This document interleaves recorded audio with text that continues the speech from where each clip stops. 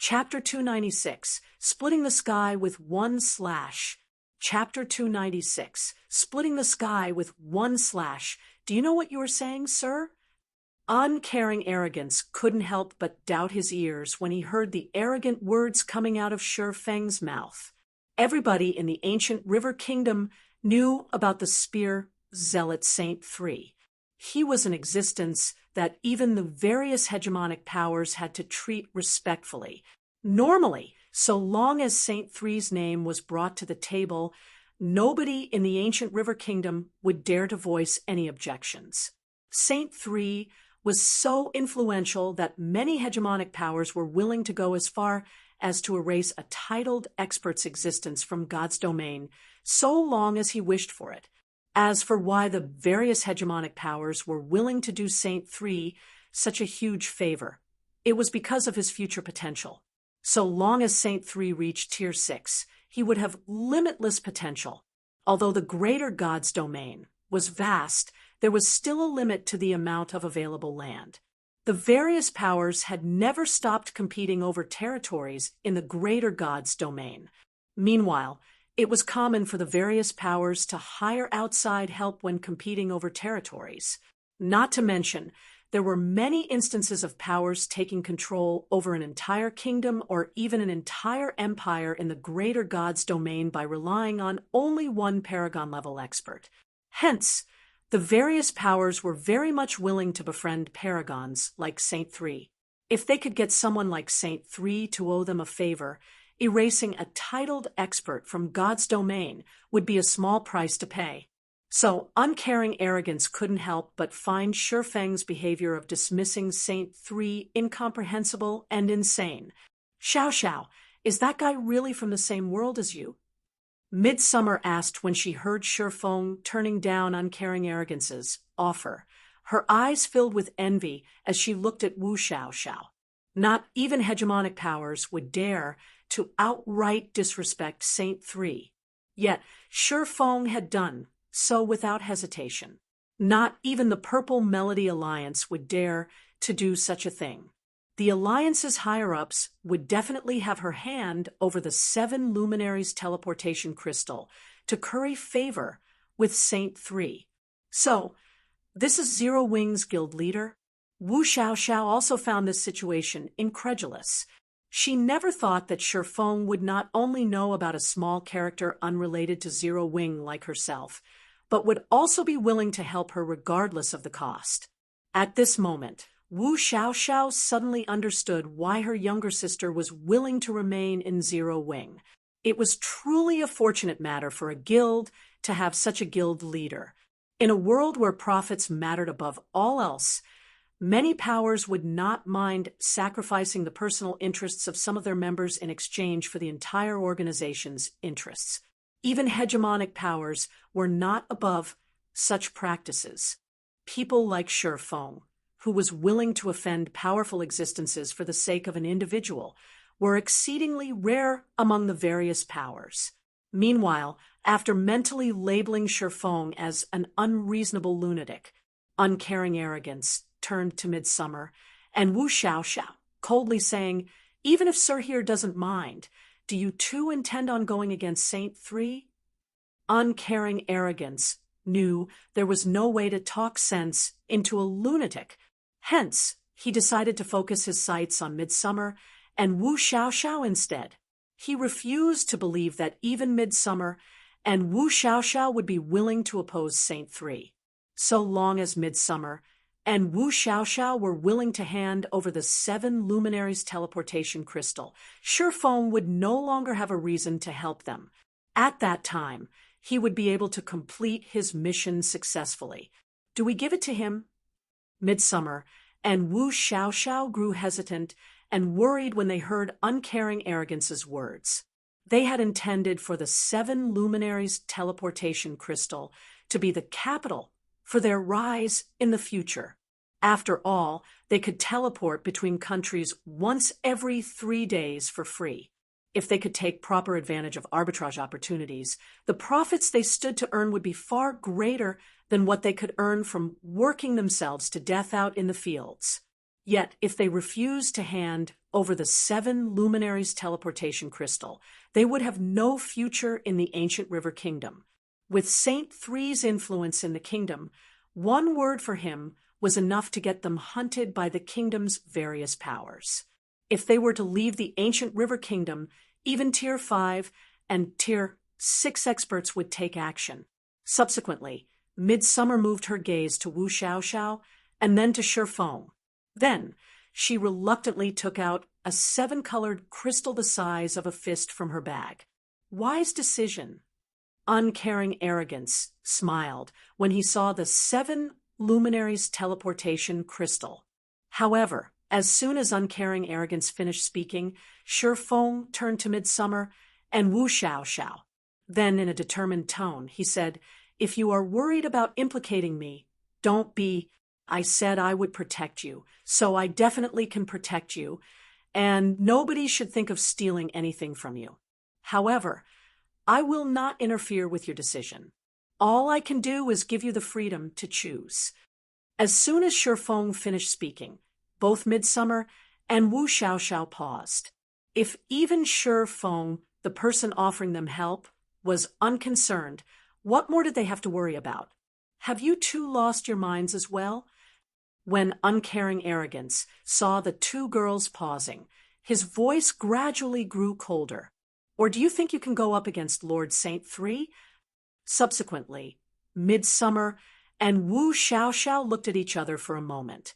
Then they turned to Uncaring Arrogance and firmly said, "Tell your Lord Saint Three to go to hell." Uncaring Arrogance was momentarily stunned when he heard the 2 girls' response. He never thought that they would dare to make an enemy out of Saint Three. Well said. Shifeng smiled when he saw the stunned look on Uncaring Arrogance's face. Then he looked at Wu Xiaoxiao and Midsummer, saying, "You two should follow me back to the city. Otherwise, it will be difficult for you to make it back alive." There were no return scrolls in the greater God's domain. Players had to rely on their feet or mounts to travel between places, and only those incredibly wealthy could afford to travel using teleportation scrolls. Because of this, players could be targeted easily out in the fields. Now that Midsummer and Wu Xiaoxiao had made an enemy out of Saint Three, they might get surrounded and attacked by other players on their way back. And with the 2 girls' abilities, they would have a very hard time defending themselves. Thank you, Guild Leader Black Flame. Wu Xiaoxiao and Midsummer thanked Shifeng. You want to leave? Uncaring Arrogance sneered when he saw that Shifeng intended to leave with Midsummer and Wu Xiaoxiao. Do you think you can leave this place alive? The 3-fold Heaven's Lock could trap even Tier 5 players for a considerable amount of time. Tier 4 players could only wait until the magic array ran out of mana, which would take several hours. Such a long time was enough for him to gather a few dozen teams. Let's go. When Shifeng saw that Midsummer had put away the 7 luminaries teleportation crystal, he tapped on his system interface and spent 200 legacy skill points to learn the Tier 4 Apex legacy skill Holy Law. Then he swung his hand at the nearby magic barrier. Holy Law. Suddenly, the land within a 200-yard radius around Shifeng transformed into a gigantic sword that measured several hundred meters in length. Then, following the movement of Shifeng's hand, the gigantic sword slashed down at the barrier. Boom!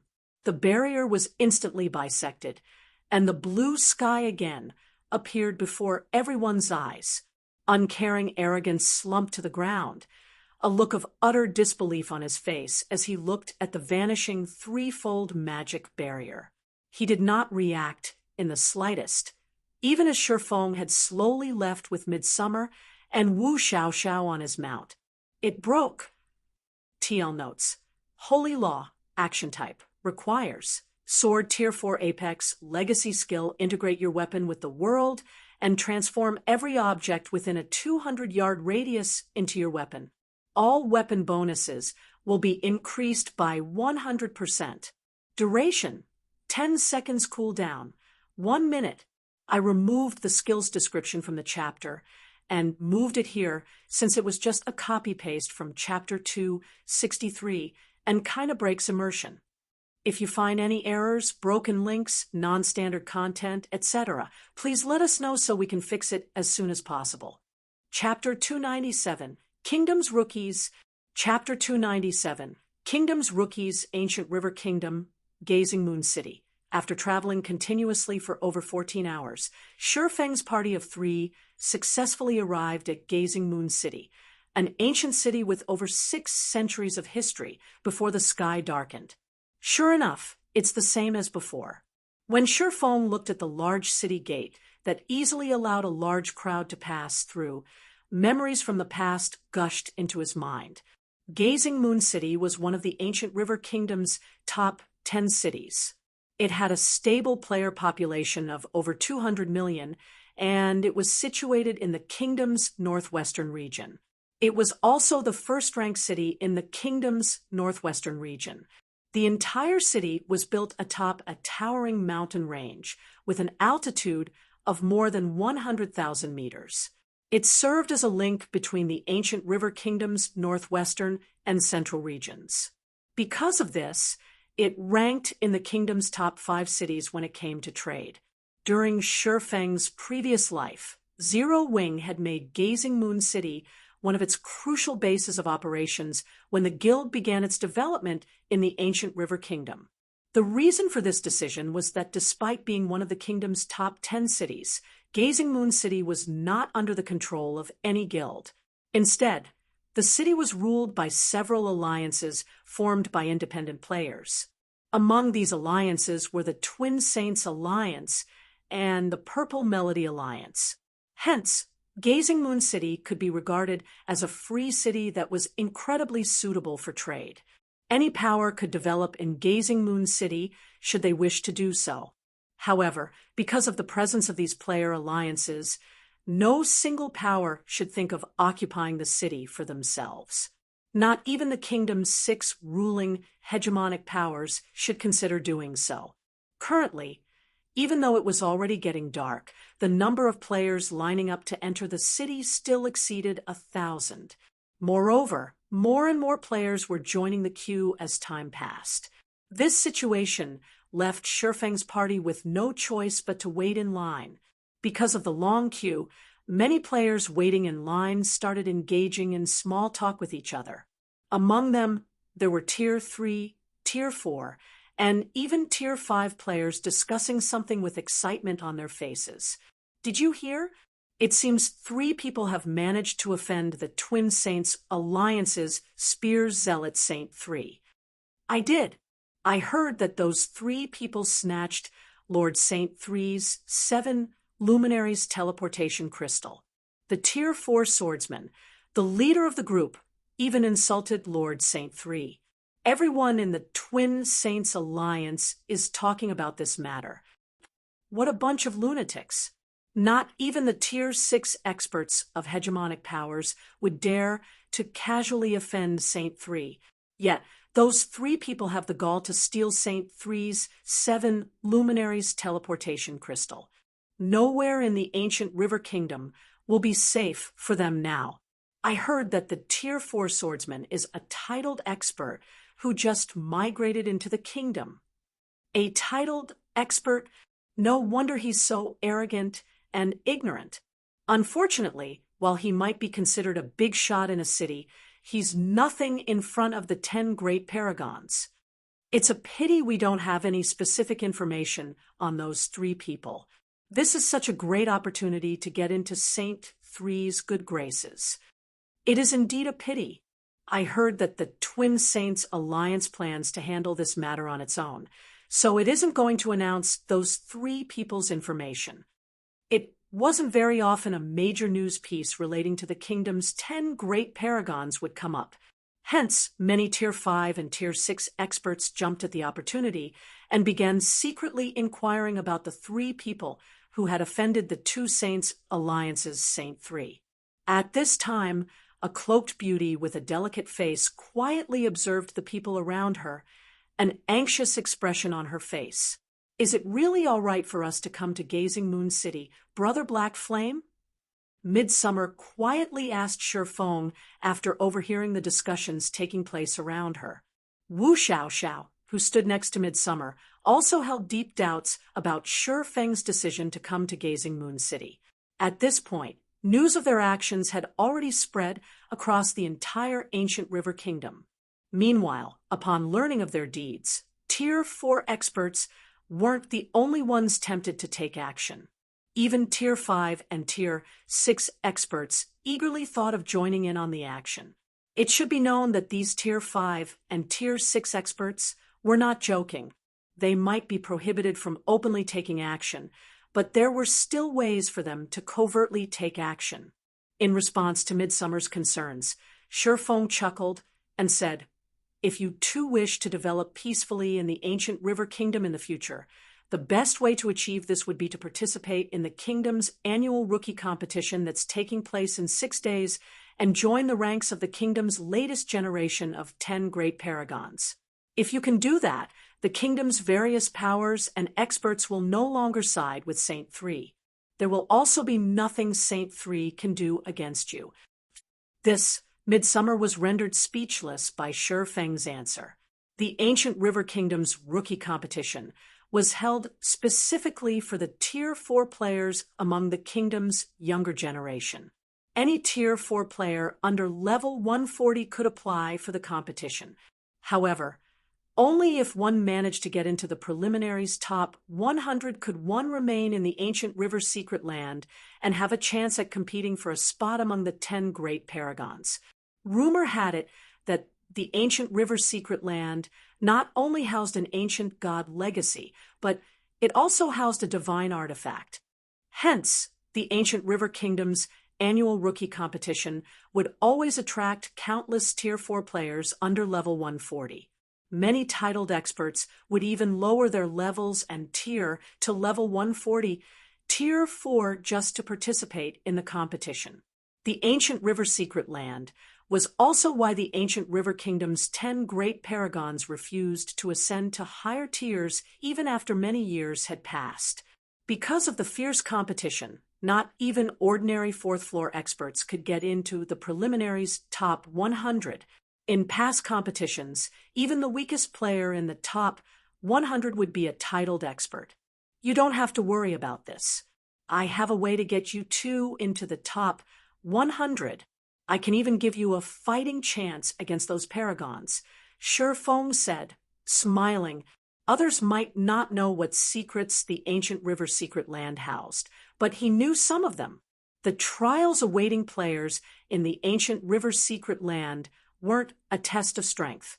Instead, it was more so a test of the completion rate of players' mana bodies. Moreover, the reason the Dragon Princess had teleported him to the ancient river kingdom should be because of the ancient river secret land. After he had arrived in the ancient river kingdom, the 7 Luminaries Codex still did not show any reactions.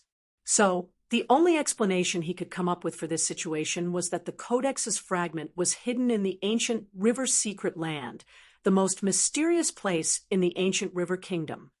After waiting in line for over an hour, Shifeng's party finally welcomed their turn. After the level 180, Tier 4 NPC soldier inspected Shifeng's party with an identification skill, he said, "I have verified your identities. It will be 9 silver mana coins for all 3 of you to enter the city. Once you enter the city, you will have to leave within 3 days, and you may not enter the city again for 2 days. Here." Midsummer handed 9 silver mana coins to the soldier.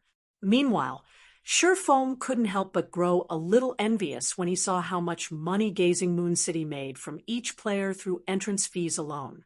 Many types of currency were used in the greater god's domain. Out of all these currencies, the 3 most valuable currencies were bronze mana coins, silver mana coins, and gold mana coins, with 1 gold mana coin being worth 100 silver mana coins or 10,000 bronze mana coins. Normally, the materials one could obtain from killing a level 100 Great Lord would only be worth several bronze mana coins. Meanwhile, 1 silver mana coin could be used to exchange for 1 mana stone. However, 1 mana stone could not be used to exchange for 1 silver mana coin. As for gold mana coins, rumors mentioned that the value of 1 gold mana coin was comparable to 1 unit of 7 luminaries crystal. Of course, nobody would be so foolish as to trade 7 luminaries crystals for gold mana coins. At the heart of Gazing Moon City, inside the Twin Saints Alliance's guild hall, roughly half an hour after Shifeng's party entered Gazing Moon City, a level 150, Tier 5 ranger hurriedly entered a private room inside the Twin Saints Alliance's guild hall. The mana in the room was in a liquid state. Currently, there was a Tier 4 young man with messy hair sitting cross-legged in the middle of the room. If one observed this young man carefully, one would notice that the mana his body radiated was already close to achieving a solid state. This scene was astonishing, as the density and strength of this mana shouldn't belong to a Tier 4 player. "What is it?" the savage-looking young man asked in a dissatisfied tone as he looked at the Tier 5 ranger. "Those 3 people have entered Gazing Moon City," Lord Saint 3, the level 150 ranger, hurriedly reported. "Should we take action now? If you find any errors, broken links, non-standard content, etc., please let us know so we can fix it as soon as possible." Chapter 298, 1 Construction to Beat a Country. Chapter 298, 1 Construction to Beat a Country, Black Flame. The God List's 4th-ranked Azura, Sword Emperor. Saint 3's lips curled into a sinister smile when he heard the Tier 5 Rangers report. "How interesting. I thought that useless, uncaring arrogance was joking with me when he told me this name. I didn't think it would be true. He is merely a titled expert from a small world," Lord Saint 3, setting aside the fact that he is inferior to the 3rd-ranked Lord Saint 9. "So long as you give me the word, I will bring him to immediately," the Tier 5 ranger said confidently. In addition to being a titled expert, he also had an overwhelming advantage of 20 levels and 1 tier over the expert named Black Flame. Inferior to Saint 9? Saint 3 laughed when he heard the ranger's words. "Do you know that Saint 9 lost to someone in that small world you speak of? Someone defeated Lord Saint 9? Could it be the God List's 1st-ranked player?" the Tier 5 ranger exclaimed. The experts on the miniature ancient world's God-ranked expert list would rarely clash with each other. They were only given their ranks because of the strength they displayed. Even so, if he were to name someone who could defeat Saint 9, the only person he could think of would be the God List's 1st-ranked player. "No, it's not that person," Saint 3 said, shaking his head. Then he snickered and continued. "He got defeated by a peerless genius nurtured by the Paimon conglomerate. From the reports, the other party is called Meteor. There is also a person named Star Snail, who should be roughly as strong as Saint 9. The Tier 5 ranger was surprised by this news, and he couldn't help but be awed by the Paimon conglomerate's strength. It should be known that Saint 9 was a rare genius that the Twin Saints Alliance would only see once every several decades. If not for Saint 3, a genius that would appear only once every century. Appearing out of the blue, Saint 9 would most likely be preparing to take over the Twin Saints Alliance already. Yet, out of the internal geniuses the Paimon conglomerate had dispatched to the miniature ancient world, there was actually one who could beat Saint 9, and another who could match Saint 9. However, from a piece of insider news I got from the Paimon conglomerate, Meteor has lost to Black Flame and a female swordsman.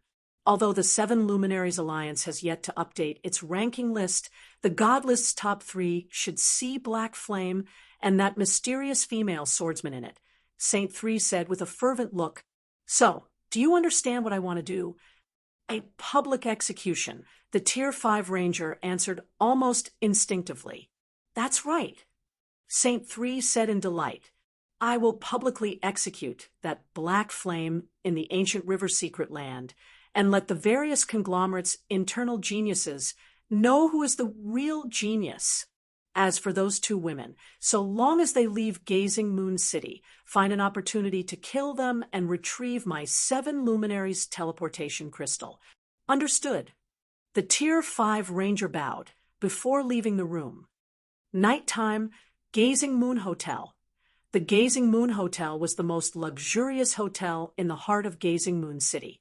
Meanwhile, the hotel's top-floor VIP room was also the most expensive hotel room in the city.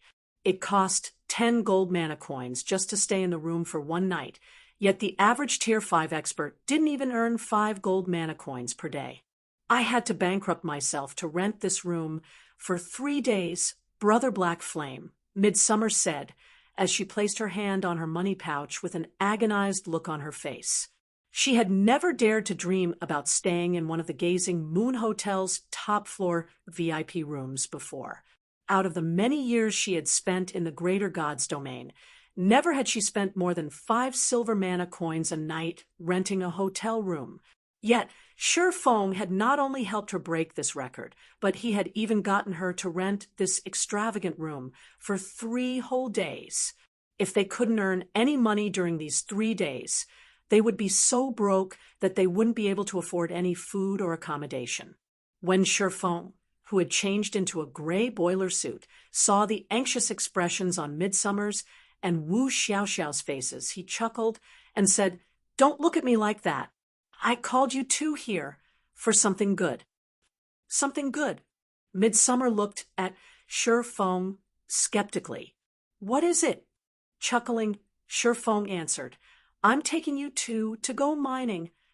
Upon hearing this, both Midsummer and Wu Xiaoxiao immediately rolled their eyes at Shi Feng. They were staying in the most expensive hotel room in Gazing Moon City, yet Shi Feng was now telling them to do the least profitable job in the Greater Gods Domain. This was already beyond extravagance. Gazing Moon City might be situated on top of a mountain range, but the ore veins surrounding it weren't particularly valuable. They were mostly copper and iron veins. There wasn't even a single grade 3 ore vein nearby. Players would be fortunate if they could earn even a single silver mana coin after toiling for an entire day. Because of this, only NPCs would be willing to work as a miner in Gazing Moon City. "You'll understand once you see it for yourself," Shi Feng said, shaking his head and chuckling when Midsummer and Wu Xiaoxiao glared at him. After saying so, Shi Feng took out an ancient bronze key from his bag. The key radiated a 9-colored glow, and Shi Feng turned it in midair after taking it out. Immediately, a space-time passage the size of a person appeared in the middle of the room. This was none other than the entrance to the miniature world formed by the primal ore vein. A primal ore vein? Midsummer and Wu Xiaoxiao were dumbfounded when they saw the space-time passage. They weren't ignorant little girls. So long as one spent some time researching in God's Domain's various libraries, one would find information on all sorts of ore veins. Meanwhile, out of the various ore veins in God's Domain, the best and safest one would have to be the primal ore vein. According to rumors, a primal ore vein was a world of its own.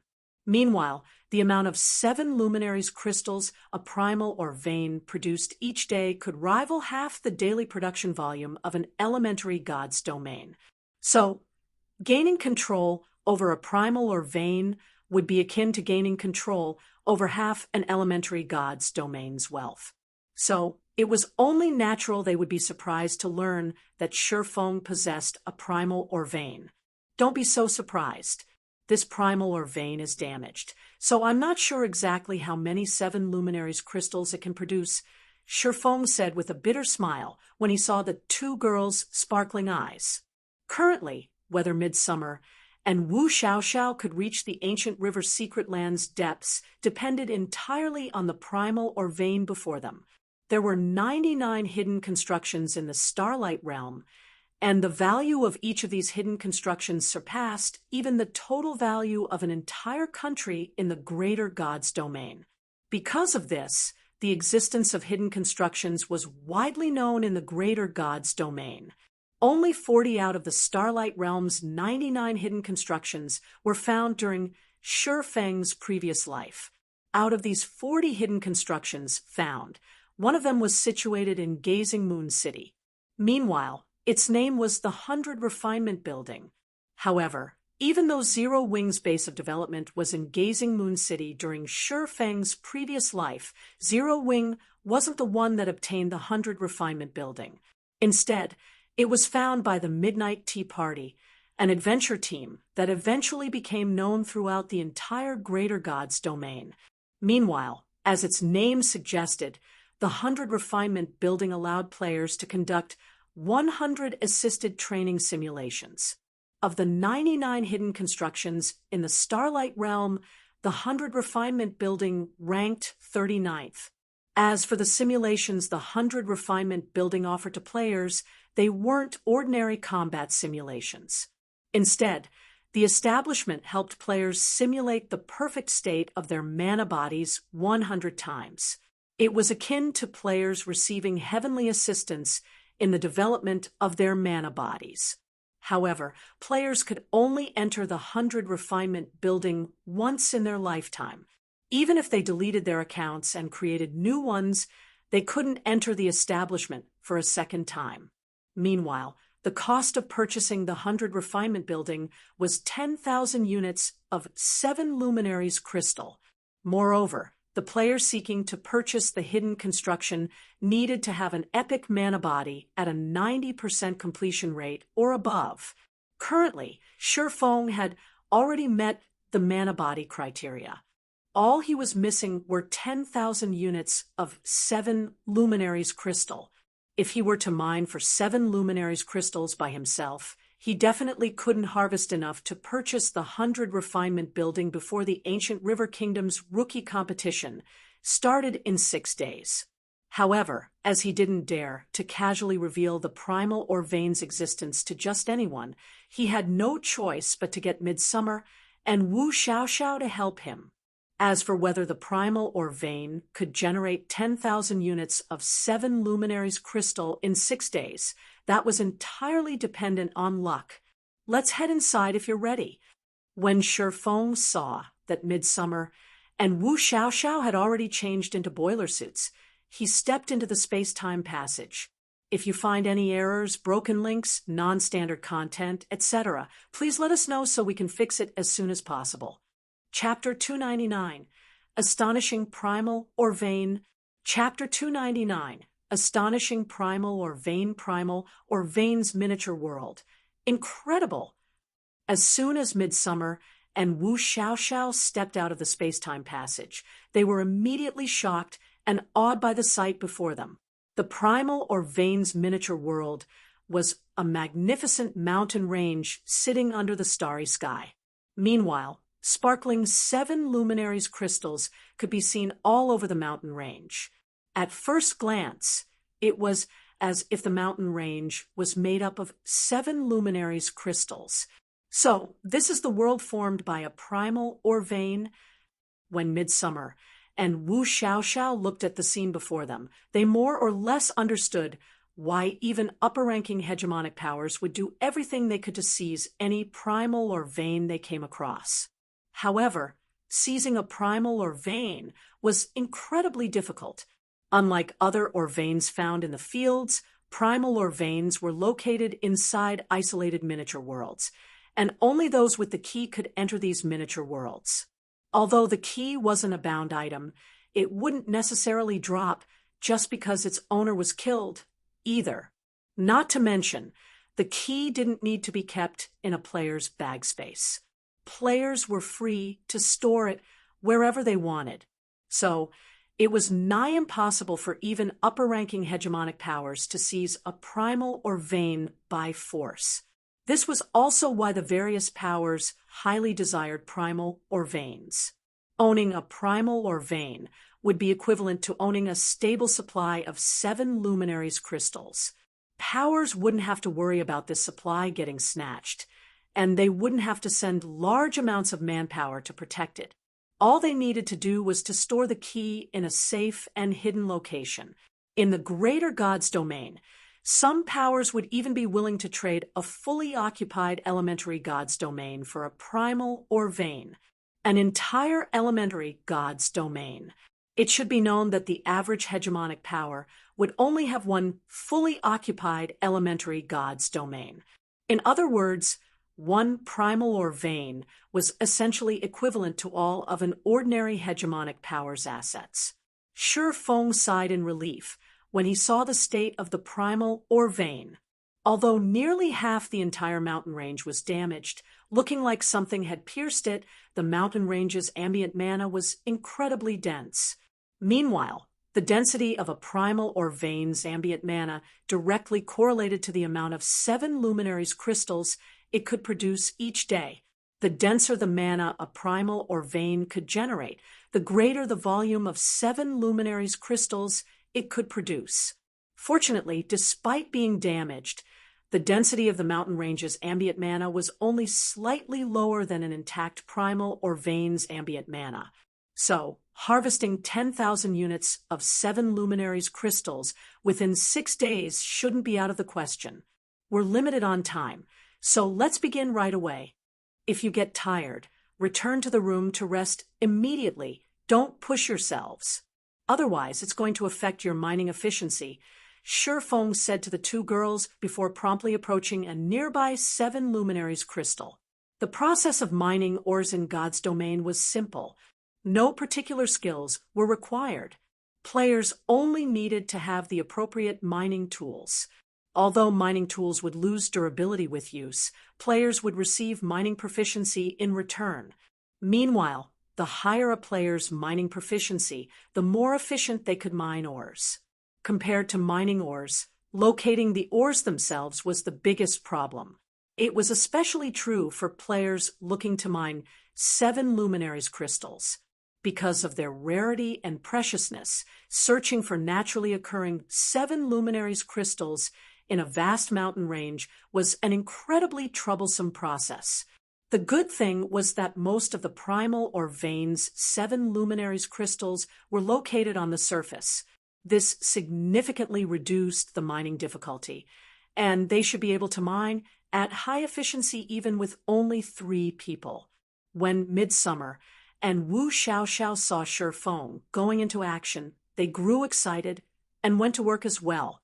7 luminaries crystals were a hard currency in God's domain. They were much more valuable than even gold mana coins. Although rumors stated that 1 gold mana coin was just as valuable as 1 unit of 7 luminaries crystal, players would usually have to spend 10 gold mana coins just to buy 1 unit of 7 luminaries crystal. Even then, rarely would anybody be willing to sell their 7 luminaries crystals at such a price. After all, rather than sell 7 luminaries crystals for a bunch of coins, it'd be much better to use the crystals to hire Tier 5 and Tier 6 experts. With just 5,000 units of 7 luminaries crystals, one could hire the services of a Tier 6 expert for 1 month. So long as they had several Tier 6 experts guarding them, not even the ancient River Kingdom's 6 ruling hegemonic powers would risk attacking them unless absolutely necessary. In a sense, 7 luminaries crystals were power in the greater God's domain. Some international merchant alliances in the greater God's domain could even destroy entire kingdoms or stand toe-to-toe with upper-ranking hegemonic powers by relying only on the 7 luminaries crystals they earned. A moment later, Shi Feng arrived before a 7 luminaries crystal and began mining it carefully.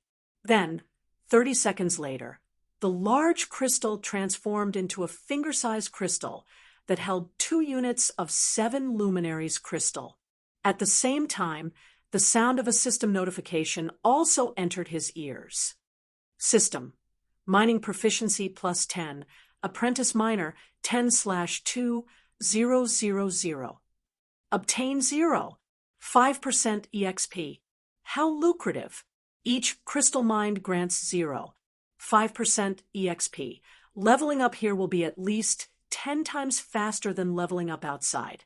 No wonder the various upper-ranking hegemonic powers and apex powers geniuses can level up so quickly. Shi Feng was surprised when he read the system notification.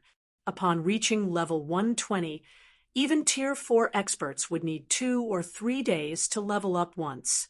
Moreover, this time would only increase as players reached even higher levels.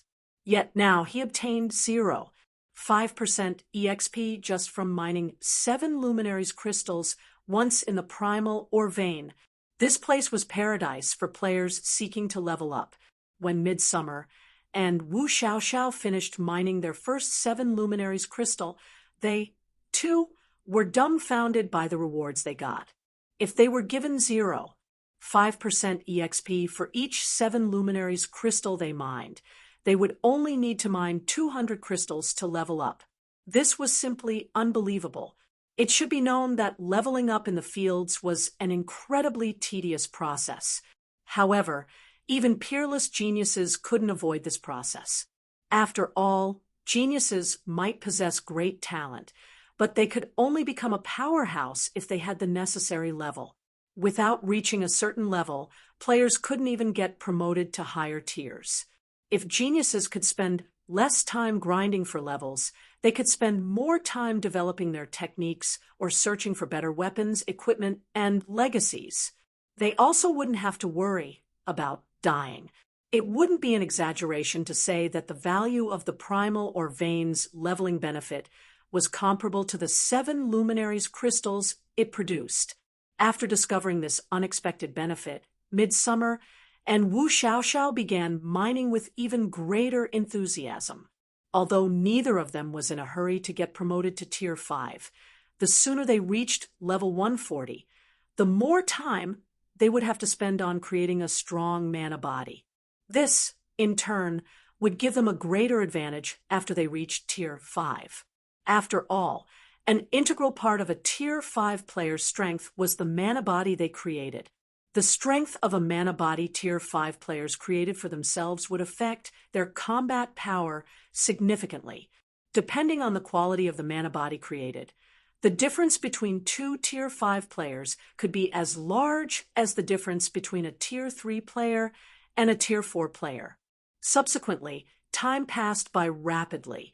Half a day had already gone by in the blink of an eye, and Shifeng's group of 3 had harvested all of the 7 luminaries crystals they could find in the mountain range's inner and outer zones.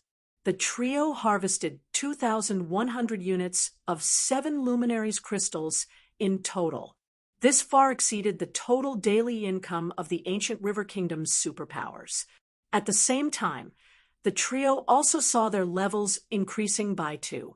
More specifically, Shifeng and Midsummer had reached level 131, while Wu Xiaoxiao had reached level 129.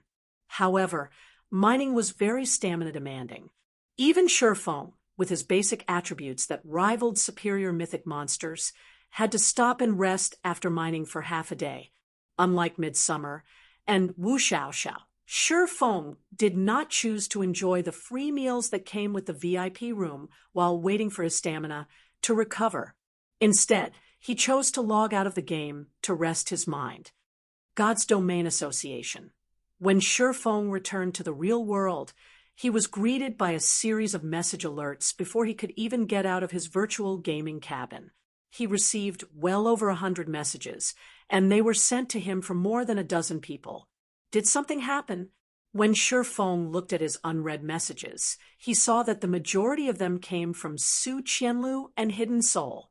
Each of them had sent him more than 30 messages consecutively, so something urgent must have happened.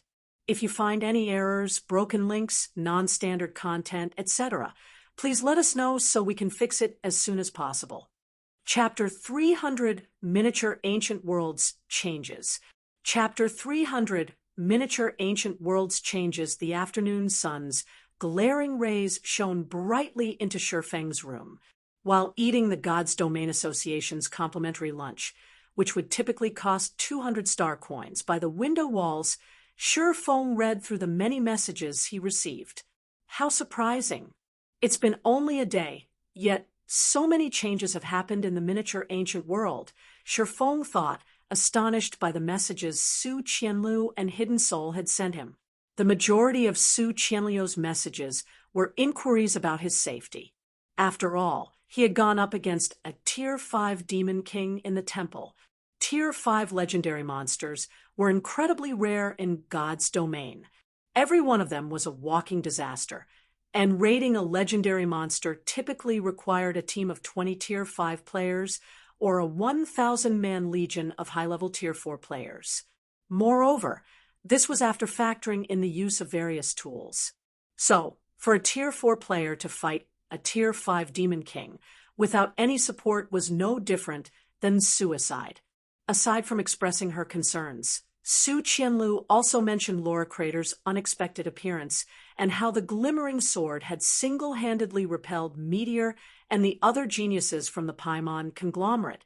Afterward, Laura had even escorted Zero Wing's team safely out of the land of ancient dragons. As for Hidden Soul, her messages had arrived only a few hours ago. Whether it was Shifeng's performance against the Demon King Forenza or Laura's fight with Meteor, news of both had already spread across the entire miniature ancient world and caused a huge sensation. Even the Seven Luminaries Alliance had hastily updated its God-ranked expert list. However, the God-ranked expert list wasn't changed simply because of Shifeng and Laura. Aside from the first-ranked player, everyone else on the list saw a drastic change in their ranks. This was because the Seven Luminaries Alliance had begun to record the various conglomerates' internal geniuses on the God-ranked expert list, which the Alliance did not do previously. Meanwhile, as soon as the new God list appeared, everyone in the miniature ancient world was shocked. Out of the original top 10 players on the God list, the only ones that remained in the top 10 were the first-ranked player and the fourth-ranked Azura Sword Emperor. Everyone else was removed from the top 10. Moreover, not only did Shifeng's position on the list not increase, but he had even fallen to 7th place. The miniature ancient world's various powers felt great pressure from this sudden change. The fact that the various conglomerates' internal geniuses were revealing themselves to the public now meant that these conglomerates intended to invest in the miniature ancient world. This was not good news for the various powers. Aside from the various conglomerates' behavior, another thing that surprised the various powers was the Azura Mercenary Alliance. Out of the top 10 positions on the God list, the Azura Mercenary Alliance occupied 2 of them. Aside from the 7th-ranked Azura Sword Emperor, there was also the 8th-ranked Glimmering Sword. This situation instantly caused the Azura Mercenary Alliance to become a hot topic. Some hegemonic powers have even started to consider strengthening their partnership with the Mercenary Alliance. However, the most astonishing piece of news Hidden Soul brought to Shifeng would still have to be the Desolate Star Corporation's willingness to establish a trade center in the Abyssal Star Primordial City. Players unfamiliar with the greater God's domain might be foreign to the concept of trade centers in God's domain, but anyone who had interacted with the various foreign powers would understand the value of a trade center. Even the various hegemonic powers would desperately seek to obtain a trade center. The trade center was a special type of construction in God's domain. Normally, only corporations in the greater world would have the qualifications to establish trade centers. Meanwhile, a trade center functioned to help players trade in-game items for real-world currency directly and anonymously. It should be known that trades involving in-game items and real-world money could usually only be conducted privately. This transaction method carried great risks. If mishandled, players could lose both their wealth and their lives. However, players wouldn't have to worry about such problems at a trade center. They could complete the entire transaction using only their in-game identities. The real-world money they received would be debited into their accounts by the main God system, so nobody could trace where the money was sent. In exchange for this convenience service, all players needed to do was pay a small processing fee. If Abyssal Star City were to gain a trade center, it would absolutely become the heart of the miniature ancient world, as countless independent players wishing to keep their identities safe would come to do business in Abyssal Star City. In addition, the Desolate Star Corporation also offered an incredibly tempting price to Abyssal Star City, 10% of the processing fees. This was an offer only the holy cities of hegemonic powers could usually receive. It should be known that a guild city with a player population of 20 million could generate a frightening amount of star coins a day through a trade center. Even if Abyssal Star City could only receive 10% of the profits, the city should still see a daily income of 50,000 star coins. If the city's population grew to 100 million, its income would also undergo a qualitative transformation. Now that the land of ancient dragons had appeared, many independent experts would definitely try to explore the God Mode regional dungeon. Meanwhile, should they look to sell the items they found during their exploration, Abyssal Star City would definitely be their best choice. At that time, even if Abyssal Star City's player population couldn't reach 100 million, it definitely wouldn't have any trouble reaching 50 million. So long as Abyssal Star City could maintain this state over a long period, both Zero Wing and the Azura Mercenary Alliance would have no problems establishing a foothold in the greater world. Hence, Shifeng promptly replied to Hidden Soul, telling her to accept the Desolate Star Corporation's conditions. Aside from Su Qianliu's and Hidden Soul's messages, another message surprised Shifeng. Apparently, Xia Qingying had already secured 2 slots to enter the greater world. So long as Shifeng decided on who he wanted to allocate the slots to, the people he chose would be able to come to the greater world in a week's time. These 2 people would still have time to participate in the Star Lake Legion selection. Without much hesitation, Shifeng chose to bring Gentle Snow and Hidden Soul to the greater world. Whether it was Gentle Snow or Hidden Soul, both of them possessed superb talent. They were only missing an opportunity to shine. So long as they could enter the greater world, they would definitely be of great assistance to him. Meanwhile, the more people he could get into the Star Lake Legion, the greater his authority in the Legion would become. Time passed by quickly. In the blink of an eye, nearly 3 days had gone by already. After learning about the Desolate Star Corporation's trade center and the 2 entry slots for the greater world, Shifeng began mining for 7 luminaries crystals with even greater enthusiasm. Aside from resting in the Gazing Moon Hotel, he spent the rest of his time mining in the Primal or Vein, with Midsummer and Wu Xiao not logging off to rest for even a moment. I've collected another 100 units, Brother Black Flame, Midsummer excitedly reported to Shifeng after she finished mining her last 7 luminaries crystal for today. We should have exceeded our quota of 10,000 units already, right? They had collected 10,000 units of 7 luminaries crystal in under 3 days. This was the first time she had earned wealth so quickly. At the same time, this was also the quickest she had ever leveled up, her level going from 129 to 139 in under 3 days. We've exceeded it already, Shifeng said, smiling as he looked at the 11,000 units of 7 luminaries crystals in his spatial bag and his level of 139. Let's go and take care of real business now. If you find any errors, broken links, non-standard content, etc., please let us know so we can fix it as soon as possible. Chapter 301, 100 Refinement Building. Chapter 301, 100 Refinement Building, Gazing Moon City, Western District, Outer Zone. Unlike the shops in the city center, the ones in the Western District's Outer Zone were dilapidated.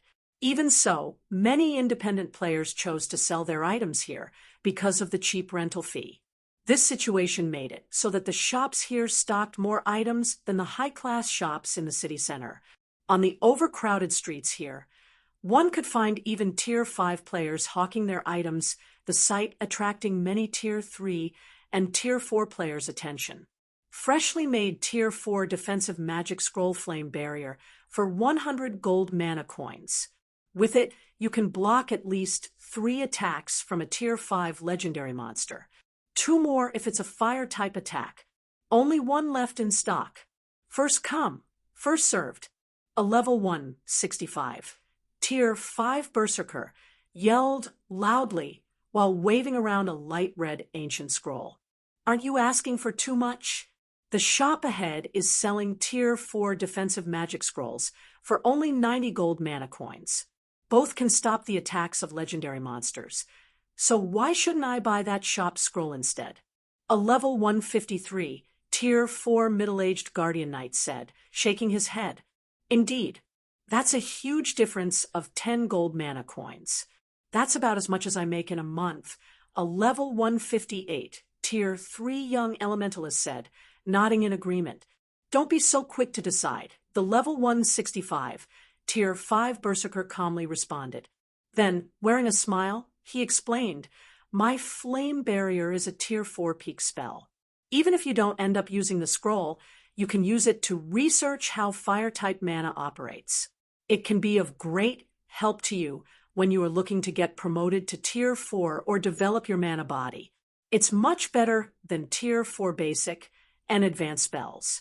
If you get promoted to Tier 4 or progress in your mana body development thanks to it, wouldn't you be able to earn back those 10 coins easily? As soon as the Tier 5 Berserker finished speaking, many level 150 plus, Tier 4 players began competing over the defensive magic scroll. In the blink of an eye, a small auction had begun. When Wu Xiaoxiao saw this scene from a distance, mixed feelings filled her heart. She had already gotten used to seeing such scenes shortly after arriving in the greater God's domain.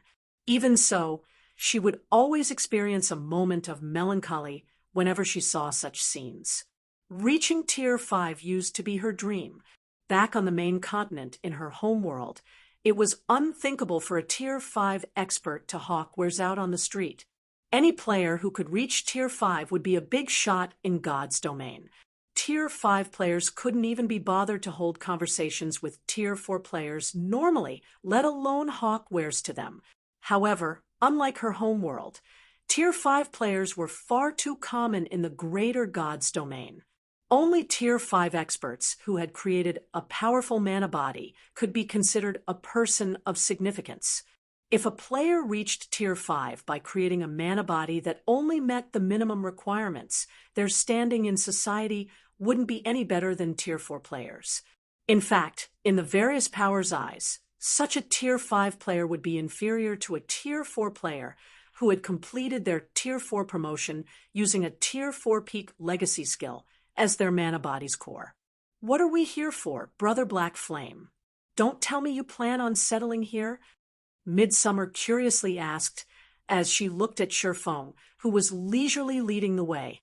It was true that the Western District's outer zone possessed the cheapest shops and houses for sale in Gazing Moon City. However, there wasn't much hope for development in this place.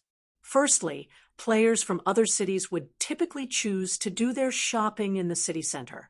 Secondly, the security in the city center was much better than in the city's outer zone. The outer zone's patrol squads were generally made up of level 180 Tier 4 NPC soldiers only. However, the city center's patrol squads were led by level 180 Tier 5 NPCs. Even Tier 5 players would have to think twice when trying to make a move in the city center. Now, that Shifeng had well over 10,000 units of 7 Luminaries crystal. He was more than capable of affording a shop or house in the city center. We are indeed going to settle here, Shifeng said, not bothering to withhold this information. He could also guess what was going through Midsummer's mind, so he chuckled and continued, this place is going to have incredibly great potential in the future. During his previous life, 2 major events occurred in the ancient River Kingdom. The first event was naturally the discovery of the 100 Refinement Building, a hidden construction that sent tremors across the entire Starlight Realm. The second event was the invasion of the Magus Kingdom. The entirety of the ancient River Kingdom's northern region eventually fell to the Magus Kingdom. As a result, many players from the northern region flocked to the other parts of the ancient River Kingdom. Among them, Gazing Moon City became the first choice for many independent players and powers. Because of this event, Gazing Moon City's player population skyrocketed to 500 million, becoming the second largest city in the ancient River Kingdom. Now that the various powers had already monopolized the shops in Gazing Moon City's city center, the most sure Feng could do was rent the shops and lands there. He could never truly own them. However, it was a different story for the shops and lands in Gazing Moon City's outer zone. Even though the city's player population had already exceeded 200 million, there were still plenty of unoccupied shops and lands in the outer zone. Once the Magus Kingdom invaded and players flocked to Gazing Moon City, the value of the outer zone's shops and lands would also rise. At that time, their value would more than double. Moreover, that was before the 100 Refinement Building was discovered. After the hidden construction was discovered, the value of the outer zone's shops and lands wouldn't be inferior to the city center's shops and lands in the slightest. Only Shifeng wouldn't mention these things to Midsummer. After the trio continued walking for a short moment, they arrived in front of a dilapidated two-story building. This two-story building was situated in the mid-mountainside. Most of the buildings in the mid-mountainside were 2 or 3 floors high, so this two-story house was relatively inconspicuous. Moreover, the area it occupied was smaller than a basketball court. So, even though this building operated as a battle arena, nobody was willing to visit it. When Midsummer and Wu Xiaoxiao saw this two-story battle arena, their first thought was to turn around and leave. However, when they saw Shifeng walking into the building with a somewhat excited look on his face, they had no choice but to follow him. Meanwhile, this two-story battle arena was none other than the 100 Refinement Building. When Shifeng entered the small battle arena, his eyes quickly shifted toward the old man sitting behind the front desk. "Are you perhaps looking to rent a combat room? Dear customer," the old man, who was a level 180, Tier 4 Great Wizard, asked with an expectant gaze. "Our combat rooms are very cheap. It will only cost you 3 silver mana coins per hour." When Midsummer and Wu Xiaoxiao heard the price mentioned by the old Great Wizard, a frown immediately formed on their faces. Although 3 silver mana coins weren't enough to rent an advanced combat room in the city center's battle arenas, it was enough to rent ordinary combat rooms. Compared to the large battle arenas in the city center, this shabby battle arena only had a total of 4 combat rooms on the first floor. Moreover, by the looks of things, each combat room should only be 1/5 the size of a standard combat room. The old man's asking price of 3 silver mana coins was no different than daylight robbery. It was no wonder nobody was willing to visit this establishment. "No, I don't plan on renting any combat rooms," Shifeng said, shaking his head. Then he smiled and continued, "May I know if this battle arena is for sale?" "For sale?" Midsummer and Wu Xiaoxiao couldn't help but look at Shifeng in surprise. With how small and shabby this battle arena looked, nobody would be willing to visit it, even if it offered to rent its combat rooms for free. It should be known that dozens of battle arenas were located at the foot of the mountain.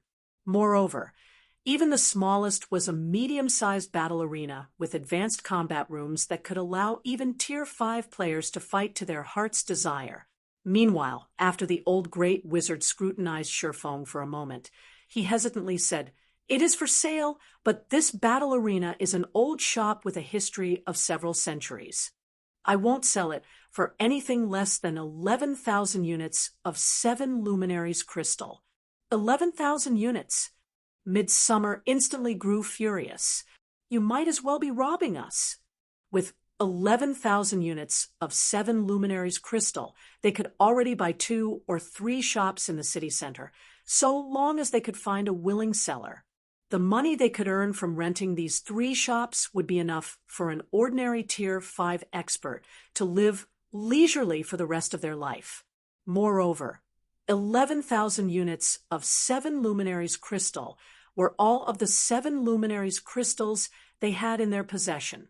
The old man before them was obviously pricing his shop based on their pockets.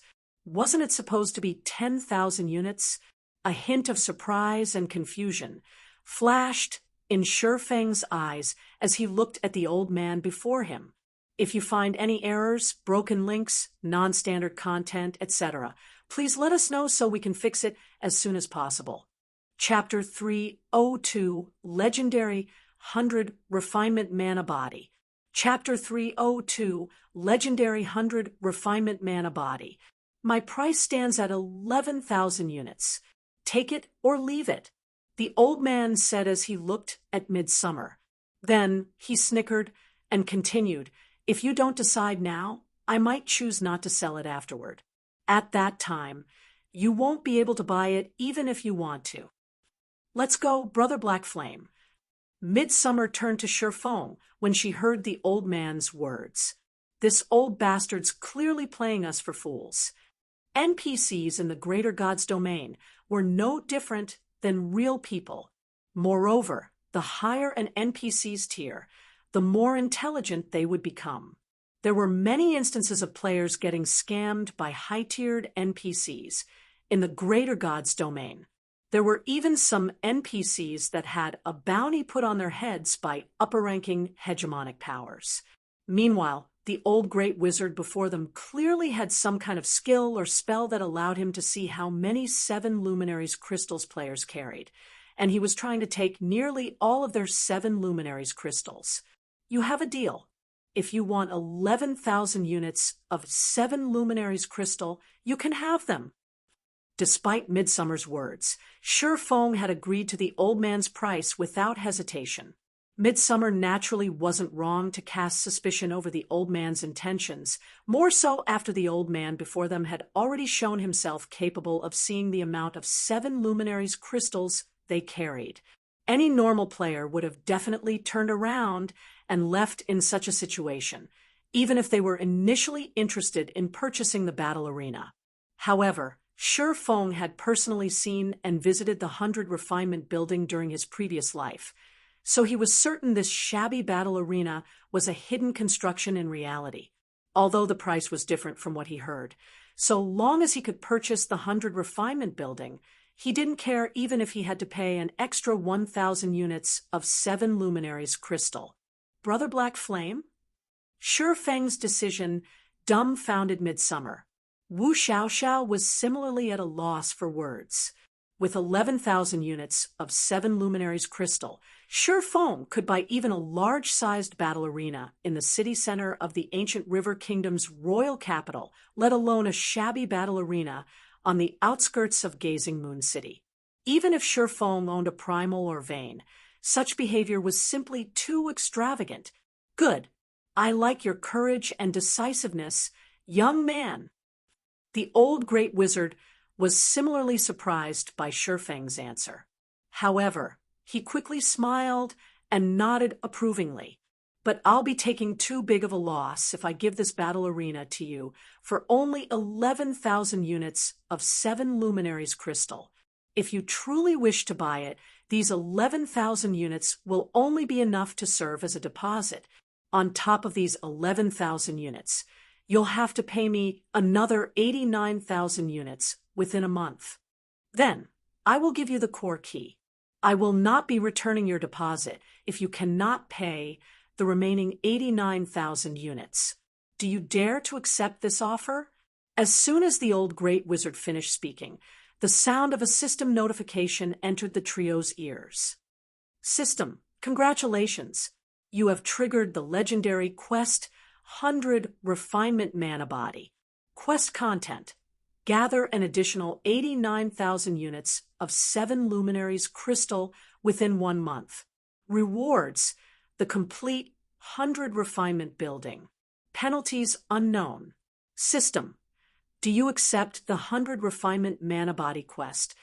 A legendary quest. When Midsummer and Wu Xiaoxiao saw the system notifications, their mouths gaped in shock, and they couldn't help but turn to look at Shifeng. Legendary quests were incredibly rare and elusive even in the greater God's domain. Although legendary quests came with great risks, the rewards they offered were also incredibly lucrative, so much so that they could be of great help to even Tier 6 titled experts. Yet, now, Feng had triggered a legendary quest just by purchasing a dilapidated battle arena. This was simply unbelievable. Was the 100 refinement building back, then incomplete? At this moment, Midsummer and Wu Xiaoxiao weren't the only ones shocked by this situation. Even Feng himself was greatly surprised.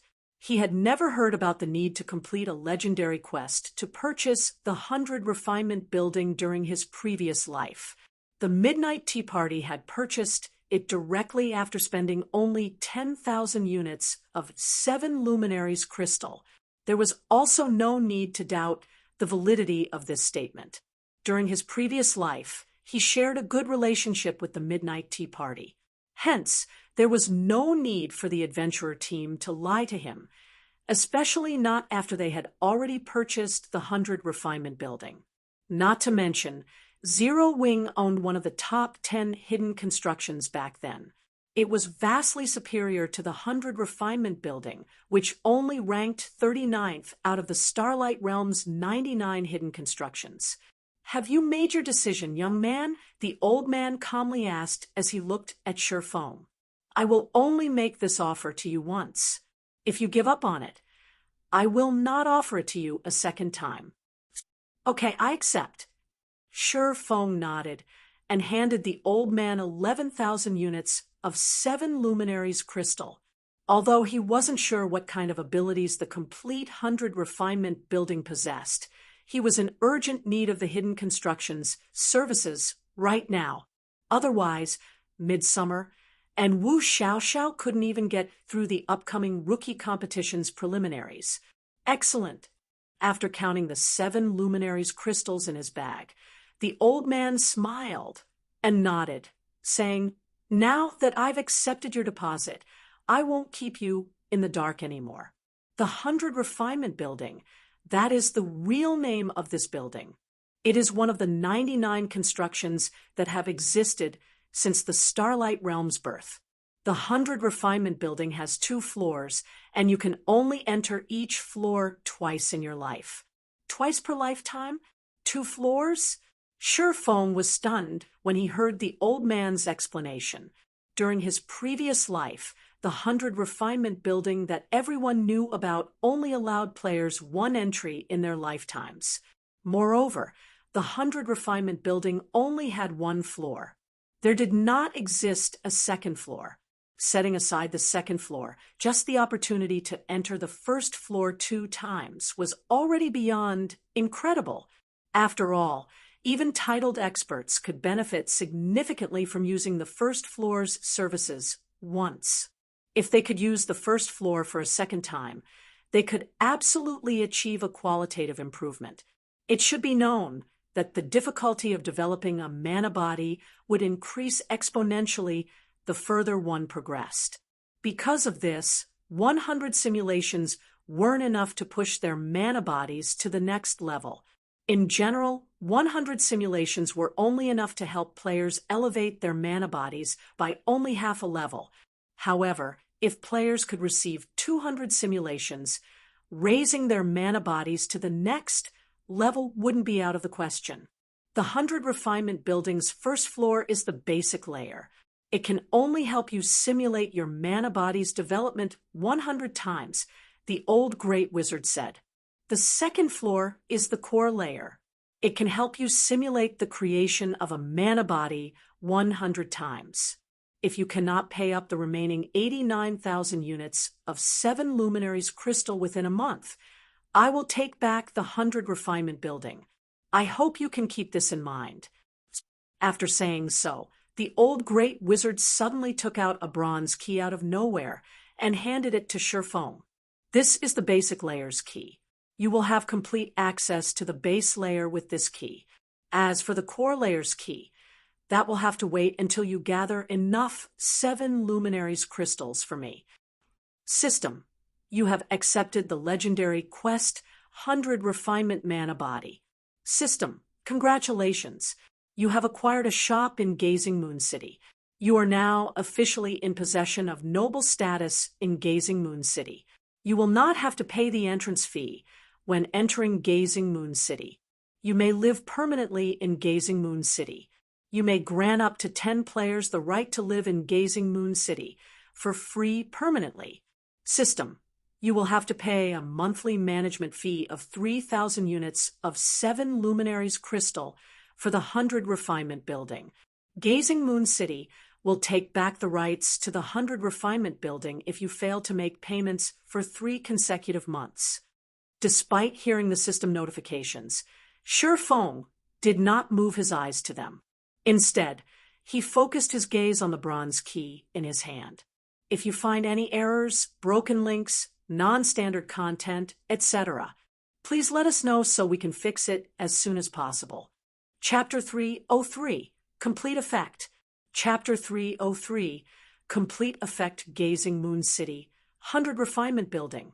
When Shifeng accepted the legendary quest, the old great wizard immediately vanished into thin air, leaving behind only the shabby battle arena and an old key.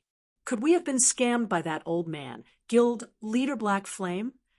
Wu Xiaoxiao asked, worriedly, when she saw the old great wizard disappearing. Midsummer also nodded in agreement with Wu Xiaoxiao's concerns. Although the system quest was unlikely to be fake, the 100 refinement builds effects the old man had mentioned were simply too far-fetched to believe. It should be known that opportunities to simulate a mana body's development were extraordinarily precious in the greater God's domain. Normally, players could only receive such simulation opportunities using Tier 4 mana body training scrolls. However, not only did these training scrolls only provide one simulation opportunity, but they also cost 200 gold mana coins at a minimum. They were significantly more expensive than the average Tier 4 magic scroll. More importantly, Tier 4 mana body training scrolls were incredibly rare and hard to come by. Typically, one could only find these scrolls sold in the capital cities of kingdoms and empires. Moreover, they would only occasionally appear in the monthly auctions of advanced auction houses. Meanwhile, whenever a mana body training scroll appeared on auction, it would start a fierce competition among the various powers. After all, unlike geniuses that could be recruited every year, mana body training scrolls were a commodity that appeared randomly. Not to mention, mana body training scrolls were irreplaceable when it came to helping players establish a solid foundation. The benefits of using a mana body training scroll would carry on throughout the rest of a player's career in God's domain. Trying to buy one such scroll for only 200 gold mana coins was practically a dream. Yet, according to the old great wizard's words, players could experience simulating the development of their mana bodies 100 times with the help of the 100 refinement building's first floor. Entering the 100 refinement building once was equivalent to saving a minimum of 200 gold mana coins. If converted to 7 luminaries crystals, that'd be 2,000 units. Yet, it only cost 50 units of 7 luminaries crystal to activate the 100 refinement building's first floor for each player. That was a discount of 1,950 units. In other words, so long as 50 players used the 100 refinement building once, Shifeng could potentially earn back all 100,000 units of 7 luminaries crystal he had spent on the 100 refinement building. No matter how Midsummer and Wu Xiaoxiao looked at it, this seemed too good to be true. Not to mention, there was still the second floor the old great wizard had mentioned. Simulations that assisted players in creating a mana body were unheard of in the greater God's domain. Even with the base layer's effects as a reference, the core layer's effects were heaven-defying. It should be known that mana body creation was a necessary condition for players to reach Tier 5. It was also a crucial factor that would determine a player's strength at Tier 5 and Tier 6. Depending on the quality of the mana body created when getting promoted to Tier 5, the difference between 2 Tier 6 players could be even bigger than the difference between a human and a dog. It was for this reason many peerless geniuses had chosen to remain at Tier 4 instead of ascending to higher tiers. If the 100 Refinement Building could truly let players simulate the creation of their mana body 100 times, even the various Apex powers would lose their minds over it. It shouldn't be a scam. Looking at the bronze key in his hand, Shifeng smiled bitterly and said, "Moreover, what we should be worried about isn't whether the old man has scammed us." Originally, Shifeng already had a huge need for 7 Luminaries crystals because of his quest to collect 300 God crystals in 3 months. Now, he had to collect another 89,000 units of 7 Luminaries crystal on top of that. It should be known that the Primal or Veins production volume was about 4,000 units per day. Even if they worked without rest, they would still need 23 days to collect 89,000 units. It seems I'll have to hire some NPCs. Shifeng sighed. Although players could hire NPCs to mine ores on their behalf, the cost would increase depending on the value of the ore vein. Simply put, the NPCs would take a cut of the ores they mined. In the case of a primal or vein, the NPCs would take 30% of the ores they mined. This price was no different than highway robbery. This was why powers that owned a primal or vein would usually have their own members do the mining rather than wasting over 1,000 units of 7 Luminaries crystal each day to hire a bunch of NPCs. Their members could even get the benefit of leveling up quickly while mining in the primal or vein.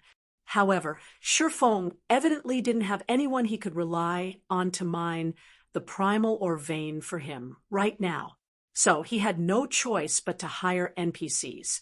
Otherwise, he'd either have to do it himself or let the 7 Luminaries crystals go to waste.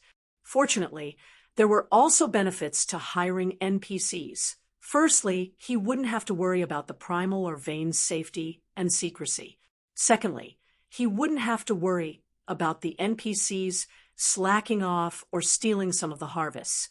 Subsequently, Shifeng, Midsummer, and Wu Xiaoxiao left the 100 Refinement Building to hire 30 NPC miners for the primal or vein. With 30 Tier 3 NPC miners working in 2 shifts, it was possible to fully harvest all of the 7 Luminaries crystals the vein produced each day. Only, after hearing the NPC miners asking price, Midsummer and Wu Xiaoxiao would rather mine the primal or vein themselves. However, there were only 3 days left before the rookie competition began.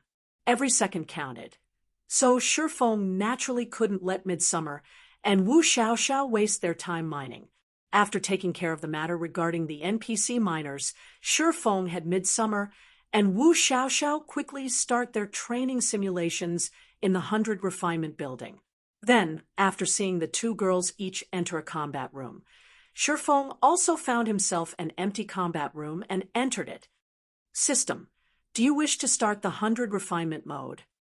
Start, Shifeng said without hesitation. System, the base layer's complete state is currently active. Do you wish to spend 100 units of 7 Luminaries crystal to undergo a perfect simulation? Complete state. Shifeng grew a little curious when he saw the system notification. Immediately, he agreed to start a perfect simulation. The 100 Refinement Building he entered during his previous life wasn't in a complete state, so it only cost 50 units of 7 Luminaries crystal to enter the 100 Refinement mode. Even then, the 100 Refinement mode still allowed him to raise the standard of his mana body by half a level, which was a significant improvement. So, he couldn't help but wonder what would await him in a complete 100 Refinement mode. As soon as Shifeng chose to start a perfect simulation, the majority of the 100-plus units of 7 Luminaries crystal that remained in his bag disappeared. Immediately afterward, the old and dilapidated combat room that had barely any mana suddenly transformed into a miniature world that isolated him from the outside world. At the same time, the density of the mana in the room began skyrocketing. Gas, liquid, solid. The 100 Refinement Building's miniature worlds in his previous life only maintained their mana at a solid state. Yet, the density of the mana in the miniature world he was currently in continued to increase even after reaching a solid state. After the mana density continued to increase for nearly a minute, a presence Sherfong was incredibly familiar with began to fill the miniature world. Meanwhile, the appearance of this presence allowed his mind to achieve an unprecedented state of flexibility and clarity. This is eternal energy. If you find any errors, broken links, non-standard content, etc., please let us know so we can fix it as soon as possible. Chapter 304, Legendary Control. Chapter 304, Legendary Control. Initially, only a trace of eternal energy was present in the isolated combat room. However, as time continued to pass, the eternal energy in the room grew denser and denser. In less than a minute, the entire combat room was shrouded in a thin layer of light purple mist. What dense eternal energy! My brain activity has doubled at the very minimum. Even my affinity with mana has improved by 2 whole levels. This effect is unbelievable. Sherfong mentally exclaimed time and again when he sensed the eternal energy enveloping his body. Typically, one could only find eternal energy in the many legacy lands of gods found across the greater gods domain. Even so, the eternal energy found in these legacy lands usually only existed in trace amounts. At most, it could give players an easier time learning their legacies. However, the amount of eternal energy present in this room was roughly triple the amount found in the various gods' legacy lands. It should be known that eternal energy could be used to forcibly increase a player's brain activity. Meanwhile, an increase in brain activity could bring various improvements to players. Not only would this change enhance their thinking speed, but they could also multitask at much greater efficiency. Players would also see a significant improvement in their control in various aspects. If a player's brain activity was doubled, it'd be akin to a person having an eureka moment. In such a state, it'd be difficult for a player not to improve. Not to mention, the dense eternal energy in the room also helped to increase players' affinity with mana by 2 whole levels. To put this into perspective, if an ordinary player could initially only vaguely perceive the existence and manipulate this mana as if they were wielding a greatsword with one hand, then after having their mana affinity enhanced by this room's eternal energy, they'd become a genius who could clearly perceive mana and manipulate it as if they were a master calligrapher wielding a feather pen. They could manipulate mana to their heart's desire with little to no effort. Eternal energy was also the biggest difference separating ordinary hegemonic powers from upper-ranking hegemonic powers. Any hegemonic power seeking to climb into the upper reaches of hegemonic powers would need an eternal sanctuary of their own. This was because an eternal sanctuary could help a hegemonic power produce batch after batch of Tier 6 powerhouses continuously. As a result, upper-ranking hegemonic powers possessed far more Tier 6 experts than ordinary hegemonic powers. System. You have 100 assisted simulation opportunities remaining. Each assisted simulation will show you the perfect way to control your mana body. You may only stay in the simulation space for a maximum of 5 natural days. If you do not use up your simulation opportunities in 5 natural days, your remaining opportunities will be automatically forfeited. System. Do you wish to start the first assisted simulation? After taking a deep breath to calm himself, Sherfong said, "Start." Sherfong only possessed an epic mana body during his previous life. Although he had developed his mana body to the legendary 120% completion rate, it couldn't serve as a good reference for him to develop his current legendary mana body. In terms of complexity, a legendary mana body was vastly superior to an epic mana body. If he were to equate magic arrays to gears, an epic mana body would be made up of a few hundred gears, while a legendary mana body would be made up of upwards of 1,000 gears. Even with his previous life's experience, he had only managed to develop his legendary mana body to 110% completion rate before reaching a roadblock. If he wished to progress his legendary mana body by even 1%, he would have to invest a lot of time and effort into researching the proper way to control it. Fortunately, he now had the 100 Refinement Building to show him the way, so all he needed to do was follow and learn the examples set for him. It was significantly easier than if he were to develop his legendary mana body by himself. While Sherfong was undergoing his first assisted simulation, the occupants of the 2 rooms next to him were having their minds blown. Whether it was Wu Xiaoxiao or Midsummer, both were dumbfounded by the 100 Refinement Building's environment. Incredible! This is simply incredible. Midsummer grew ecstatic as she looked at her surrounding environment.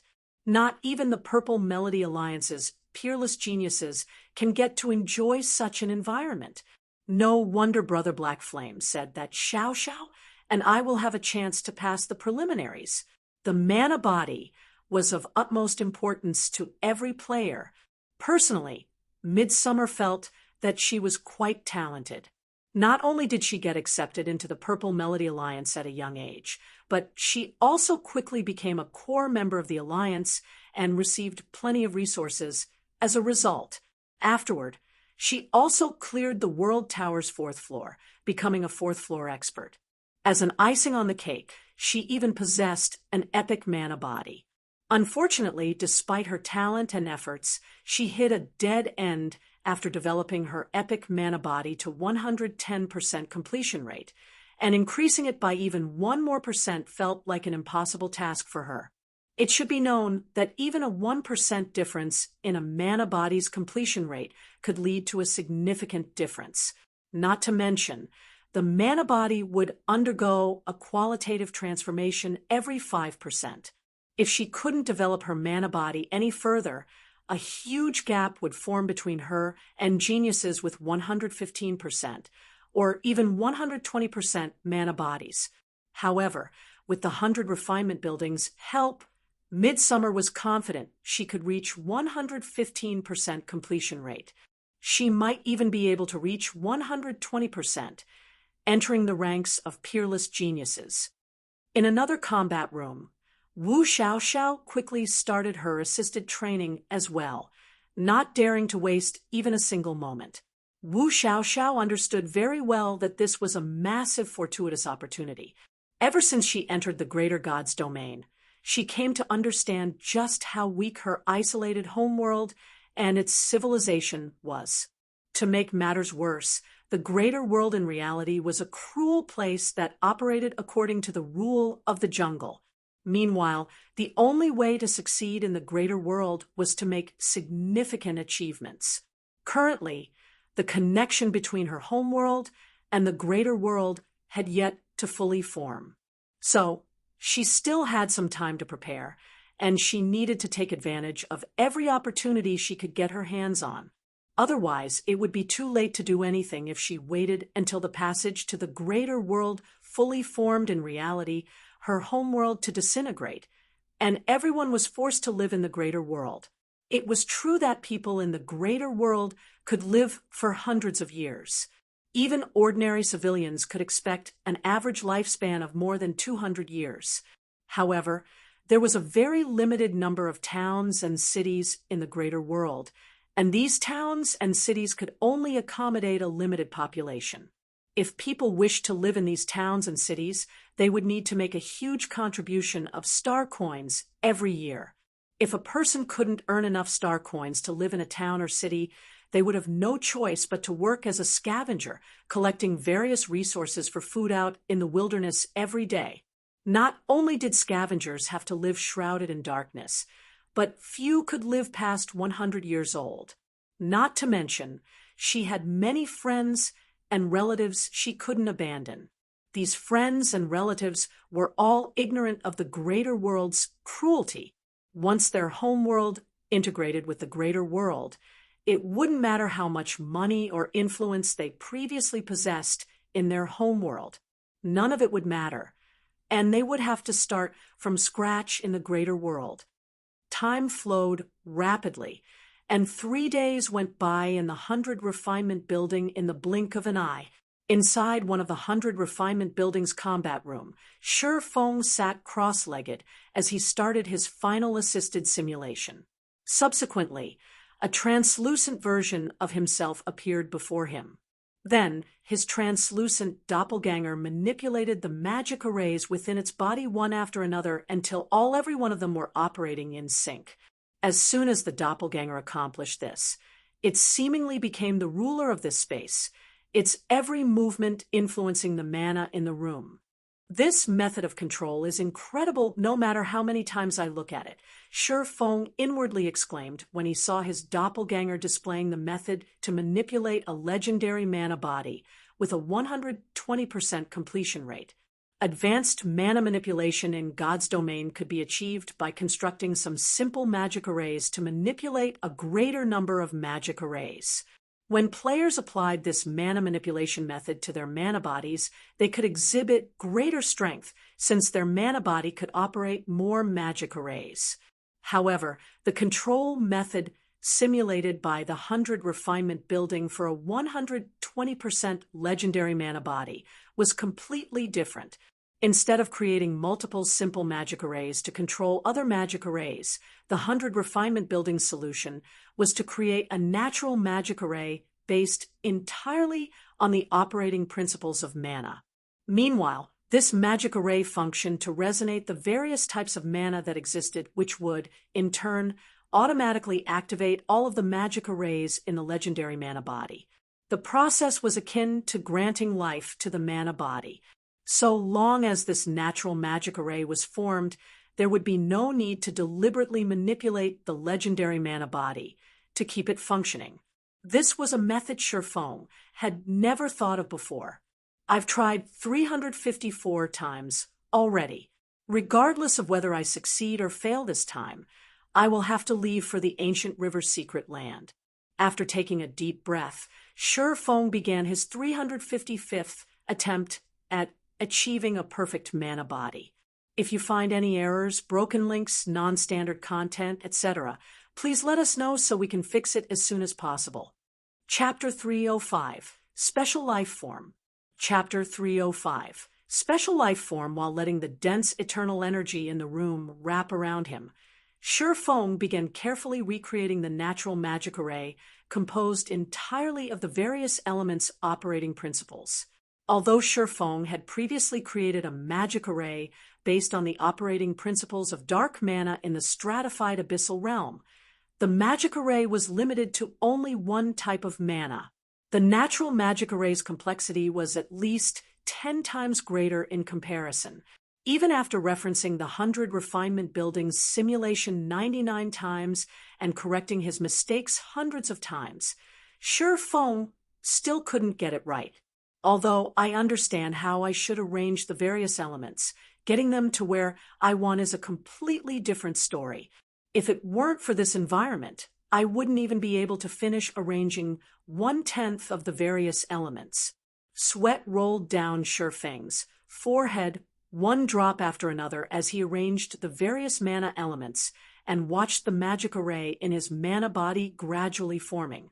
His current task felt 100 times more difficult than walking a tightrope on a 10,000-meter cliff.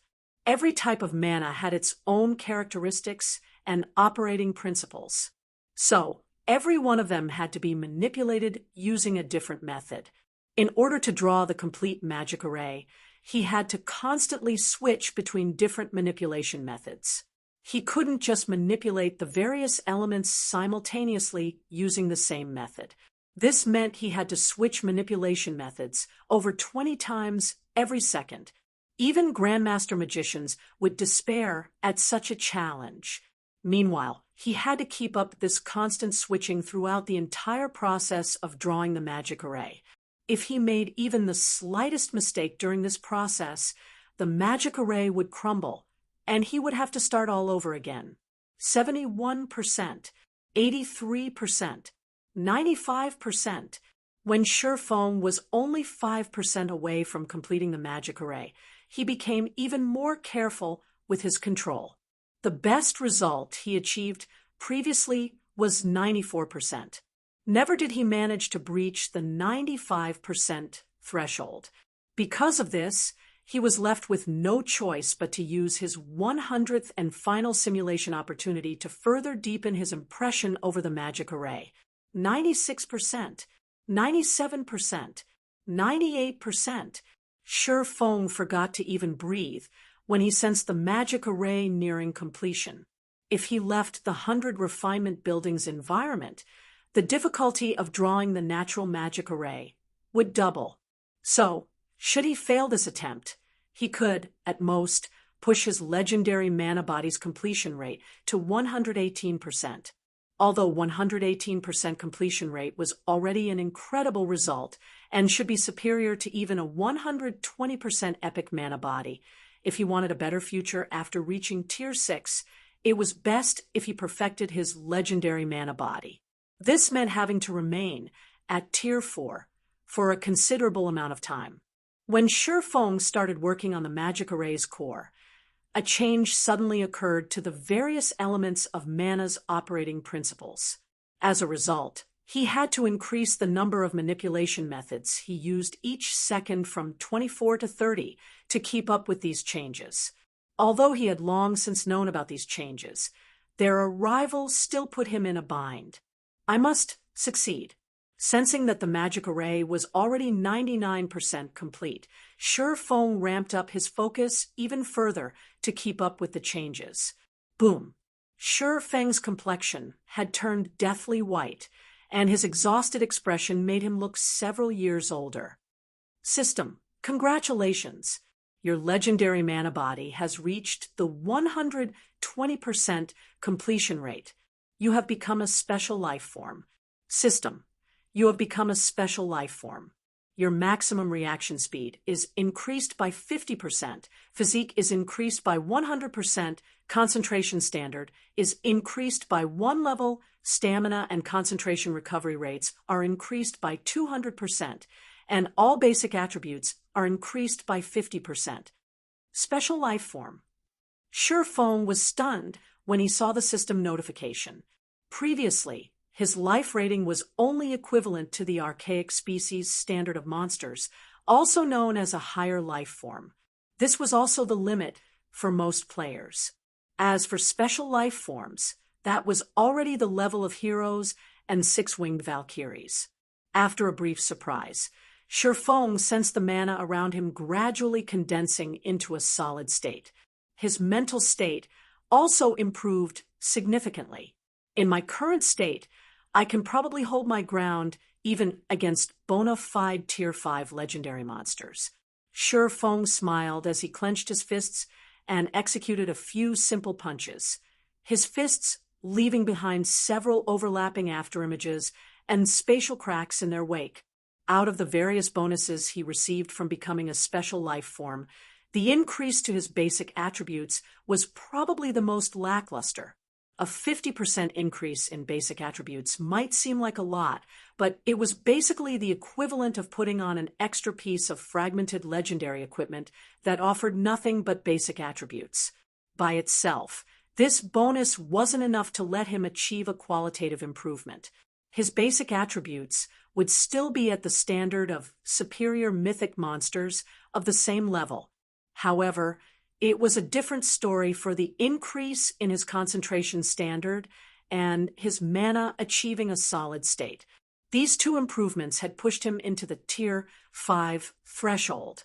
Now, even without upgrading Winter of Eternal Night to the legendary rank using Ancient Dragon's power, he could still exhibit a portion of a Tier 5 player's abilities.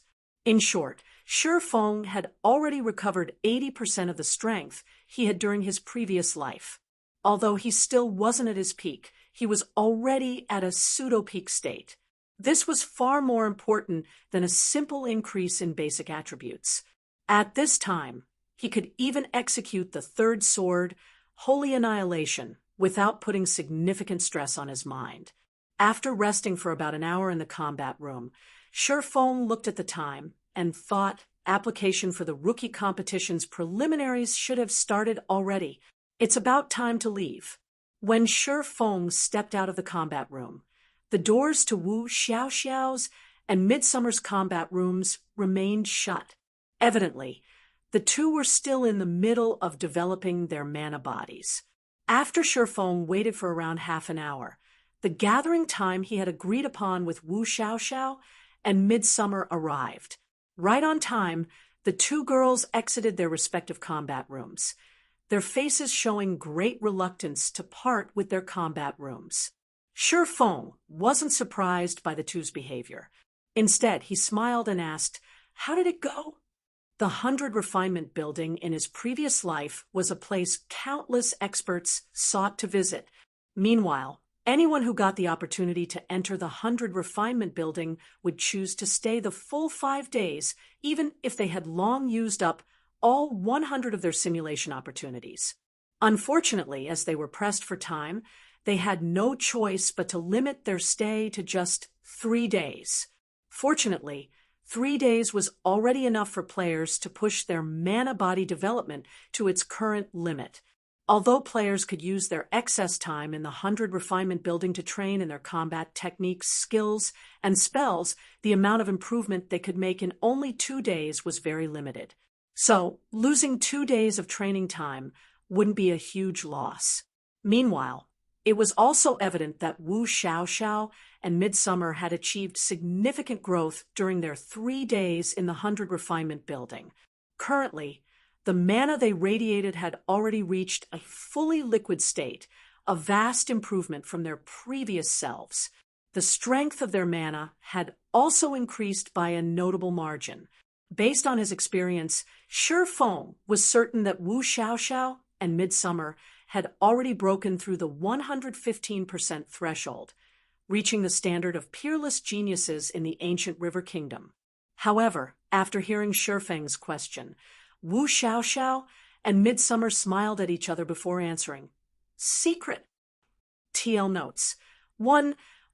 There's a reason why Shifeng is described to have a life rating at the standard of higher life forms. Recap from Chapter 161. In terms of life rating, primal life forms did not exceed higher life forms, such as demi-dragons, by much. Some primal life forms were even inferior to demi-dragons when it came to life rating. However, there was one aspect in which primal life forms had an insurmountable advantage over the higher life forms: world affinity. If you find any errors, broken links, non-standard content, etc., please let us know so we can fix it as soon as possible. Chapter 306, Divine Shield Bearer. Chapter 306, Divine Shield Bearer. The ancient river's secret land was a majestic island floating in the void, and 10 temples measuring over 1,000 meters in height lined the island's edges. Currently, streaks of light were constantly descending onto the plazas outside these massive temples as players across the ancient River Kingdom entered the secret land one after another. The majority of the players in the crowded plazas were youths under the age of 25. Among these youths, handsome men and beautiful women could be seen everywhere. At this time, many of the youths in one particular plaza had their attention focused on 3 people, 1 man and 2 women, standing in the corner of the plaza. The man had a plain appearance. In the greater God's domain, where handsome men could be found everywhere, the man's looks were rather ordinary. However, the 2 women standing next to the man were as eye-catching as the sun. Of the 2 women, one was a great beauty with silver hair and a sultry figure, while the other was a lovely beauty with a face as delicate as jade. Both women exuded a unique temperament, and those who saw them couldn't help but want to look at them more. What beautiful women! Could they be the heiresses of some corporation? I don't think so. Look at the man standing next to them. Would the heiresses of a corporation stand with someone like that? My guess is that they're the rookie geniuses of some hegemonic power. This novel is available on Hosted Novel. Rookie geniuses of a hegemonic power. It'd be great if I could get acquainted with them. Many young men started a hushed discussion among themselves as they looked at Shifeng's group of 3, their minds filled with curiosity toward the trio. The mana here is surprisingly thin. Its density doesn't even reach 1/10 of the outside world's. The gravity here is also several times that of the outside world. Even walking in this place will be a problem for the average Tier 4 player, Wu Xiaoxiao commented. She had long since grown used to being gawked at by other people, so she simply ignored the stares she received and calmly analyzed her surroundings. Even though there are so many people here, none of them seem affected by this environment. Sure enough, nobody participating in the rookie competition is simple. With the state of the mana and gravity in the ancient river secret land, players would need at least one fragmented legendary item or one full set of epic equipment equipped if they wanted to move unhindered here. They would also need to pair that equipment with control at the 3rd floor standard. However, fragmented legendary weapons and equipment remained precious even in the greater god's domain. The various powers would typically only give their core geniuses 1 or 2 fragmented legendary items. As for epic immortal equipment, they might not be as precious as fragmented legendary items, but they were still highly valuable. Yet, there were well over 100,000 players currently gathered in the plaza. Even if all of her homeworld's various powers joined forces, they couldn't even come close to mustering such a force. Moreover, these were only the players teleported to one of the ancient river secret land's temples. There were 10 such temples in the entire secret land. This is normal. It might only cost 10 units of 7 luminaries crystal to participate in the kingdom's rookie competition, but nobody will join the competition unless they are confident in their strength, Midsummer explained. This annual rookie competition is also the perfect place for rookie geniuses to market themselves to the various hegemonic powers and corporations.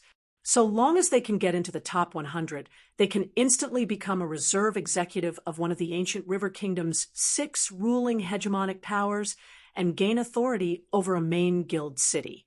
Even if these rookie geniuses can't get into the top 100, so long as they perform excellently in the competition, they will still have a high chance of getting recruited by a hegemonic power or corporation. If they get lucky and become a corporation's core member, they will receive a big monthly salary and enter the upper echelon of the greater world's various cities. Realization dawned on Wu Xiaoxiao when she heard Midsummer's explanation. Had she not been fortunate enough to join the Green God Corporation, she would most likely be similar to these rookie geniuses in trying to market herself to attract the various hegemonic powers' attention. While Midsummer and Wu Xiaoxiao were talking, Shi Feng turned his gaze to the center of the floating island. The fragment should be there, Shi Feng thought, a hint of anticipation burning in his eyes when he sensed the fluctuations coming from the 7 Luminaries Codex inside his bag. The 7 Luminaries Codex had remained silent all this time, yet, as soon as he entered the ancient river secret land, it immediately started to show a reaction. Although the Codex only gave him a vague hint of the fragment's location, he was certain the Codex's fragment was located in the heart of the island. Now, all he needed to do was advance to the rookie competition's top 100 and enter the island's central zone to search for the fragment. Just when Shi Feng thought of analyzing the Codex's fluctuations to narrow his search radius, a deep and powerful voice suddenly came from nearby. "Midsummer, Xiaoxiao, why are you 2 here?"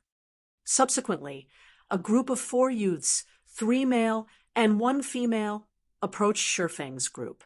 All 4 of these youths were at level 139. On top of that, all 4 wore a gold leaf emblem on their chest, indicating that they were all 4th floor experts. Every one of them was also equipped with upwards of 2 fragmented legendary items, with the scholarly young man standing in the lead having 4 fragmented legendary items. The white jade, square, shield the scholarly young man carried was even of indiscernible rank. Commander Fury, Midsummer, and Wu Xiaoxiao were greatly surprised when they saw this group of 4, especially when they saw the scholarly young man. Desolate Fury. He was the number 1 genius nurtured by the Purple Melody Alliance. Only Desolate Fury and his group typically operated in the Myriad Forest Empire, which neighbored the ancient River Kingdom. Rarely would they return to the ancient River Kingdom. Desolate Fury was currently ranked 35th out of the Myriad Forest Empire's top 100 geniuses. Several upper-ranking hegemonic powers had already extended an olive branch to him because of his strength. Only, he had rejected every invitation he had received so far. At this time, though, Midsummer and Wu Xiaoxiao weren't the only ones to recognize Desolate Fury. Shifeng had also recognized the scholarly young man, the Myriad Forest Empire's divine shield bearer. During Shifeng's previous life, Desolate Fury had single-handedly defended a city from more than 20 Tier 6 experts. Although he didn't manage to kill these Tier 6 experts, he had held them back for several hours until the Myriad Forest Empire's army arrived. Desolate Fury's fame also skyrocketed after that battle. As for the shield Desolate Fury wielded at the time, although it wasn't a real divine artifact, it was a highly accurate replica of a divine artifact. However, because news of the replica got out, Desolate Fury got targeted by Demon's Gate, an apex power. Not even the Myriad Forest Empire dared to go against Demon's Gate. Adding to the fact that Desolate Fury had limited strength as an individual, he eventually disappeared from the greater god's domain, leaving many experts lamenting this situation. Midsummer, Xiaoxiao, you two have worried us sick. At this time, a bright young swordsman standing behind Desolate Fury hurriedly stepped forward and spoke up. We heard that you two offended Saint 3, and the Twin Saints Alliance is even hunting you now. How have you two been these past few days? We're fine, Vice Commander Chaser, Midsummer said, smiling. On the contrary, we've been having a great time these past few days. Since it's such a good coincidence that we met here, why don't you join our party? The bright youth named Lightning Chaser suggested, acting as if he didn't notice Shifeng's existence. That way, we can watch each other's backs during the competition and have an easier time entering the top 100. As soon as Lightning Chaser finished speaking, a slight frown formed on Desolate Fury's face. Their party of 4 had long since noticed Shifeng standing with Midsummer and Wu Xiaoxiao, so they knew that the 3 should be in the same party. Meanwhile, the kingdom's rookie competition only allowed players to form up to parties of 6 to help each other during the competition. The rookie competition's preliminaries consisted of numerous rounds. For each round, players would be randomly teleported into the island's inner zone in batches of 100, and they would have to fight each other until only 10 remained. This process would be repeated until only 100 players remained. Then, the competition's primaries would begin. Because of this system, the preliminaries would be a considerably long and arduous process.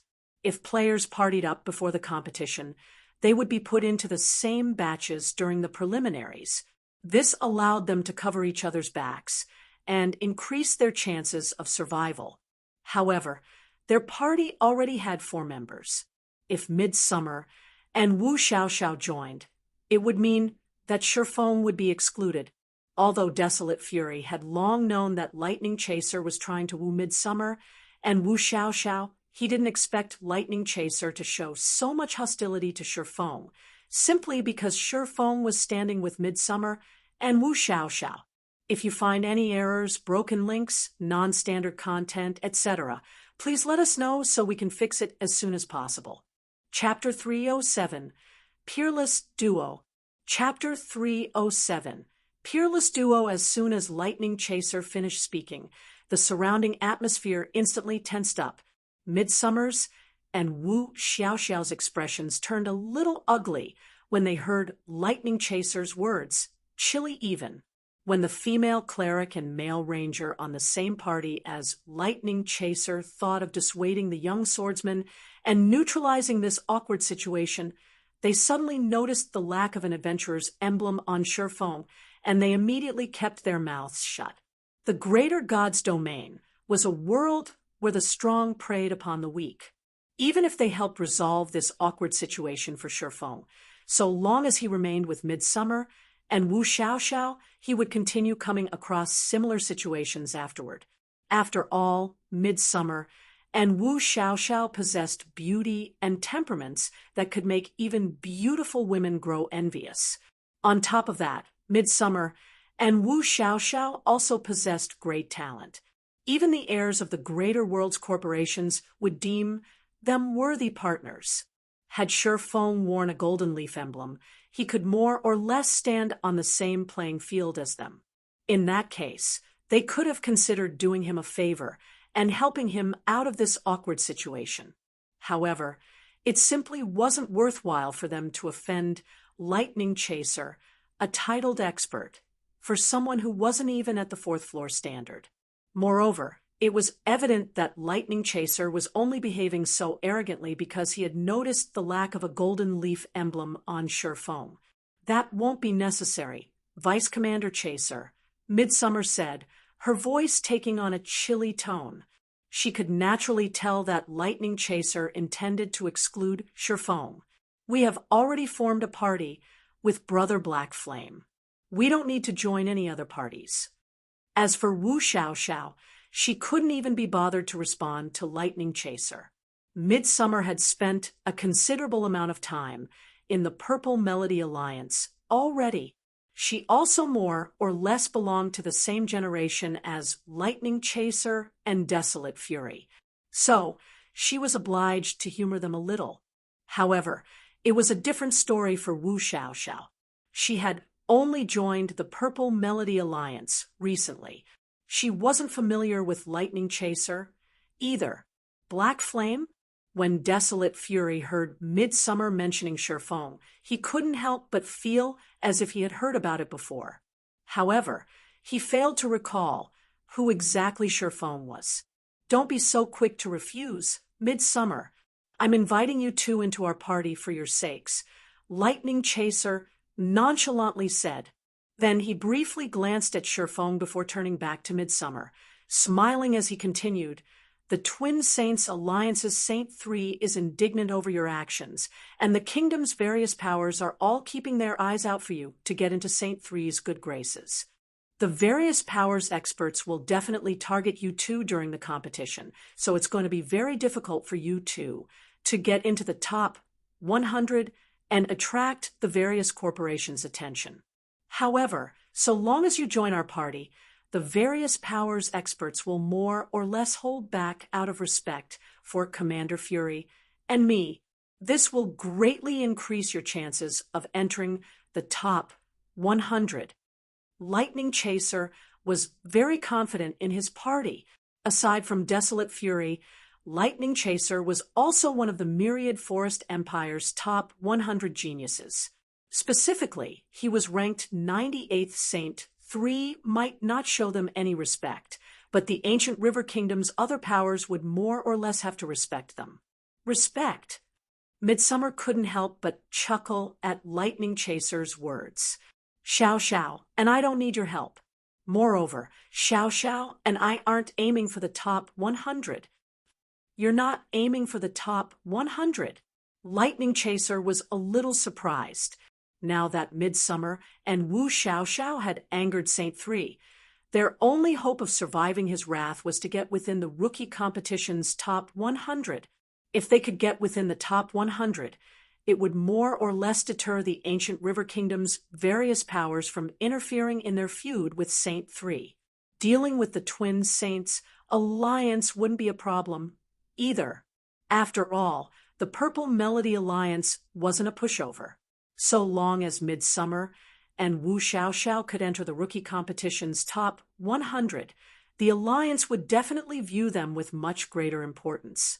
The Alliance might even mobilize a Tier 6 Elder to protect them long-term. That's right. Our goal isn't to be in the top 100, Wu Xiaoxiao suddenly said. Instead, it is to get into the overall rankings top 10. Top 10. Lightning Chaser couldn't help but chuckle when he heard Wu Xiaoxiao's statement. Do you know what kind of people is competing for the top 10 spots, Xiao Xiao? Not even the commander can confidently say he can get into the top 10, aside from Lightning Chaser. Even the female cleric and male ranger on his party couldn't help but shake their heads and chuckle at Wu Xiaoxiao's declaration. Although the rookie competition wasn't a direct competition of combat power, but a competition to see who could survive the longest in the ancient river's secret land's central zone. Instead, those seeking to get into the competition's top 10 would still need to have a certain degree of combat power. Wu Xiaoxiao and Midsummer could indeed be considered powerful experts in the ancient river kingdom.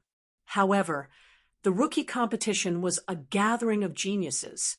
In this competition, Wu Xiaoxiao could only be considered average. As for Midsummer, although she had already reached the fourth floor standard, it remained unknown whether she could even get into the preliminaries top 100. As for the top 10, when the female cleric and male ranger initially received the Purple Melody Alliance's priority training, they had indeed thought of themselves as the strongest geniuses in the ancient river kingdom. However, after participating in the kingdom's rookie competition time, and again, as well as fighting against the myriad Forest Empire's geniuses, they realized they were merely in a fool's dream. The truly peerless geniuses had never been fighting on the same level as they were since the very beginning. Evidently, the current Wu Xiaoxiao had yet to wake up from her fantasy. Setting all other factors aside, do you know what's the minimum your mana body's completion rate must be at if you wish to get into the top 10, Xiaoxiao?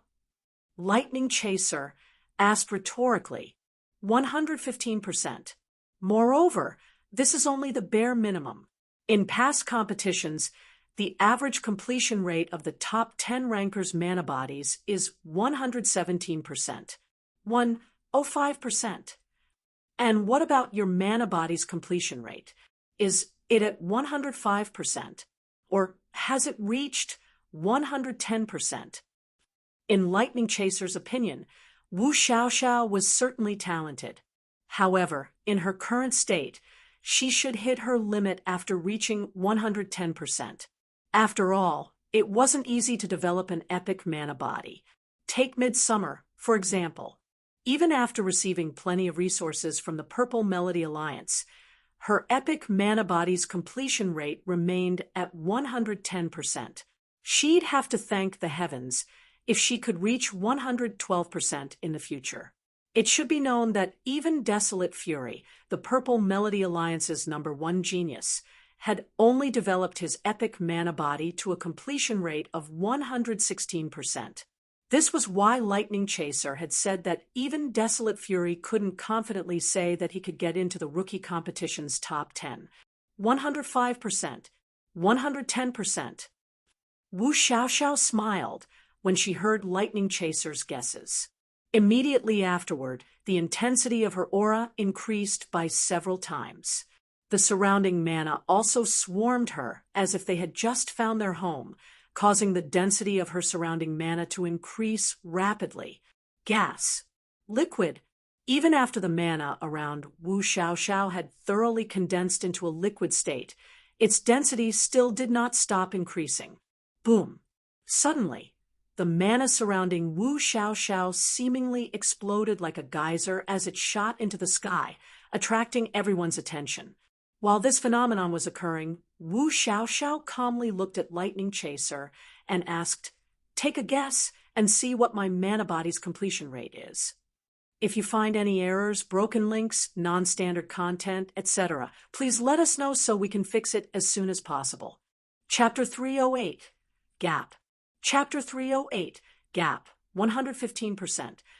Lightning Chaser couldn't help but be dumbfounded as he looked at the pillar of mana rising from Wu Xiaoxiao.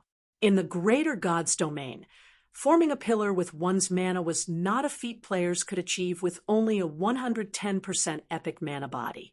Typically, players would need an epic mana body that had reached a 115% completion rate to accomplish such a feat, 115%. This was the goal countless geniuses in the greater god's domain sought to achieve. Even Lightning Chaser, a top 100 genius in the Myriad Forest Empire, had only managed to develop his epic mana body to a completion rate of 114% thus far. Moreover, he was already stuck at this threshold for many months and wasn't even certain if he could ever break into the 115% threshold in the future. Every 5% of a mana body's completion rate was a major threshold. The 115% threshold was even a monumental threshold that separated geniuses from peerless geniuses. So long as a genius could develop an epic mana body to a completion rate of 115%, they would become a hot commodity for the various hegemonic powers. Some corporations might even extend an olive branch to them. This was because only peerless geniuses could create a powerful mana body and gain strength rivaling NPC demigods when they got promoted to Tier 5 in the future. Some of the more powerful peerless geniuses could even fight against Tier 6 divine monsters without the help of any legendary weapons or equipment. So long as these peerless geniuses reached Tier 6, every one of them would become a highly influential figure in the greater god's domain. They would also stand far above ordinary Tier 6 experts. No, it's not 115%. Desolate Fury suddenly said. Even he had needed a moment to react to this unexpected development. Her mana body's completion rate should have already reached the legendary 120%. 120%. Lightning Chaser couldn't help but doubt his ears when he heard Desolate Fury's words. "Are you joking with me, Commander?" How long had it been since Wu Xiaoxiao joined the Purple Melody Alliance? It should be known that Wu Xiaoxiao hadn't even reached Tier 4 when she joined the Alliance. Her combat standard also wasn't at the third floor standard at the time. Yet, now he was being told that Wu Xiaoxiao had already developed her epic mana body to the legendary 120%. The female cleric and male ranger were similarly shocked by this revelation. An epic mana body with a 120% completion rate was akin to a legend in the greater god's domain. Even Saint 3, a genius highly regarded by the ancient River Kingdom's various powers, had only managed to develop his epic mana body to a 119% completion rate thus far. There might only be a 1% difference between 119% and 120%, but the actual gap was like heaven and earth. One could only remain a peerless genius in a kingdom, while the other would be regarded as a legend in the greater god's domain. There should be no mistake. Desolate Fury said definitively as he looked at the mana pillar roughly 100 meters tall. "The last time I met Saint 3, the mana pillar he revealed only reached a height of roughly 60 meters, and he wasn't holding back at the time. Aside from her mana body's completion rate reaching 120%, I can't think of any other explanation for why her mana pillar can reach such a height. Mana was greatly restricted in the greater god's domain, so extending a mana domain was extremely challenging for players. Getting mana to expand naturally and explosively was also an incredibly difficult task. Normally, even with a 115% epic mana body, a player could, at best, produce a mana pillar of roughly 20 meters in height. Afterward, each subsequent increase of 1% in completion rate would result in a height increase of around 10 meters. So, even if Wu Xiaoxiao's epic mana body was at a 119% completion rate, it shouldn't be possible for her to produce a mana pillar that reached 100% meters in height. However, it was a different story if her mana body was at the legendary 120% completion rate. The mana body would undergo a qualitative transformation every 5%. So if Wu Xiaoxiao's mana body had reached the 120% completion rate, it would make sense that she could produce such a tall mana pillar. Meanwhile, the appearance of Wu Xiaoxiao's mana pillar also startled the other players in the plaza. A mana pillar. Her mana body's completion rate has reached 115%. You country bumpkin, can you not see how tall that mana pillar is? Do you think that's something a 115% mana body can produce? Heavens! That mana pillar's nearly 100 meters tall. A legend! She's a legend. I can't believe I get to see a legend in person. Holy crap! A 120% mana body. Who is this beauty? Many of the players present failed to comprehend the situation even after seeing the spectacular mana pillar that rose nearly 100 meters into the sky. However, when some of the more well-informed players saw the mana pillar, their eyes nearly fell out of their sockets. At the same time, they also wondered if Wu Xiaoxiao was the paragon of some upper-ranking hegemonic power or a paragon nurtured internally by a conglomerate. Wu Xiaoxiao, isn't she one of the people who had offended Saint 3? An expert with a master-ranked identification skill quickly uncovered Wu Xiaoxiao's information, and he couldn't help but be shocked by what he saw. Wasn't she supposed to be a newcomer in the Purple Melody Alliance? A 120% epic mana body. Madness. This is madness. Why is the Purple Melody Alliance staying silent towards Saint 3's behavior? How can Purple Melody treat such a peerless paragon like this?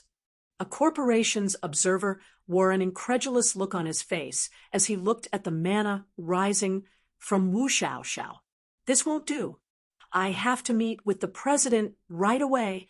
We must pull this talent into the corporation before the upper-ranking hegemonic powers learn about her. At the same time, the hidden observers of several other corporations and hegemonic powers also promptly contacted their superiors, afraid they would miss this perfect opportunity to recruit Wu Xiaoxiao. A legend! So long as Wu Xiaoxiao was nurtured properly, she would definitely become a big shot capable of standing at the very top of the greater god's domain. The amount of assistance she could provide to a power would surpass even an entire elementary god's domain. After all, only Tier 6 experts of such caliber could have any speaking rights near the heart of the greater god's domain. While all of this was taking place, Midsummer looked at Lightning Chaser's dazed expression and smiled, asking, "Do we have the qualifications to compete for the top 10 spots now, Vice Commander Chaser?" "We." Lightning Chaser snapped out of his daze and looked at Midsummer. Then realization seemingly dawned upon he asked with a stunned expression, "Don't tell me you are also—" Lightning Chaser knew that Midsummer would always speak concisely. She would never use words indiscriminately. If Wu Xiaoxiao was the only person to have developed her epic mana body to a 120% completion rate, Midsummer would, at most, say that Wu Xiaoxiao could compete for the top 10 spots. Yet, Midsummer had used the word "we." In other words, aside from Wu Xiaoxiao, Midsummer had also developed her mana body to 120%. Two 120% epic mana bodies? Was this possible? Looking at Lightning Chaser's stunned expression, Midsummer revealed a wicked smile and slowly said, "What do you think? If you find any errors, broken links, non-standard content, etc., please let us know so we can fix it as soon as possible." Chapter 309, Rookie Competition begins. Chapter 309, Rookie Competition begins. Impossible. This is impossible. When Lightning Chaser saw Midsummer smile, his mind instantly went into denial, thinking that Midsummer must be fooling him. Midsummer was not Wu Xiaoxiao. Wu Xiaoxiao was a newcomer who had only recently joined the Purple Melody Alliance. He didn't have a particularly good understanding of Wu Xiaoxiao. So even though he found it shocking that she was talented enough to develop a 120% epic mana body, it wasn't outside the realm of possibilities. However, Midsummer had joined the Purple Melody Alliance in roughly the same generation as he did. They were former rivals, so he understood her talent and standards well. Even developing an epic mana body with a 115% completion rate was impossible for her, let alone one with the legendary 120% completion rate. It had only been some days since they had last met. There was no way he would believe that Midsummer had managed to refine her epic mana body to a 120% completion rate in such a short time. Not even in her dreams would this be possible. While Lightning Chaser was stuck in a cycle of confusion and denial, a threefold magic array suddenly appeared above the temple. The magic array was massive, covering not only the temple, but also the entire plaza outside the temple. Immediately afterward, some players in the plaza received a system notification. System: Participant 1,642,762. The preliminaries will begin soon. Please enter the designated teleportation magic array in the order of your number. The preliminaries have started, Midsummer. Let's head over, Shifeng said to Midsummer after looking at the system notification before him. Then, he walked to one of the several dozen magic arrays that had appeared in the middle of the plaza, showing no interest whatsoever in Lightning Chaser's thoughts. Midsummer nodded in response.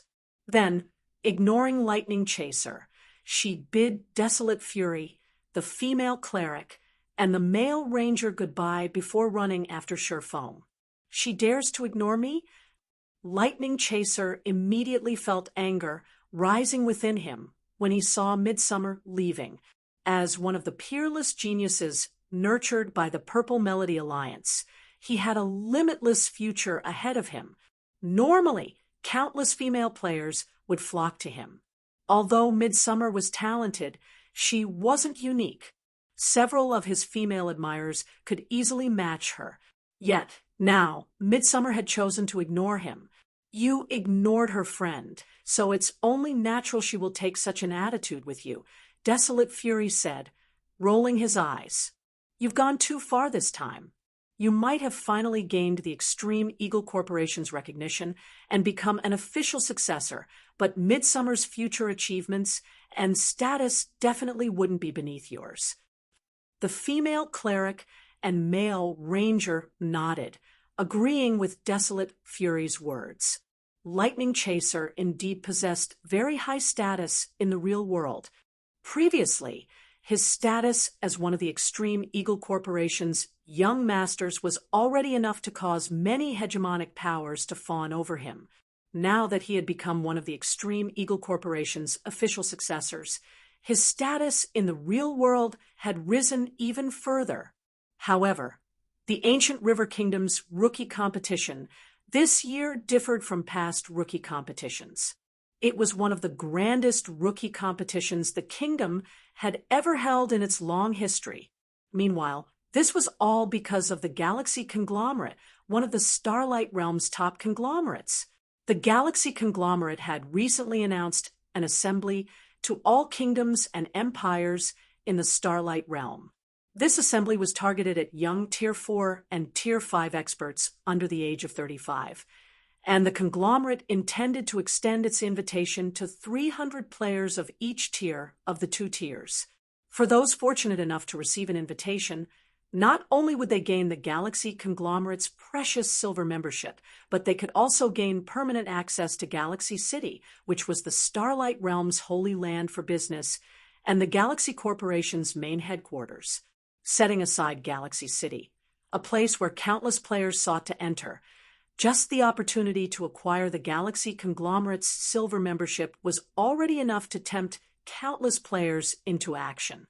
In the real world, anyone who possessed the Galaxy Conglomerate's silver membership could essentially waltz around in the greater world's various cities as if they owned the place. Even then, the various corporations based in these cities would still have to show them a certain degree of respect. Under normal circumstances, even the helmsmen of corporations would have to go through great difficulties to acquire the Galaxy Conglomerate's silver membership. Yet, the Galaxy Conglomerate was giving away 600 silver membership slots for its assembly this time. One could easily imagine how intense the competition to join the assembly would be. However, according to insider information their party received, anyone who managed to get into the top 20 of the Ancient River Kingdom's rookie competition this time could skip the preliminaries to join the assembly and get promoted straight into the official competition. This was a huge boon to Tier 4 players seeking to obtain the Galaxy Conglomerate's silver membership. It should be known that the Starlight Realm was massive. Setting aside the many gods' domains that existed in the Starlight Realm, just the kingdoms and empires in the realm numbered over 1,000. So nobody knew how many under 35 Tier 4 experts there were in the Starlight Realm. The Tier 4 players participating in the Ancient River Kingdom's rookie competition this time consisted of only a small portion of the kingdom's Tier 4 youths. Even so, the number of participants had still exceeded 1 million. As for the other Tier 4 youths, they had already participated in past rookie competitions and joined the various powers, so they no longer needed to participate in the rookie competition. However, once the Galaxy Conglomerate's official selection began, it wouldn't even be strange to see over 10 million participants coming from the Ancient River Kingdom. 1,000 kingdoms would mean 10 million participants. Not to mention, there were still the bigger and stronger empires. Yet, the Tier 4 category of the Galaxy Conglomerate's official competition would only be open to 100,000 participants. After deducting the slots reserved for the various kingdoms and empires, there wouldn't be many left for those participating in the preliminaries. If players couldn't get their hands on any of the various kingdoms and empires' reserve slots, the difficulty of getting into the official competition would increase exponentially.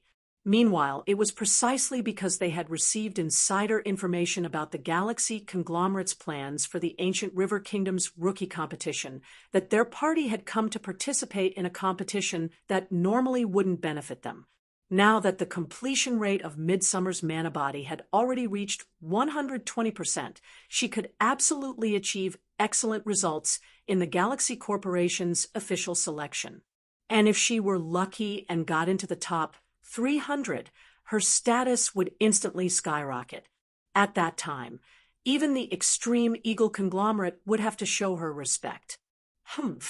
So what if her mana body's completion rate has reached 120%? Lightning Chaser curled his lips in disdain. She might receive significant improvements from it, but whether she can even get into the top 20 remains uncertain. Surprisingly, Desolate Fury did not rebuke Lightning Chaser's words this time. As Lightning Chaser said, it remained uncertain whether Midsummer could even get into the rookie competition's top 20, let alone the top 10. This was because even a mana body that had reached a 120% completion rate could only provide players with a limited increase in strength. Rather than a representation of strength, a 120% mana body was more of a representation of a player's future potential. If it was before the Galaxy Conglomerate had announced its assembly a month ago, Midsummer would have had a very good chance at entering the rookie competition's top 10. However, because of the Galaxy Conglomerate's announcement and its subsequent arrangement for the rookie competition, many geniuses from the neighboring kingdoms and empires had also come to compete for the rookie competition's top 20 positions. This situation drastically increased the rookie competition's intensity. The competition was so fierce that even Desolate Fury wasn't confident he could get into the top 20. While Desolate Fury and Lightning Chaser were talking, the female cleric standing beside them looked up at translucent magic mirrors that had appeared above the plaza. Then she suddenly pointed at one of the mirrors and said, "Commander, Midsummer seems to have gotten into a precarious situation." Shown in the magic mirror the cleric pointed at was Midsummer in her icy blue robe. Aside from Midsummer, another player was shown in the same mirror, and this player was a titled expert from the Myriad Forest Empire. TL notes, made some changes in Chapter 294, original, icy green robe, and icy green hat changed, icy blue robe, and icy blue hat if you find any errors, broken links, non-standard content, etc. Please let us know so we can fix it as soon as possible. Chapter 310, One Finger to Bring Down the Heavens. Chapter 310, One Finger to Bring Down the Heavens. This is indeed a tricky situation. I didn't think she would meet Ocean Breeze, of all people. Desolate Fury was greatly surprised when he saw the young knight displayed in the same magic mirror as Midsummer. Ocean Breeze, the Knight of Thousand Winds, ranked 50th in combat power among the myriad Forest Empire's young experts. Although his rank wasn't as high as Desolate Fury's, he was an anti-magic knight, the bane of all magical classes. The anti-magic knight was a peak class that could unleash an anti-magic domain. Within his anti-magic domain, all magic arrays would lose effect. It was a powerful counter against magical classes that relied mainly on spells to attack. The anti-magic domain would have been considered a perfect ability if not for its limited range. When used in the Greater Gods domain, a Tier 4 anti-magic knight could only extend their anti-magic domain up to a 50-yard radius.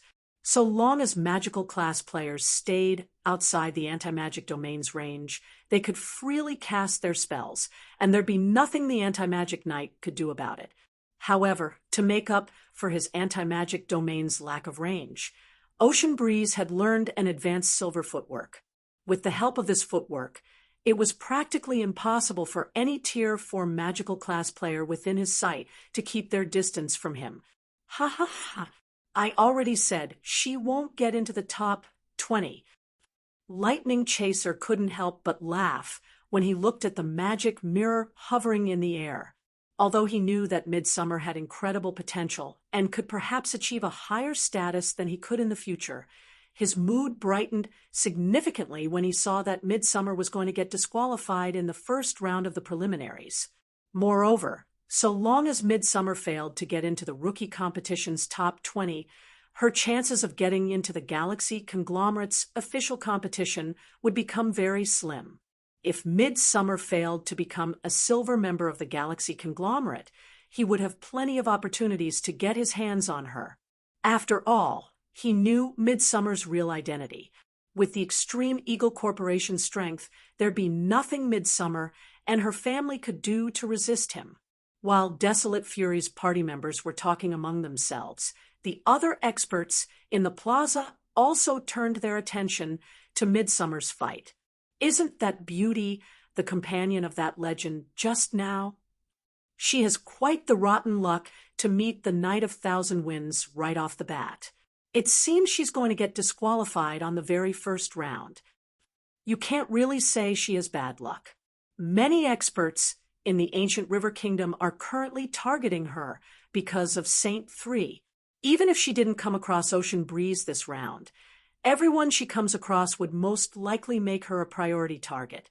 You might be right, but getting disqualified in the first round is still a little miserable. I wonder if Ocean Breeze will show mercy. I heard that players he kills would typically have their souls put into a weakened state for half a month. If that beauty gets put out of commission for such a long period, she'll most likely miss the Galaxy Conglomerate's assembly. You expect the Knight of Thousand Winds to show mercy? Are you dreaming? Ocean Breeze and Saint 3 are good friends. He might show mercy to others, but he definitely won't do so for that beauty.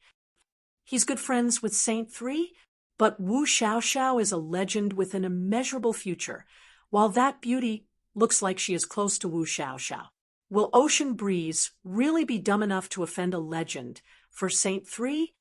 The various hegemonic powers experts in the plaza engaged in an enthusiastic discussion as they looked at the magic mirror displaying Midsummer's battle.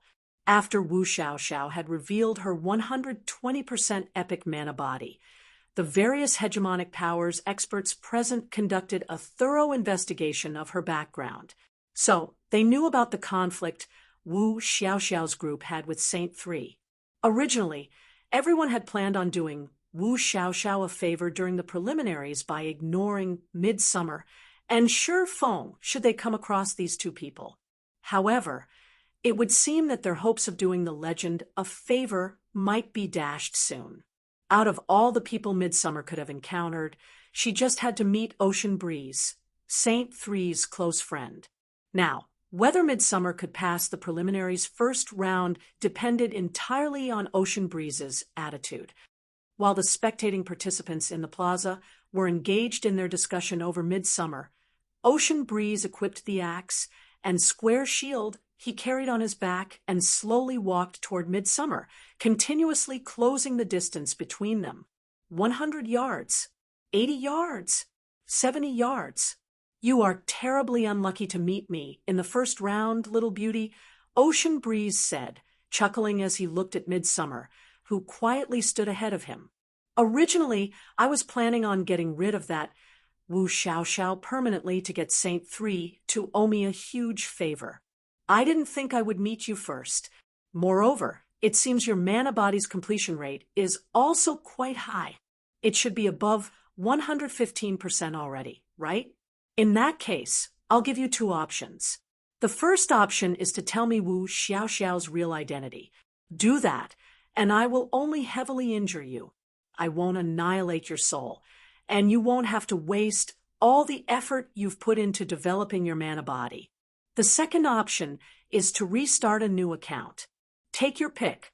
Soul annihilation? Midsummer was a little surprised when she heard Ocean Breeze's words. Soul annihilation abilities were normally available to only Tier 5 existences or above. She didn't think Ocean Breeze would possess such a frightening ability at Tier 4. You can only blame yourself for having poor luck. It was only a few days ago that I fully grasped my soul annihilation ability. Although this ability is useless against Tier 5 and Tier 6 players, it is enough against Tier 4 players, Ocean Breeze said, nodding in delight. Soul annihilation abilities were powerful abilities that Tier 5 and Tier 6 experts used against lower-tiered players. However, because many kingdoms and empires prohibited high-tiered players from taking action against low-tiered players, the significance of soul annihilation abilities fell significantly in the greater god's domain. However, it was a different story for him. Thanks to his anti-magic knight class, he had grasped a soul annihilation ability at Tier 4, and it was even effective against players of the same tier. This was why the paragons of many kingdoms and empires would try to befriend him. Ocean Breeze admitted that an epic mana body with a 120% completion rate might be frightening. However, he could also tell that Wu Xiao Xiao didn't have very high combat standards. So, he guessed that Wu Xiao Xiao simply got lucky and developed her mana body to the legendary completion rate. As long as he could destroy Wu Xiao Xiao once, she would no longer be a threat to anyone. I have poor luck. When Midsummer saw that Ocean Breeze was close to moving within 50 yards of her, she suddenly smiled. Do you think you are very lucky? As soon as Midsummer finished speaking, the intensity of her aura and the density of the mana surrounding her suddenly skyrocketed. In the blink of an eye, a towering mana pillar rose from her. A 100-meter mana pillar. Ocean Breeze was stunned when he saw the mana pillar rising from Midsummer. Then he looked at Midsummer in disbelief and asked, "You are also a legend?" He had already found it shocking when he saw Wu Xiao Xiao revealing herself as a legend. He didn't think that Midsummer, an ordinary member of the Purple Melody Alliance, would also be a legend. With this, he had seen two legends on the same day. Others would probably think he was crazy if he told them about this. However, Ocean Breeze quickly recovered from his surprise and contemptuously, saying, "You have indeed surprised me, but death remains the only outcome awaiting you." He would definitely be experiencing a huge headache right now if Midsummer wasn't a magical class player. Unfortunately for Midsummer, there was no changing reality. Not only was Midsummer a Tier 4 Great Wizard, but there were also only 55 yards separating them right now. So long as he took one step forward, Midsummer would be within his anti-magic domain, and he could do whatever he wanted with her. After saying so, Ocean Breeze took a step forward, intending to put Midsummer within his anti-magic domain. "Is that so?" As if to mock ocean breeze, Midsummer allowed the Night of Thousand Winds to move within 50 yards of her while she pointed at the sky. Subsequently, a huge tear in space appeared in the sky and spewed gigantic fireballs out one after another, the fireballs covering a radius of over 500 yards. Silent cast twofold Tier 4 curse, Starfire shower. Boom. When the fireballs made contact with the ground, they instantly turned the battlefield into a sea of fire, the flames so bright their glow could be seen from across the entire island. If you find any errors, broken links, non-standard content, etc., please let us know so we can fix it as soon as possible. Chapter 311, Sword Drawn, Souls Gone. Chapter 311, Sword Drawn. Souls gone when Midsummer's Starfire shower descended.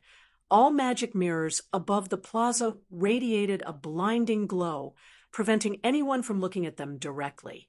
However, when the blinding light faded, what everyone saw shocked them to the core. The Night of Thousand Winds. The Night of Thousand Winds got killed in one move. Crazy. This is crazy. I must be dreaming.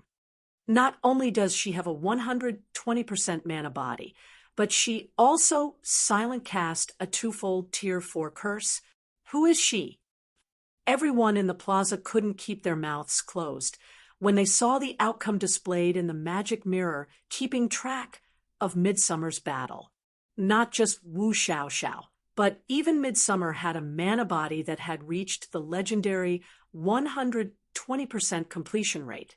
Moreover, the combat prowess Midsummer displayed was utterly astounding.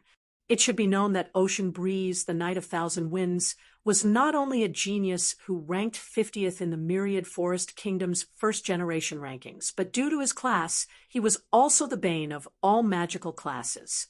Yet, he had died to a magical class player in one move. With such strength, Midsummer could already be put on the same level as the ancient River Kingdom's 10 great paragons. She silent cast a twofold Tier 4 curse. Desolate Fury was similarly shocked when he saw Midsummer's performance. Currently, the area 5 yards ahead of Midsummer had already transformed into a lava hell. The high temperatures of this field of lava were so high that even Tier 5 players would rapidly lose HP while standing in it and transform into a charred corpse in just a little more than 10 seconds. However, the power of Midsummer's attack wasn't what shocked Desolate Fury, since Tier 4 curses originally possessed the power of Tier 5 spells already. Not to mention, the Tier 4 curse Midsummer used was even under the large-scale destruction spell category, and spells under this category were strategic-level spells in God's domain, rather than the curse's power. What shocked Desolate Fury was the way Midsummer had cast her Starfire shower. Tier 4 curse rank destruction spells were rarely used in 1 versus 1 PvP situations due to their overly long casting times. If a player wasn't capable of silent casting, it'd be incredibly foolish to even try to use such a curse. However, so long as a player could silent cast such a curse, even titled experts of the same tier would fall if they weren't careful. As for twofold Tier 4 curses, if a player could silent cast one, it wouldn't be an exaggeration to call them a moving disaster. A silent cast Tier 4 curse would be weaker than a Tier 4 curse that was cast normally, so it wasn't impossible for a Tier 4 titled expert to try and defend against it. However, a silent cast twofold Tier 4 curse was something not even titled experts could defend against. This was because the moment they blocked the first Tier 4 curse, the second Tier 4 curse would immediately follow.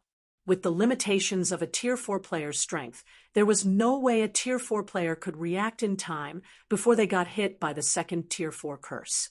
Typically, when Tier 4 players were going up against an expert capable of silent casting twofold Tier 4 curses, their only option was to put as much distance between themselves and the caster as possible. It was simply impossible for a Tier 4 player to react to such an attack at close range.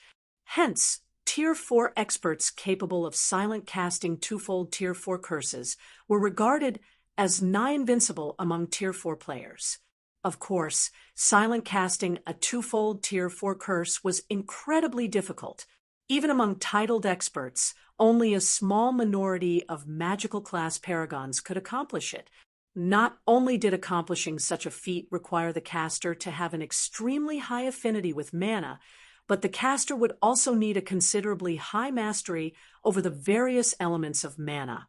These were harsh requirements that most Tier 4 players would find impossible to meet. Damn it! Damn it! When Lightning Chaser saw Midsummer's goddess-like appearance displayed in the magic mirror, a hint of madness appeared in his eyes. Why is she in the same party with that guy? If it weren't for that insignificant bastard, Midsummer would have never behaved so indifferently to me. It's all that bastard's fault. The combination of a 120% epic mana body and the ability to silent cast a twofold Tier 4 curse was enough to place Midsummer at the top of even the Myriad Forest Empire. She would be put on the same level as the Empire's paragons, and even the various upper-ranking hegemonic powers would fight to recruit her. The status she could gain would surpass his status as a corporation's potential successor. Originally, this beautiful and talented goddess could have been his, yet now he had missed the opportunity to obtain her. When Lightning Chaser thought up to this point, his gaze turned toward the magic mirror displaying Shurfeng's figure. His eyes filled with envy and killing intent as he watched Shurfeng walking in a forest. He, an official successor of the Extreme Eagle Corporation, had lost to some nobody. Moreover, this nobody didn't even have a golden leaf emblem. If this nobody were to talk out on the streets, an ordinary beauty wouldn't even glance at him. Shortly after Lightning Chaser started watching Shurfeng, his blood pressure spiked again. Currently, displayed in the magic mirror were Shurfeng and Wu Xiaoxiao walking together. However, every expert the two came across was dealt with by Wu Xiaoxiao. Although Wu Xiaoxiao wasn't as strong as Midsummer, she could still silent casting Tier 4 curses, so her combat power was comparable to titled experts. Meanwhile, throughout this entire time, Shurfeng only watched from the side and quietly waited to get promoted through the round. However, what Lightning Chaser couldn't stomach the most was that Shurfeng was chatting merrily with Wu Xiaoxiao. The bastard was utterly shameless. At this time, Lightning Chaser wasn't the only person directing feelings of anger and jealousy at Shurfeng. Many young men in the plaza also started to behave this way toward Shurfeng. Not only was Shurfeng acquainted with two goddess-like individuals, but they even shared a close relationship, evidenced by how they interacted with one another. Subsequently, as time passed, fewer players remained in the various regions of the preliminaries' first round. At some point, the various youths watching Shurfeng's and Wu Xiaoxiao's actions suddenly laughed. Ha ha ha! Now that the goddess is pinned down by a titled expert, let's see what that bastard will do. He has to go up against 3 fourth-floor experts simultaneously. That bastard is definitely going to embarrass himself in front of the goddess. Bets are open. Guess how many seconds that kid can last. How many seconds? Aren't you overestimating that guy? He only survived until now because he was lucky enough to get acquainted with the two goddesses. However, his luck ends here. With 3 fourth-floor experts as his opponents, the fight will end in 1 second. When the spectating participants saw 3 young men wearing golden leaf emblems slowly closing in on Shurfeng, they couldn't help but grow excited. It was especially so for Lightning Chaser. Quickly get rid of him. Let Midsummer and Wu Xiaoxiao see just how weak he is. Lightning Chaser muttered excitedly as he looked at the magic mirror. So what if Shurfeng got to be in the same party as Midsummer and Wu Xiaoxiao? He was merely an ant who hadn't even reached the World Tower's 4th floor. In the end, he was still going to get disqualified. Black flame. When Desolate Fury looked at Shurfeng's figure displayed in the magic mirror, he muttered to himself, Why do I keep feeling as if I've seen him before? How could you possibly have met that kid before, Commander? He's merely an ant who doesn't even have a golden leaf. You normally only interact with the myriad forest empire's peerless geniuses. That kid can't possibly be one of those peerless geniuses, right? Lightning Chaser said, scoffing. While Lightning Chaser was speaking, the 3 fourth-floor experts displayed in the magic mirror sneered and began their offensive on Shifeng. However, as if they wanted to toy with Shifeng in front of Wu Xiaoxiao, they deliberately slowed down their movements.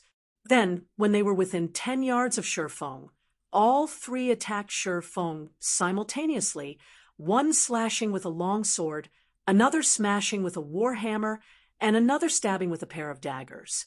Even though the 3 youths were already holding back, which was evidenced by their lack of skill usage, the speed and frequency of their attacks were still too much for ordinary Tier 4 players to keep up with.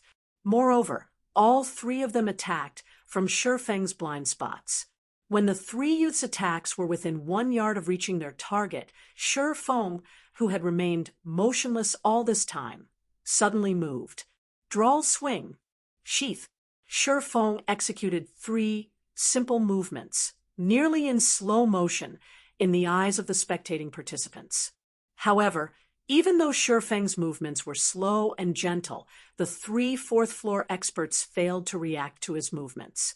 Or, more specifically, as if their bodies became frozen in time, the 3 youths stopped moving altogether and simply allowed Shifeng's sword to cut across their necks.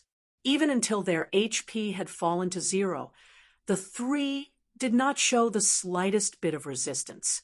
The spectators were dumbfounded when they saw this, and silence enveloped the entire plaza. What just happened? If you find any errors, broken links, non-standard content, etc., please let us know so we can fix it as soon as possible. Chapter 3:12, Azura Sword Emperor. Chapter 3:12, Azura Sword Emperor? No, impossible. Lightning Chaser couldn't believe his eyes when he saw the 3 fourth-floor experts in the magic mirror collapsing to the ground. Shifeng had not only killed 3 fourth-floor experts in one move, but he had also done so without using any skills or combat techniques. All he did was swing his sword. Fourth-floor experts were not cabbages that could be found everywhere.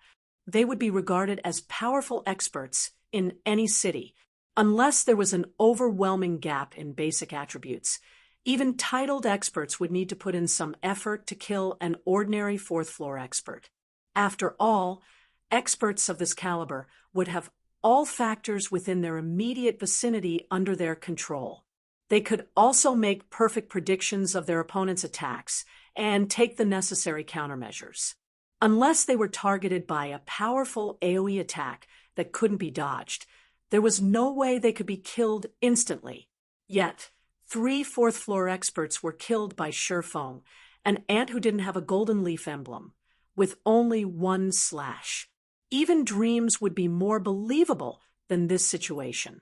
This situation was so unbelievable that Lightning Chaser couldn't help but suspect if the 3 fourth-floor youths were paid actors. Otherwise, why would they stand still and do nothing as Shifeng killed them? Lightning Chaser wasn't the only person to have such thoughts. Many of the spectating participants in the plaza also thought as such. Aside from the 3 youths being actors hired by Shifeng, they couldn't think of any other reason to explain this bewildering situation. While the spectators were speculating whether the 3 youths were paid actors hired by Shifeng, the expression of the young male assassin fighting Wu Xiaoxiao turned ashen as he looked at Shifeng. He has a Tier 5 physique. Although this assassin youth spoke under his breath, his voice was conveyed clearly through the magic mirror, and his speculation shocked the spectating crowd. Tier 5 physique? Could he have a piece of legendary equipment equipped? No wonder those 3 failed to even react. There's no way Tier 4 players can keep up with a Tier 5 physique's reaction speed. Legendary equipment. Could he be from an upper-ranking hegemonic power? Everyone participating in the rookie competition was a genius among the ancient River Kingdom's younger generation. Although they had yet to get promoted to Tier 5, they understood the significance of having a Tier 5 physique. Invincibility among Tier 4. Indeed, this was true invincibility among Tier 4. Players would see a huge improvement in various parameters for every tier they climbed in God's domain. It was especially true for their physique. The stronger a player's physique, the higher their reaction speed's limit would be. If one compared the reaction speed limits of an ordinary Tier 4 expert and a Tier 4 titled expert, the difference would only be about the same as the gap between the Tier 3 and Tier 4 standard, which was a relatively small gap. It was just that titled experts were much better at pushing their reaction speeds to their limit, with some even capable of keeping their reaction speed at maximum at all times. In contrast, ordinary Tier 4 experts couldn't even push their reaction speeds to their limit. Hence, even after setting aside factors such as equipment and basic attributes, there was still a massive gap in combat performance between ordinary experts and titled experts. However, the difference between having a Tier 4 physique and a Tier 5 physique would create a much bigger gap in reaction speeds. It was basically a difference between 1 and 2 in the time it took a Tier 4 titled expert to execute one attack. A Tier 5 expert could execute 2 attacks. In other words, should the two clash, the Tier 4 titled expert would only be halfway to completing their defensive maneuver when the Tier 5 expert had already completed their attack.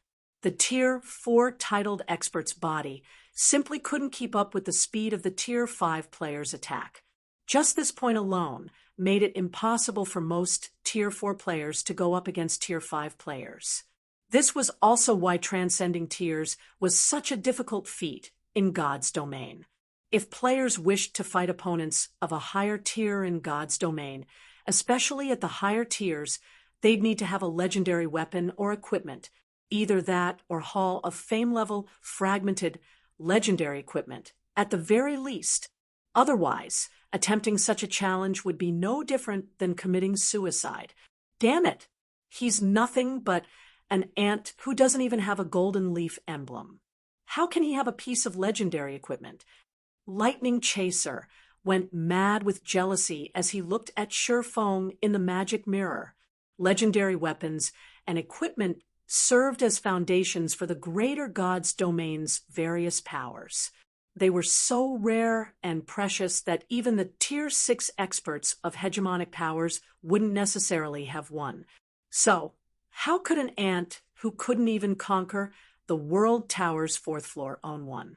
Even though Lightning Chaser had already become an official successor of the Extreme Eagle Corporation, the corporation would only assign a legendary weapon or equipment to him after he had gotten promoted to Tier 5.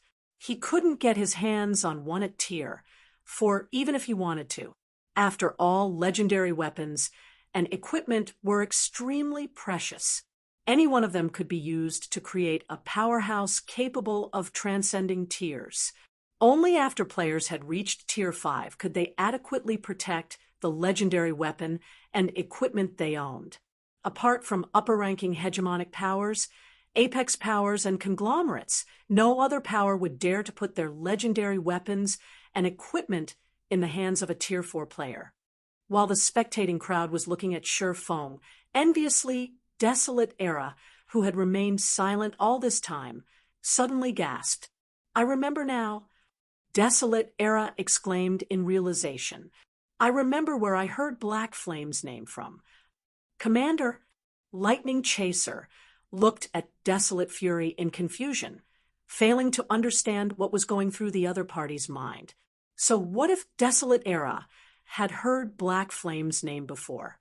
Black Flame was now the #1 target Lightning Chaser had to deal with, not only because of Midsummer and Wu Xiao, but also because legendary items were incredibly important to the Extreme Eagle Corporation. If he could get his hands on an additional piece, he would have 2 legendary items in his possession once he got promoted to Tier 5. At that time, he would have a greater chance of becoming first in the corporation's line of succession. I was wondering why I had such a deep impression of Black Flame's name before, but now I know why, Desolate Era said, a flash of awe appearing in his eyes as he looked at Shifeng's figure. It's because I happened to watch a recording of Black Flame fighting, and that recording was shown to me by none other than the Empire's #2 Paragon. He even showed great interest in Black Flame. Are you joking with me, Commander? That Paragon from the Paimon conglomerate is interested in him? Lightning Chaser was dumbfounded. The Paragon in question was a genius from the Paimon conglomerate who had shocked the entire Myriad Forest Empire. Not only did he triumph over the various upper-ranking hegemonic powers' young paragons, but he had also fought the Myriad Forest Empire's publicly acknowledged #1 monster to a standstill. If it weren't for the battlefield's constantly shrinking size putting the Paimon conglomerate's paragon at a disadvantage, he wouldn't necessarily be in second place right now. I'm not joking, Desolate Fury said, shaking his head. Then, with admiration, he continued, Brother Black Flame had outperformed the Paimon conglomerate's meteor in the video. Moreover, in the miniature ancient world that the Starlight Realm's various hegemonic powers and even conglomerates have chosen to invest in, Brother Black Flame is known as the Azura Sword Emperor and currently ranks 7th on the 7 Luminaries Alliance's God list. He is much stronger than even the Twin Saints Alliance's Saint 9. If you find any errors, broken links, non-standard content, etc., please let us know so we can fix it as soon as possible. Chapter 3:13, Astonishing Identity. Chapter 3:13, Astonishing Identity. TL notes, made some changes to Chapter 306 and Chapter 311. Chapter 306, Original. If players partied up before the competition, they would be put into the same batches during the preliminaries. This allowed them to cover each other's backs and increase their chances of survival. Edited. If players partied up before the competition, they could cover each other's backs and increase their chances of survival if they got assigned to the same batch. I misinterpreted the Ross. Chapter 311, Original. It should be known that Ocean Breeze, the Knight of Thousand Winds, was not only a genius who ranked 50th in the Myriad Forest Kingdom's first-generation rankings, but due to his class, he was also the bane of all magical classes. Edited. It should be known that Ocean Breeze, the Knight of Thousand Winds, was not only a genius who ranked 50th among the Myriad Forest Kingdom's younger generation, but due to his class, he was also the bane of all magical classes. I suspect it is a typo.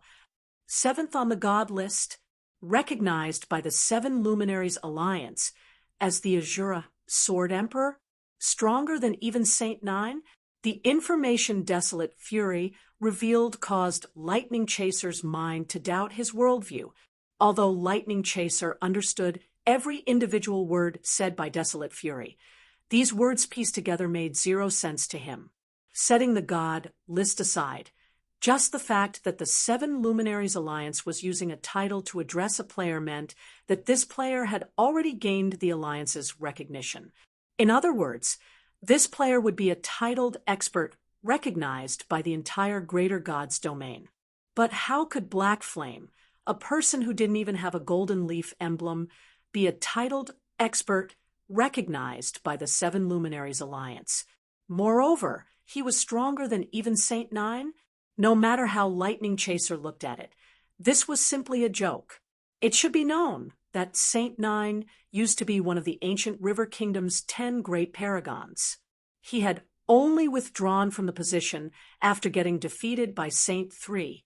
However, that didn't mean Saint 9 was no longer worthy of being one of the 10 great paragons. On the contrary, he could occupy a different position among the 10 great paragons whenever he wanted. Moreover, he would rank within the top 5. Azura Sword Emperor? So, he's that miniature ancient world's rumored Azura Sword Emperor? He's the 7th paragon in that miniature ancient world's god list? No wonder he can kill fourth-floor experts like he is killing ants. I see. I see. So that's why the two goddesses are showing him so much favor. If he's someone superior to Saint Nine, even the young heiresses of the Starlight Realm's top 100 corporations will look at him favorably. When the others in the plaza heard Desolate Fury's exclamation, some of the more well-informed geniuses of hegemonic powers quickly came to a realization. At the same time, the envy in their eyes disappeared when they looked at Shi Feng in the magic mirror. Instead, replacing it was feelings of reverence. The greater god's domain was an incomparable harsh place. It was a world where might was right and where the strong preyed upon the weak. This was because only those who were strong in the greater god's domain could live a better and longer life in the greater world. Many corporations in the greater world even depended on the greater god's domain's powerhouses for their prosperity. Meanwhile, Shi Feng evidently possessed the qualifications to join the ranks of the greater god's domain's powerhouses in the future. Let alone talented beauties, even young men would be tempted to make a move on him. Brother Black Flame is that powerful? When Midsummer, who had just concluded her first round, overheard the discussions of the surrounding players, she couldn't help but look at Shi Feng's figure in the mirror with widened eyes. Although Shi Feng had already shown astonishing strength when he fought against Uncaring Arrogance's team, his achievements mentioned by the spectating crowd were on a completely different level. The fact that Shi Feng was stronger than Saint Nine meant that he was at least equal to Saint Three. With such strength, he could already compete for the position of the ancient River Kingdom's first paragon. While the spectators in the plaza were having their impression of Shi Feng refreshed, Shi Feng gradually walked over to Wu Xiaoxiao and the titled assassin she fought. When the titled assassin saw this, he hurriedly distanced himself from Wu Xiaoxiao and eyed Shi Feng warily. Let's talk things out, Brother Black Flame. I am Unforgettable Leaf, and I am from the Myriad Forest Empire's Heavenly Boa Guild.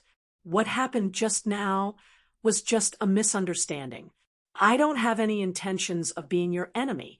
I was only buying time and waiting until the round was over. I meant to do nothing more than that. Unforgettable Leaf hurriedly explained after taking his mask off. A player with a Tier 5 physique was not an opponent a Tier 4 titled expert could go up against. His current goal was only to get into the rookie competition's top 20 and advance to the Galaxy Conglomerate's official competition. If he couldn't get into the rookie competition's top 20, the challenges he'd have to face to get into the official competition would increase drastically. The Heavenly Boa Guild's Unforgettable Leaf. When Wu Xiaoxiao heard Unforgettable Leaf reporting his identity, she subconsciously stopped chanting her incantation, and a hint of hesitation appeared in her eyes. Any player who had lived in the ancient River Kingdom for some time would have most likely heard of the Heavenly Boa Guild's name. Where 6 hegemonic powers ruled the ancient River Kingdom, 3 guilds managed the Myriad Forest Empire. Meanwhile, Heavenly Boa was one of these 3 guilds. The guild was not only funded by 2 of the Starlight Realm's top 100 corporations, but it also possessed a paragon that the entire Myriad Forest Empire could only see once every century. Thanks to these factors, Heavenly Boa was currently the closest existence to becoming an upper-ranking hegemonic power in the Myriad Forest Empire. As for Unforgettable Leaf, he was quite the famous individual in the Myriad Forest Empire. He ranked 32nd during the Myriad Forest Empire's Battle of Geniuses. Not only was he one of the reserve executives being nurtured by Heavenly Boa, but he had also taken on the position of vice commander of Heavenly Boa's 3rd trump card legion. Already, one could see how much Heavenly Boa valued him through this arrangement. So, you know me, Miss Xiaoxiao. Unforgettable Leaf smiled when he saw that Wu Xiaoxiao recognized him. He had previously worried that Shi Feng might not know him. However, things were fine now that Wu Xiaoxiao knew his identity. After all, No power in the ancient river kingdom dared to offend Heavenly Boa. Sure Feng might be able to do as he pleased in the ancient river secret land, but once he left the secret land, the Heavenly Boa Guild would have plenty of ways to kill him. However, even after hearing Unforgettable Leaf's introduction, Sure Feng calmly asked, "Are you done yapping?" "Brother Black Flame, I am here with an important mission from the guild this time." Unforgettable Leaf's voice grew cold when he saw that Sure Feng did not stop approaching him. "If we continue fighting, it wouldn't do either of us any good." "So, you're saying you can kill us, but we can't kill you. Is that right?" Sure Feng chuckled. If Unforgettable Leaf truly intended to wait out the round, he could have simply hidden in the woods, and nobody would be able to find him. Yet he did not do so. Instead, he had attacked them without hesitation, all because he thought he could bully them. "I already said this is a misunderstanding, Brother Black Flame." Unforgettable Leaf did not refute Sure Feng's words. Instead, he lowered his voice even further as he said, "Why must you be so aggressive, Brother Black Flame? Do you think I can't beat you or escape safely from here?" The assassin class possessed the greatest survivability out in the fields.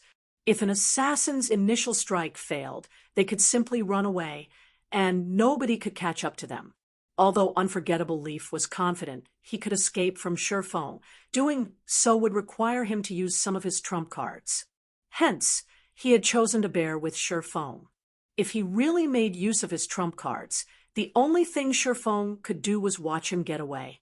"Try and see if you can escape from me, then," Sure Feng said in response to Unforgettable Leaf's confidence.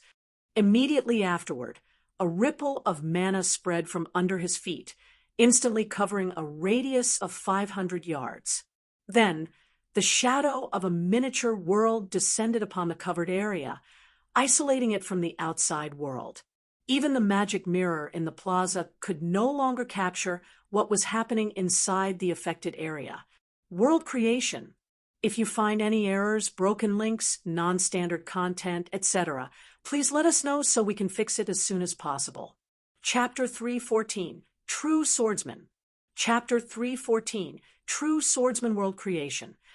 Wu Xiaoxiao's eyes widened in disbelief when she saw the miniature world's shadow descending upon the forest.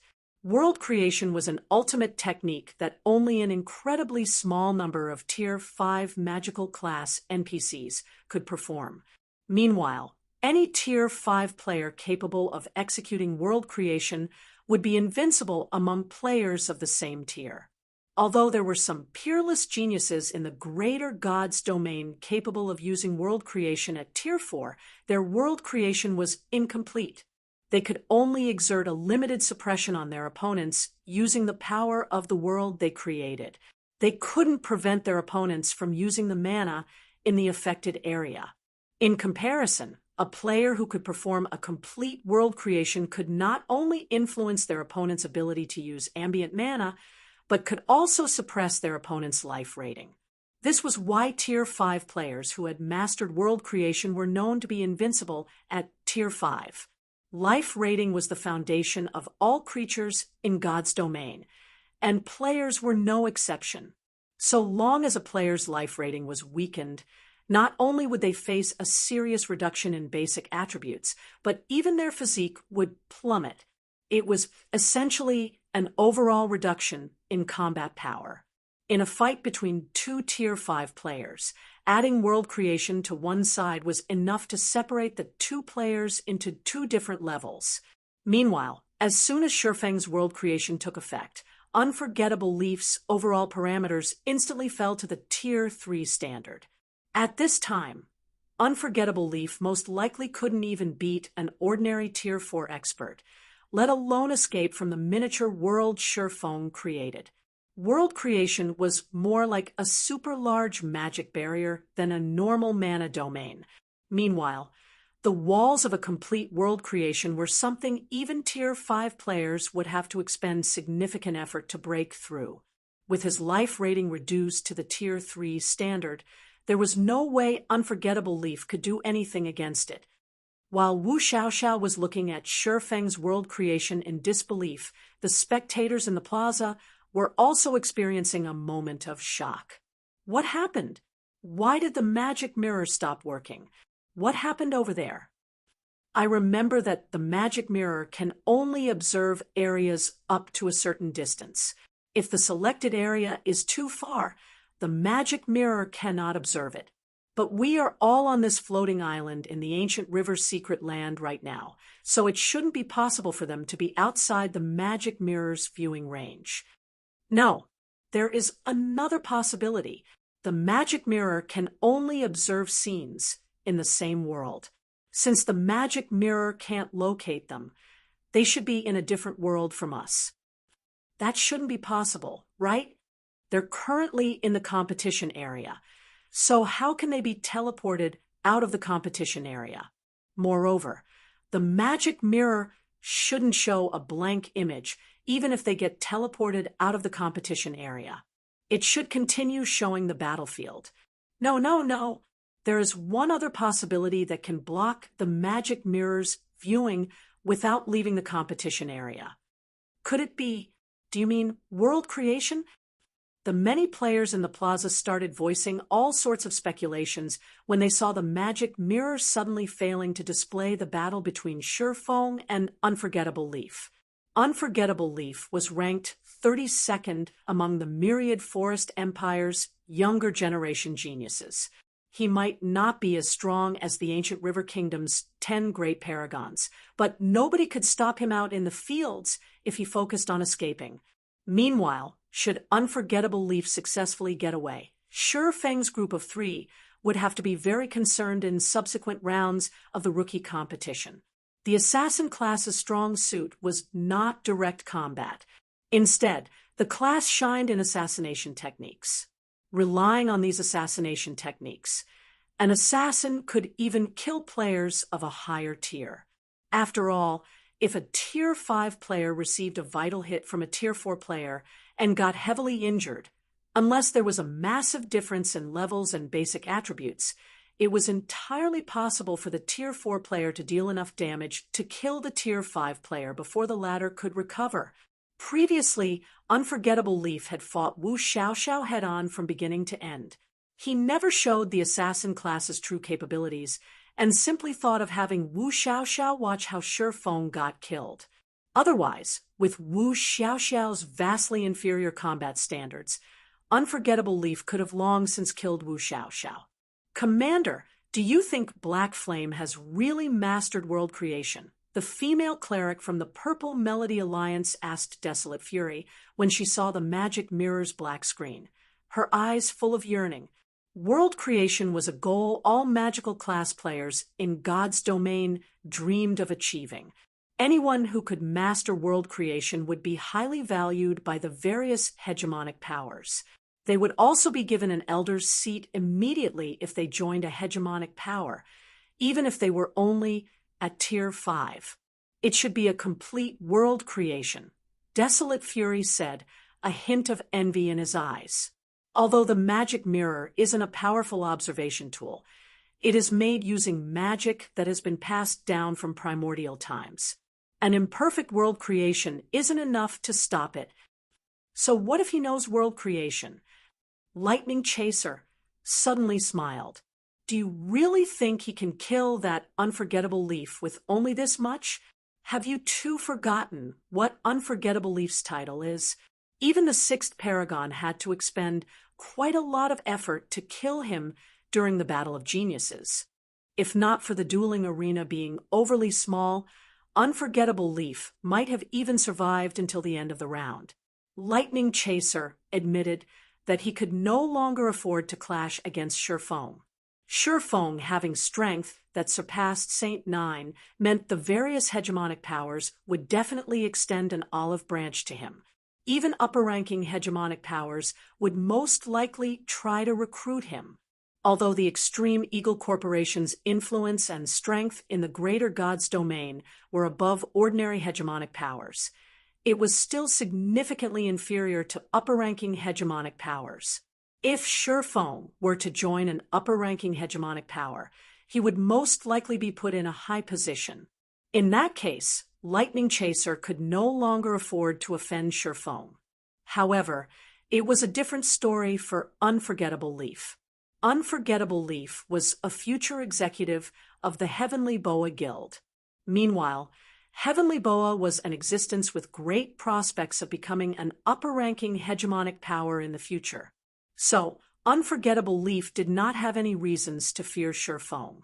Meanwhile, now that Shifeng had offended Unforgettable Leaf, with Unforgettable Leaf's vengeful personality, the assassin would definitely make it impossible for Shifeng's group to advance to the preliminaries top 100 if Shifeng failed to kill him here. Inside the combat zone, after Shifeng's world creation took effect, Unforgettable Leaf gradually disappeared from Shifeng's and Wu Xiaoxiao's vision and perception. A moment later, his presence in the miniature world disappeared completely. Black Flame, do you really think I'll be afraid of you out in the fields? I'll let you know why the Seven Luminaries Alliance gave me the title of Undying Shadow. Unforgettable Leaf's voice came from all directions and constantly echoed throughout the woods surrounding Shifeng and Wu Xiaoxiao, making it impossible to track his whereabouts. Void Walk and Shadowless Killing Intent. Shifeng glanced at the swaying trees around him, sensing that Unforgettable Leaf's presence was everywhere in the surrounding woods.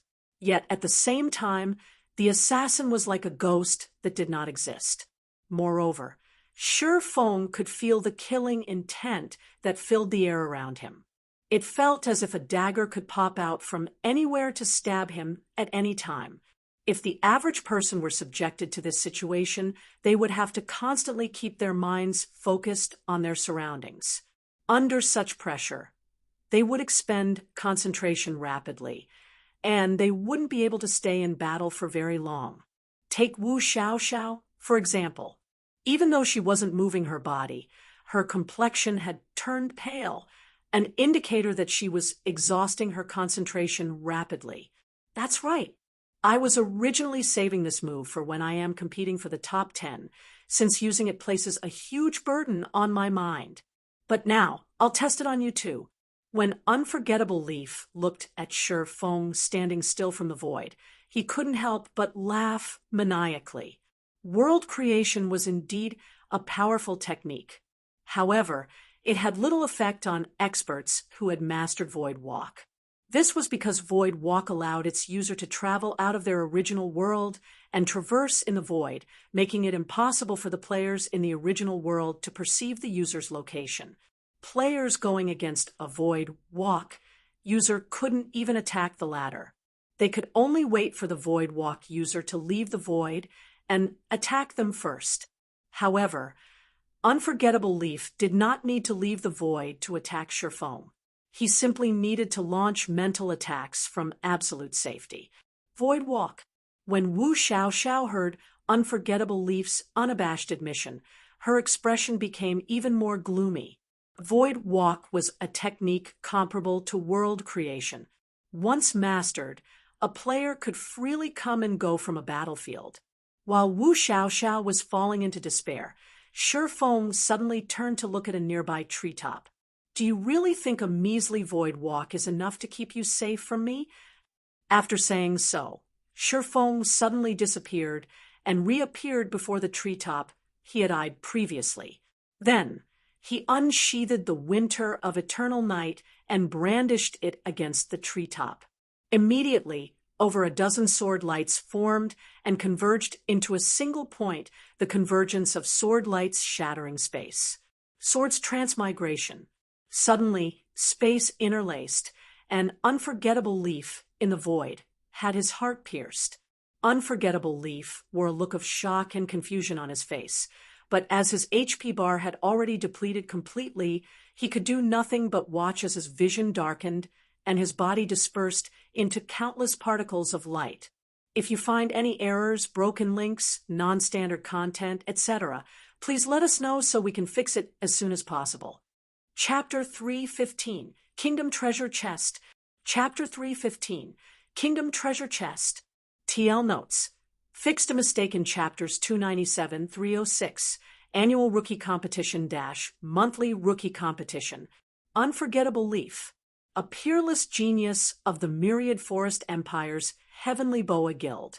He was also a titled expert recognized by the Seven Luminaries Alliance from a young age. The Undying Shadow, Unforgettable Leaf's title, was known throughout the entire myriad forest empire.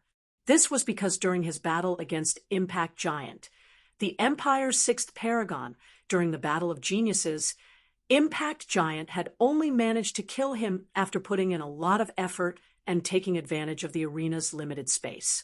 If not for the battlefield's restriction, Unforgettable Leaf could have simply used Void Walk, ending the fight in a stalemate.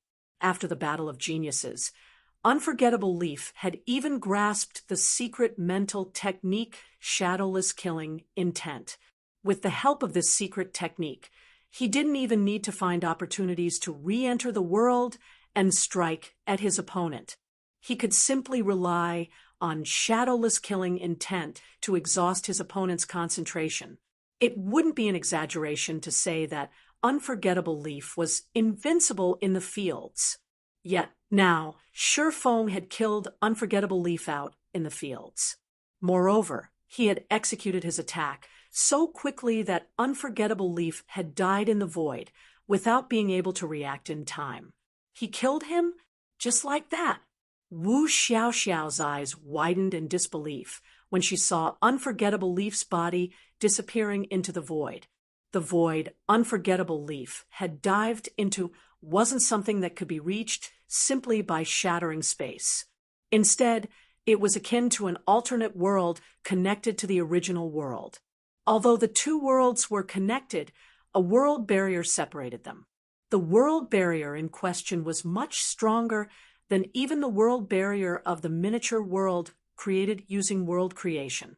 Even Tier 5 existences would have great difficulty breaking it, let alone landing an attack on Unforgettable Leaf after breaking the world barrier. The reason Void Walk was powerful wasn't just because it was difficult to break the world barrier with normal attacks. Instead, it was also because there existed a considerable distance between the Void Walk user and the world barrier, even if the world barrier looked like it was only centimeters away from the Void Walk user. Meanwhile, this distance would create enough time for the Void Walk user to dodge any oncoming attacks. So, Wu Xiaoxiao found it inconceivable that Unforgettable Leaf had gotten killed without reacting to Shurfeng's attack. When Shurfeng saw the surprised look on Wu Xiaoxiao's face, he chuckled and explained, "He might have learned Void Walk, but his mastery is low. The most he can do is walk around in the void. He still cannot integrate into the void. So, any attack that can achieve spatial destruction will reach him without any buffer time. If he cannot react to the attack when it is executed in the outside world, he won't be able to dodge it even if he enters the void." Void Walk was indeed a profound technique capable of rivaling world creation. However, Void Walk was divided into multiple levels. Meanwhile, players would only need to reach an entry level in the technique to freely travel in and out of the void. This was something even Shurfeng could do. True Void Walk experts could integrate their bodies with the void, making it impossible for players in the outside world to locate their presence in the void. Moreover, they could traverse the void as naturally as breathing. They could even selectively hide parts of their body in the void. Simply put, they could accomplish attacks far beyond the imagination of ordinary experts. They had no need to hide in the void and rely on mental attacks to defeat their opponents. He can only walk around in the void. Wu Xiaoxiao grew a little speechless when she heard Shurfeng talking about Void Walk so nonchalantly. If world creation was the technique that all magical class players in God's domain dreamed of mastering, then Void Walk was the technique that all melee class players dreamed of learning. Not only could Void Walk be used to dodge the suppression of world creation, but it could also be used to diversify one's attacks. Meanwhile, Just the ability to traverse the void was already enough to put many melee class experts in awe. Players could also use this ability to avoid defeat in most, if not all, scenarios. Yet, Shi Feng spoke about Void Walk as if it were an insignificant technique. While Shi Feng and Wu Xiaoxiao were talking, the sound of a system notification suddenly entered their ears. System, congratulations! You have passed the first round of the Ancient River Secret Lands preliminaries, rewarding 1 Kingdom Treasure Chest. System, the Kingdom Treasure Chest will last for 10 days. It will become invalid if it expires or is brought out of the Ancient River Secret Land. Incredible! I can't believe they would give such an amazing reward on the preliminaries first round. Wu Xiaoxiao's eyes widened in surprise when she looked at the crystalline treasure chest that had appeared before her. A kingdom treasure chest contained astonishing rewards. It could contain anywhere from dark gold immortal equipment to fragmented legendary items. It could even contain points for the God's Domain Alliance. Moreover, the awarded amount was extremely generous, ranging from 5,000 to 50,000 points. The God's Domain Alliance's points were incredibly precious. They were even more well-received than star coins. If people in the greater world wished to become mental strength grandmasters, gain higher status, and remain youthful for a longer time, the use of various potions was indispensable. Only these potions were very expensive. Take the life potion, a potion for improving physical fitness, for example. Under the condition that one had the necessary connections to buy it, one would still have to fork out 50,000 star coins per bottle. In addition to the life potion, there was also the soul potion, which was used for improving mental strength. Each soul potion cost 100,000 star coins. The average person in a city only earned around 500 to 1,000 star coins per month. They couldn't afford to buy one bottle of life potion, even with an entire year's worth of salary. However, to achieve any of the goals as mentioned earlier, a person needed to consume at least 1 life potion and 1 soul potion per year. This meant a yearly expenditure of 150,000 star coins. There was no way the average person could afford such an expenditure.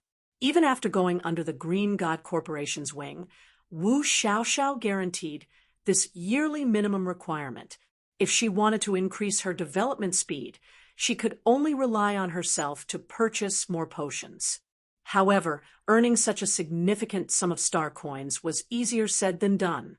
Meanwhile, the God's Domain Alliance's points were of equal value as star coins.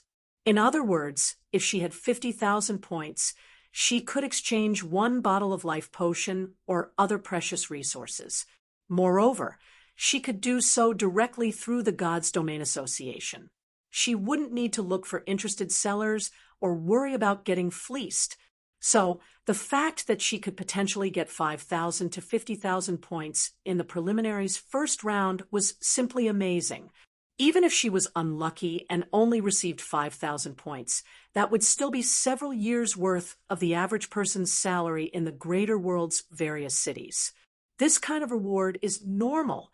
When Shi Feng saw Wu Xiaoxiao's sparkling eyes, he smiled and explained, "Don't forget that our registration fee is 10 units of 7 luminaries crystal. All the collected fees go to the ancient River Kingdom's 6 ruling hegemonic powers. So giving out such rewards is nothing to them. Moreover, this is only the first round. There are still several rounds for the preliminaries, and the rewards will only get better from this point forward." The Ancient River Kingdom's monthly rookie competition was a day for the 6 ruling hegemonic powers to harvest 7 luminaries crystals. At the same time, it was also a day for Tier 4 experts to earn money. Many Tier 4 experts were aware that they couldn't enter the rookie competition's top 100 and enter the Ancient River Secret Lands core. Even so, they were still willing to join the rookie competition because of these rewards. So long as they managed to survive one round in the preliminaries, they would have their yearly minimum requirements taken care of. They would have struck gold if they got lucky and survived the second or even third round. After saying so, Shurfeng promptly opened the kingdom treasure chest before him. At the same time as Shurfeng concluded his first round in the preliminaries, the plaza outside was in an uproar. If you find any errors, broken links, non-standard content, etc., please let us know so we can fix it as soon as possible. Chapter 316, Ancient River Shocked. Chapter 316, Ancient River Shocked Shrine, Number 5's Plaza. Silence descended upon the entire plaza when the top 10 players of Shurfeng's batch were announced on the translucent display in the center of the plaza. This list can't be right. I don't see Unforgettable Leaf's name anywhere. Did Black Flame really kill him? How can this be? This isn't an arena. If Unforgettable Leaf focuses on running away, how can any Tier 4 player kill him? Not to mention, Unforgettable Leaf is highly valued by Heavenly Boa. He had come here this time to compete for the top 20. Who would dare to eliminate him so early into the competition? The various powers experts couldn't believe their eyes when they looked at the qualification list. With Unforgettable Leaf strength, he would have no problems getting into the rookie competition's top 20. With the help of Void Walk, not even the Ancient River Kingdom's 10 great paragons could kill him. Not to mention, everyone in the Ancient River Kingdom knew that Unforgettable Leaf was participating in the rookie competition on the Heavenly Boa Guild's behalf. The current Heavenly Boa Guild was only one opportunity away from becoming an upper-ranking hegemonic power. Meanwhile, the Galaxy Conglomerate's assembly could very well be this opportunity. If Heavenly Boa could get into the Galaxy Conglomerate's good graces, it had a very high chance of crossing the final threshold and becoming an upper-ranking hegemonic power. So, anybody who dared to hinder Unforgettable Leaf and the other geniuses from Heavenly Boa would essentially be making an enemy out of the entire guild. To think Unforgettable Leaf would get eliminated in the first round, Brother Black Flame has made a really huge mess. Desolate Fury was a little flabbergasted as he looked at Shurfeng, who had just returned to the plaza. Desolate Fury wasn't surprised that Shurfeng had defeated Unforgettable Leaf. After all, the Seven Luminaries Alliance had recognized Shurfeng's strength and evaluated him to be stronger than even the Twin Saints Alliance's Saint Nine. On the other hand, Unforgettable Leaf only ranked 32nd in the Myriad Forest Empire's most recent Battle of Geniuses. What Desolate Fury did not expect was for Unforgettable Leaf to get killed. On the first round of the preliminaries, no less. If news of this reached Heavenly Boa, the guild's anger could definitely cause the entire Ancient River Kingdom to tremble. While Temple No. 5's plaza had fallen into silence, about a dozen players in Temple No. 2's plaza gathered together. Every one of these players had reached already, and they all wore the Heavenly Boa Guild's emblem. Even the weakest among them was a fourth-floor expert, and nearly half of them were titled experts.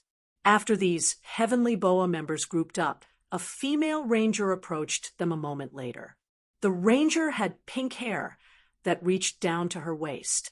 She wore a red and black leather jacket of exquisite quality, the jacket highlighting her perfect proportions. When she walked across the plaza, many of the surrounding players couldn't help but turn their heads and look at her, captivated by her beauty. However, when these players used their identification skills on the female ranger and saw her name, a chill instantly spread across their bodies. Empress Blood Arrow, La Roja. La Roja was one of Heavenly Boa's 7 great paragons. 2 years ago, she was also one of the Myriad Forest Empire's 10 great geniuses. However, after winning 3rd place in last year's Battle of Geniuses, she stopped participating in the Empire's Battle of Geniuses. She was a legendary figure among the Myriad Forest Empire's younger generation. Many experts even speculated that if Empress Blood Arrow had participated in the most recent Battle of Geniuses, she might be able to compete with the first and second place winners. It should be known that the Battle of Geniuses' first and second place winners this time were both incredible individuals. The former was a paragon the myriad forest empire would only see once every century, while the latter was a paragon nurtured by the Paimon conglomerate. Both of these individuals had the potential to become big shots standing at the apex of God's domain in the future.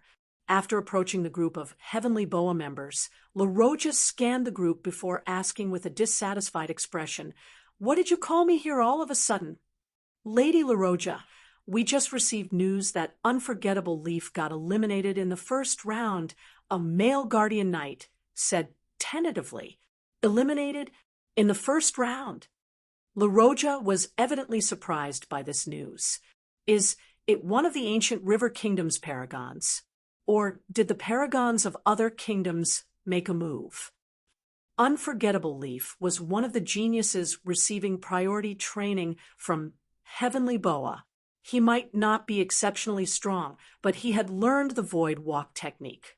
With the help of this technique, only a handful of young experts from the ancient River Kingdom and the surrounding kingdoms had the ability to kill him. No, according to the information we got, it was a man named Black Flame who killed Unforgettable Leaf, the Guardian Knight said, shaking his head. This news has already spread across the entire ancient River Kingdom, and the various powers are all talking about it in private. Black Flame. When LaRoja heard the name of Black Flame, she asked in surprise, "Do you mean the person who came in 7th in that miniature Ancient Worlds God list?" "That's right, it's him." The Guardian Knight nodded. "Black Flame has severely disrupted our plans. He has also cast a layer of doubt on our influence in the ancient River Kingdom. So, the Grand Elders want us to rectify this problem and show the ancient River Kingdom's people that the Heavenly Boa Guild isn't some pushover. Those old bastards sure know how to order people around." LaRoja's dissatisfaction soared when she heard about the Grand Elder's command. "He's only a kid who's slightly stronger than Saint Nine, yet they want me to make a move? Are those old bastards going senile?" Although LaRoja's voice sounded soft and moving, the words she uttered caused the Heavenly Boa members present to shudder. "You've misunderstood, Lady LaRoja. The Grand Elders don't intend to let you take action. It isn't necessary for you to take care of such a trivial matter. Either," the Guardian Knight hurriedly said. "The Grand Elders have asked Lord Markless Blade to handle this matter." "Markless?" LaRoja couldn't help but laugh. "Indeed, he is quite suitable for this task. Lord Markless Blade has always refused to see the Grand Elders or us, so the Grand Elders hope that you can talk to him, Lady LaRoja," the Guardian Knight said anxiously. "If you are unwilling to speak, we can also go with you and explain the situation to him for you." The Heavenly Boa Guild's 7 great paragons all had different personalities.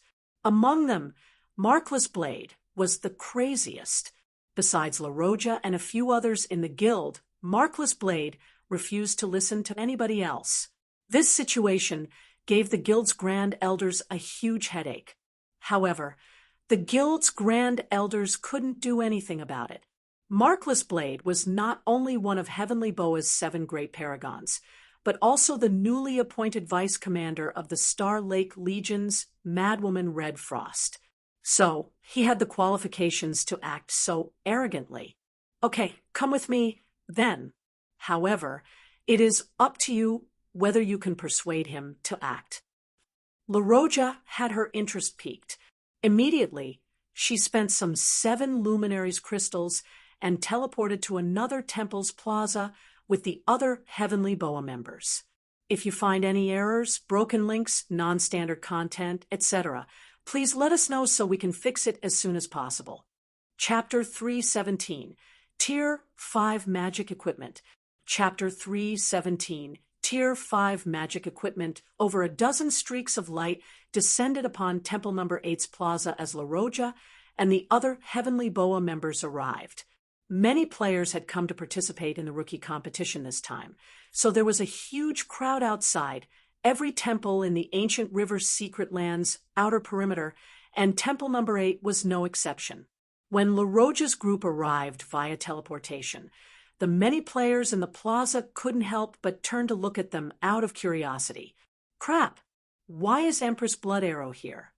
Didn't the rumors say that she has stopped competing among the younger generation? Why would she? She looks no more than 25 to me. You talk as if she's very old. Do you not know? It is true that Empress Blood Arrow is still young, but Heavenly Boa has arranged for her to withdraw from the younger generation's competition so that it can better highlight its new once-in-a-century paragon. If not for this arrangement, her name would most likely be among the Battle of Geniuses' top 3. Could Empress Blood Arrow be here to kill the guy who killed Unforgettable Leaf? I don't think so. We're not even in the same plaza as Black Flame. If Empress Blood Arrow really intends on going after Black Flame, she would have gone to Black Flame's plaza instead. That way, she would at least have a chance of getting paired into the same batch as Black Flame during the preliminaries. If she stays in our plaza, she can only meet Black Flame once the top 100 participants have been decided. Many of the various hegemonic powers experts present were surprised to see La Roja appearing in their plaza. At the same time, they couldn't help but wonder why she had come here. It should be known that La Roja was a legendary individual among the myriad Forest Empire's younger generation. There was no way she would appear in this place without any reason.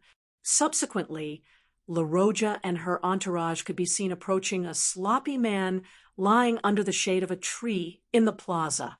When the dozen or so Heavenly Boa members following La Roja saw this sloppy man, feelings of reverence and joy appeared on their faces. Who's that sloppy berserker? Why are Heavenly Boa's members treating him with such reverence? Maybe they got the wrong person?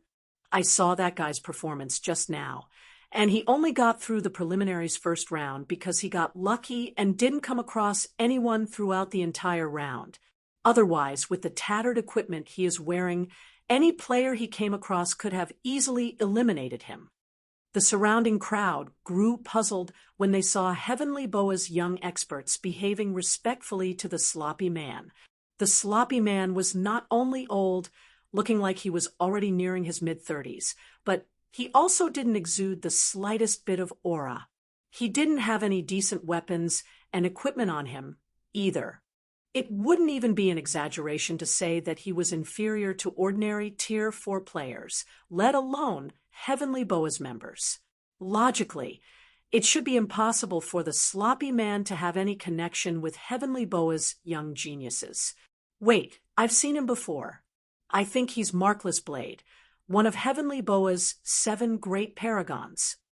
Markless Blade? You mean the expert who caused a huge uproar in the myriad Forest Empire over a decade ago? No way. No matter how I look at him, he's just an ordinary person. How could he be the same person as the madman who defeated several of the Empire's top paragons back then? When the surrounding crowd looked at the sloppy and lazy-looking man sitting before Heavenly Boa's members, they found it hard to believe that this was the same person as the man who had defeated several of the myriad Forest Empire's top paragons over a decade ago. Moreover, in addition to that achievement, the man known as Markless Blade used to offer guidance to the current Twin Saints Alliance's Saint 3. After Saint 3 rose to fame in the ancient River Kingdom, the two of them had even fought each other in a duel in the myriad Forest Empire. Unfortunately, the duel wasn't broadcasted to the public, so outsiders only knew the duel had ended in a draw and nothing more. Originally, everyone thought Markless Blade would be a strong contender for the myriad Forest Empire's top 3 geniuses back then.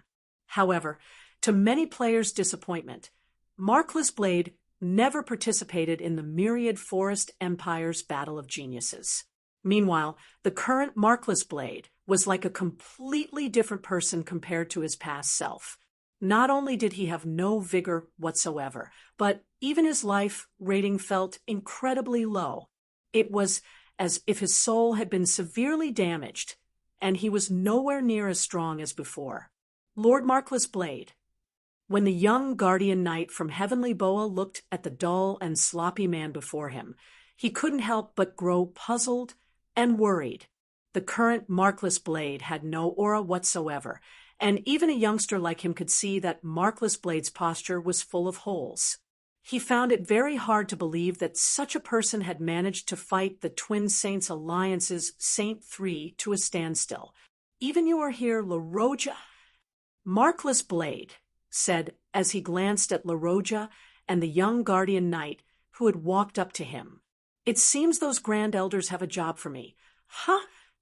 Lord Markless, someone has eliminated Unforgettable Leaf in the first round of the preliminaries, and this has severely affected the guild's plans. Moreover, many of the ancient River Kingdom's powers have started to doubt Heavenly Boa's strength because of this incident. This is going to negatively affect the guild's development plans in the kingdom, the young guardian knight said, nodding. So, the Grand Elders hope you can teach the offender a lesson. Someone eliminated Unforgettable Leaf in the first round. Markless Blade's eyes widened a little, a hint of surprise appearing in his turbid eyes. Is it the ancient River Kingdom's paragons? No, it shouldn't be them. They would have more or less spared him out of respect for Heavenly Boa. Indeed, it isn't them. Instead, the offender is a newcomer to the ancient River Kingdom going by the name of Black Flame. The Guardian Knight explained. According to the 7 Luminaries Alliance's evaluation, Black Flame's strength is superior to Saint 9 and can possibly rival the current Saint 3. That's interesting. If that guy can rival Saint 3, he can indeed kill Unforgettable Leaf, Markless Blade said, laughing as he got up from the ground. When I taught Void talk to that kid, I told him he couldn't rely on it too much since the technique isn't meant to be used defensively, but to diversify his attacks instead. It seems he didn't listen to my warning. Markless Blade's words greatly shocked the young Guardian Knight. The young Guardian Knight never thought that Markless Blade was responsible for teaching Unforgettable Leaf the Void Walk. He now knew. It should be known that Unforgettable Leaf had relied on Void Walk to rise to prominence in the Myriad Forest Empire. Even the 6th Paragon Impact Giant had to expend much effort to kill Unforgettable Leaf because of this technique. However, the young Guardian Knight couldn't help but inwardly sigh in lamentation a moment later. After all, Markless Blade's former glory was all but gone now. The man even gave off a spiritless and weak feeling. How could he possibly fight against Black Flame in such a state? Meanwhile, Markless Blade smiled when he saw the change in the young Guardian Knight's expression. He could naturally tell what was going through the other party's mind. Suddenly, an overbearing aura erupted from Markless Blade's body, and a mana pillar rose around him, reaching 100 meters into the sky. Then, a powerful mental oppression spread from Markless Blade, causing the young Guardian Knight to stumble 2 steps back, his face pale. At the same time, Markless Blade's tattered chest plate began repairing itself rapidly. In less than 5 seconds, the tattered armor had transformed into a piece of divine armor that exuded endless power. The recovery of this armor also caused Markless Blade's life rating to increase substantially. This is Tier 5 magic equipment. The young Guardian Knight was astonished as he looked at the divine armor Markless Blade wore. If you find any errors, broken links, non-standard content, etc., please let us know so we can fix it as soon as possible. Chapter 318, Uproar in Star Lake. Chapter 318, Uproar in Star Lake Tier 5 magic equipment. Typically, it was a super special equipment that players could only manage after reaching Tier 5. This was because simply meeting the magic equipment's basic requirements wasn't enough to unleash all of its effects. On top of that, players also needed to fulfill special conditions if they wanted to unleash all of the magic equipment's strength. However, so long as a player could operate a piece of Tier 5 magic equipment normally, it'd be akin to wearing a full set of fragmented legendary equipment. If used by players under Tier 5, it could instantly raise their combat power by one whole tier. Only, using Tier 5 magic equipment placed a huge burden on the wearer's concentration. In addition, players also needed to be incredibly skilled at mana manipulation to activate the magic equipment's magic array.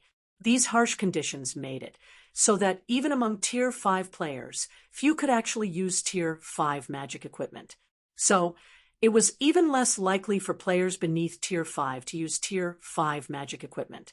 Yet now, not only did the Tier 5 magic equipment that had been sitting in Heavenly Boa's treasury finally get to see the light of day again, but it was even being used by Markless Blade, a Tier 4 player.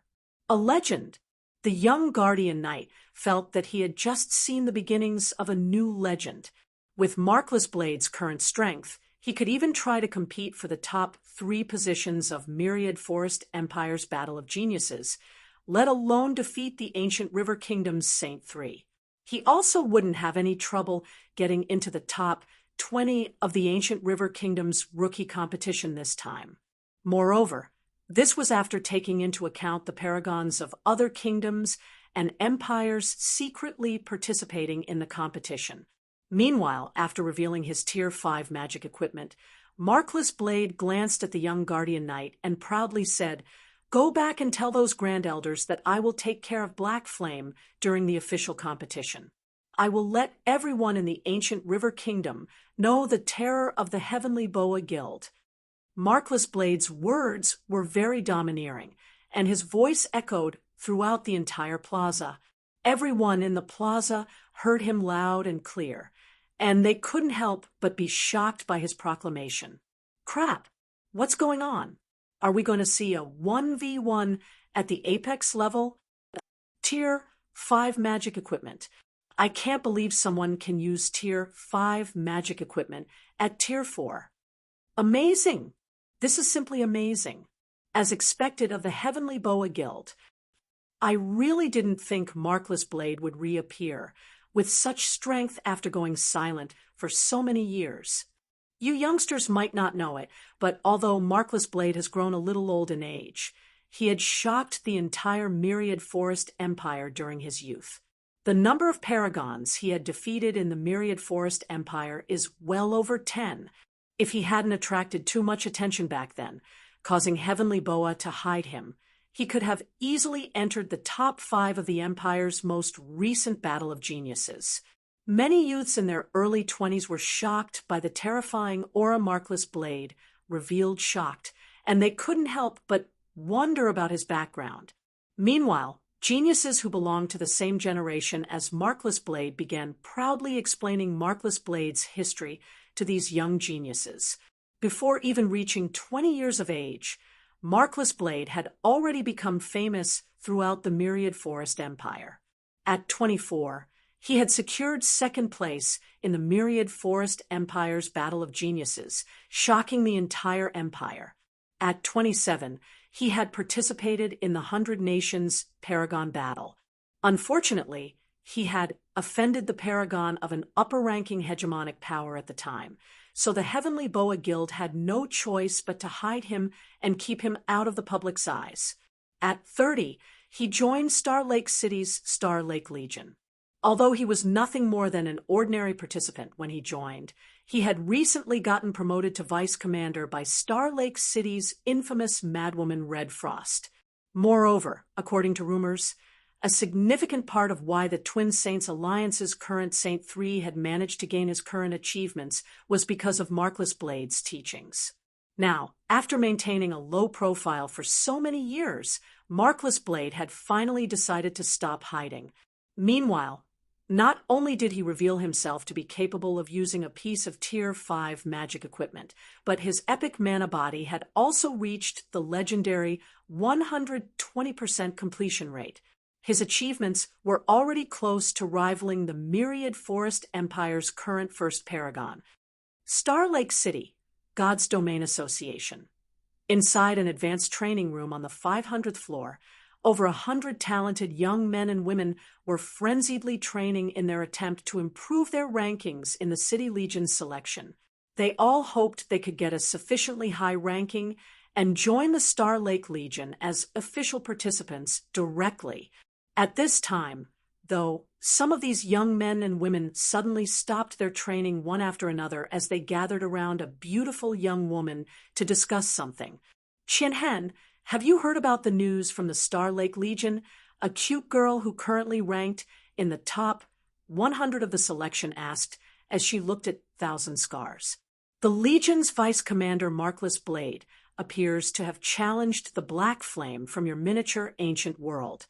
It seems they will have a one-on-one duel during the official competition of the Ancient River Kingdom's rookie competition. News about this fight has spread all over Star Lake City already. "I just heard about it as well," a beautiful girl said, nodding. Then she looked at Thousand Scars and continued, "Qianhen, I previously heard you mentioning that Black Flame is Zero Wings guild leader. Is he strong?" Almost nobody living in Star Lake City knew about Black Flame. However, so long as one had lived in Star Lake City for some time, they would definitely know about Markless Blade. In the past, Markless Blade was merely an unassuming team leader in the Star Lake Legion. The strength he displayed was also average at best. Yet, as soon as that madwoman became the Star Lake Legion's new commander, she promoted Markless Blade into one of her vice commanders without hesitation. Meanwhile, Markless Blade did not disappoint Red Frost's appointment, either displaying astonishing combat standards as soon as he got promoted. He could easily rank within the top 5 out of the Star Lake Legion's dozen or so vice commanders. Many powerful corporations had even extended an olive branch to him as a result. At the same time, Markless Blade also became a target for many wealthy young ladies. He also became the prime real estate for the Star Lake Legion's female participants, many women wishing to marry him. Vice Commander Markless Blade is challenging Black Flame? Thousand Scars was dumbfounded by this news. Markless Blade was an individual standing at the top of Star Lake City's social hierarchy. Even though she had already become an internal member of the Paimon conglomerate before she developed her untapped potential, her status in the greater world would still be vastly inferior to Markless Blade. Not to mention, the Paimon conglomerate had tasked her to join the Star Lake Legion and carry out all of the Legion's activities normally. Meanwhile, she would be nothing more than an ordinary participant when she passed the selection and joined the Legion. As for Black Flame, he was nothing more than a slightly stronger, and in her eyes, although he had earned some fame in the miniature ancient world and even became a titled expert, he should still be vastly inferior to a paragon of the greater god's domain like Markless Blade. No matter how Thousand Scars looked at it, it should be impossible for Black Flame and Markless Blade to have anything to do with each other. Yet, now, she was being told that Markless Blade was challenging Black Flame. These people must be joking with her. If you find any errors, broken links, non-standard content, etc., please let us know so we can fix it as soon as possible. Chapter 319, Ancient Rivers Top 100. Chapter 319, Ancient Rivers Top 100, Impossible. Thousand Scars instinctively denied the words of the people around her. You must be mistaken. Black Flame should still be in the miniature ancient world. How could he appear in the greater god's domain's ancient river kingdom? Her homeworld's passage had yet to fully open. So her homeworld and the miniature ancient world remained isolated from the greater god's domain. Meanwhile, before the world passage opened, nobody in the miniature ancient world could leave it. Moreover, it should be known that Black Flame had only appeared in the top of Two Worlds' new God Mode regional dungeon a few days ago and fought against the Paimon conglomerate's meteor. It was because of this fight that he had managed to remain within the top 10 of the miniature ancient world's god-ranked expert list and gained some fame among the greater god's domain's various hegemonic powers. It had only been a few days since then, yet she was supposed to believe that Black Flame had not only traveled to the greater god's domain somehow, but he had even entered the ancient River Kingdom's rookie competition and received a challenge from the Markless Blade. Even fantasies wouldn't sound so far-fetched. It shouldn't be a mistake, the cute girl said, shaking her head. The Seven Luminaries Alliance is currently broadcasting the ancient River Kingdom's rookie competition. The broadcast of Black Flame's battles has also received the Alliance's confirmation, and over 100,000 people have already paid to watch the broadcast. Everyone is paying close attention to see whether Black Flame can pass the preliminaries 4 rounds and get promoted into the official competition to fight against Vice Commander Markless. Although she did not know how strong Black Flame was exactly, Markless Blade was a big shot in Star Lake City. He was also the target of worship for many young men and women in the city. It was especially so for those seeking to join the Star Lake Legion. Markless Blade was obsessed with training. Apart from participating in resource battles between cities, he would rarely show himself in public. Even his participation in the ancient River Kingdom's rookie competition had gone unknown initially. If Markless Blade hadn't taken the initiative to publicly announce his challenge to Black Flame, nobody would have thought that Markless Blade was actually taking part in the rookie competition. Hence, the people seeking to join the Star Lake Legion curiously wondered whether Black Flame was strong or not. If Black Flame was sufficiently strong, they'd be able to observe Markless Blade's strength during the official competition. They could also get to know more about him. That way, they'd have a better chance at joining Markless Blade's battle group after they joined the Star Lake Legion. The Star Lake Legion would recruit 1,000 people through its selection every year, after factoring in some special recruits. A little over 1,000 people would join the Legion each year. After having existed for so many years, the Star Lake Legion possessed a very large number of official participants. Meanwhile, to manage all these participants effectively, the Legion had split its official participants into teams and battle groups. Firstly, players would be split into 3 teams according to their tiers. 1 team would be for Tier 4, 1 for Tier 5, and 1 for Tier 6. Then, each team would be split into multiple battle groups, and these battle groups would be further divided into ordinary battle groups and ace battle groups. Normally, ordinary battle groups would be led by team leader-level participants, while the Legion's vice commanders would lead the ace battle groups. Among these 2 types of battle groups, members of ace battle groups would get to enjoy special privileges in the Legion. Their chances of promotion in the Legion were also much higher than members of ordinary battle groups. There are over 100,000 spectators already, a short-haired beauty exclaimed. I recall the Seven Luminaries Alliance charges an exorbitant viewing fee.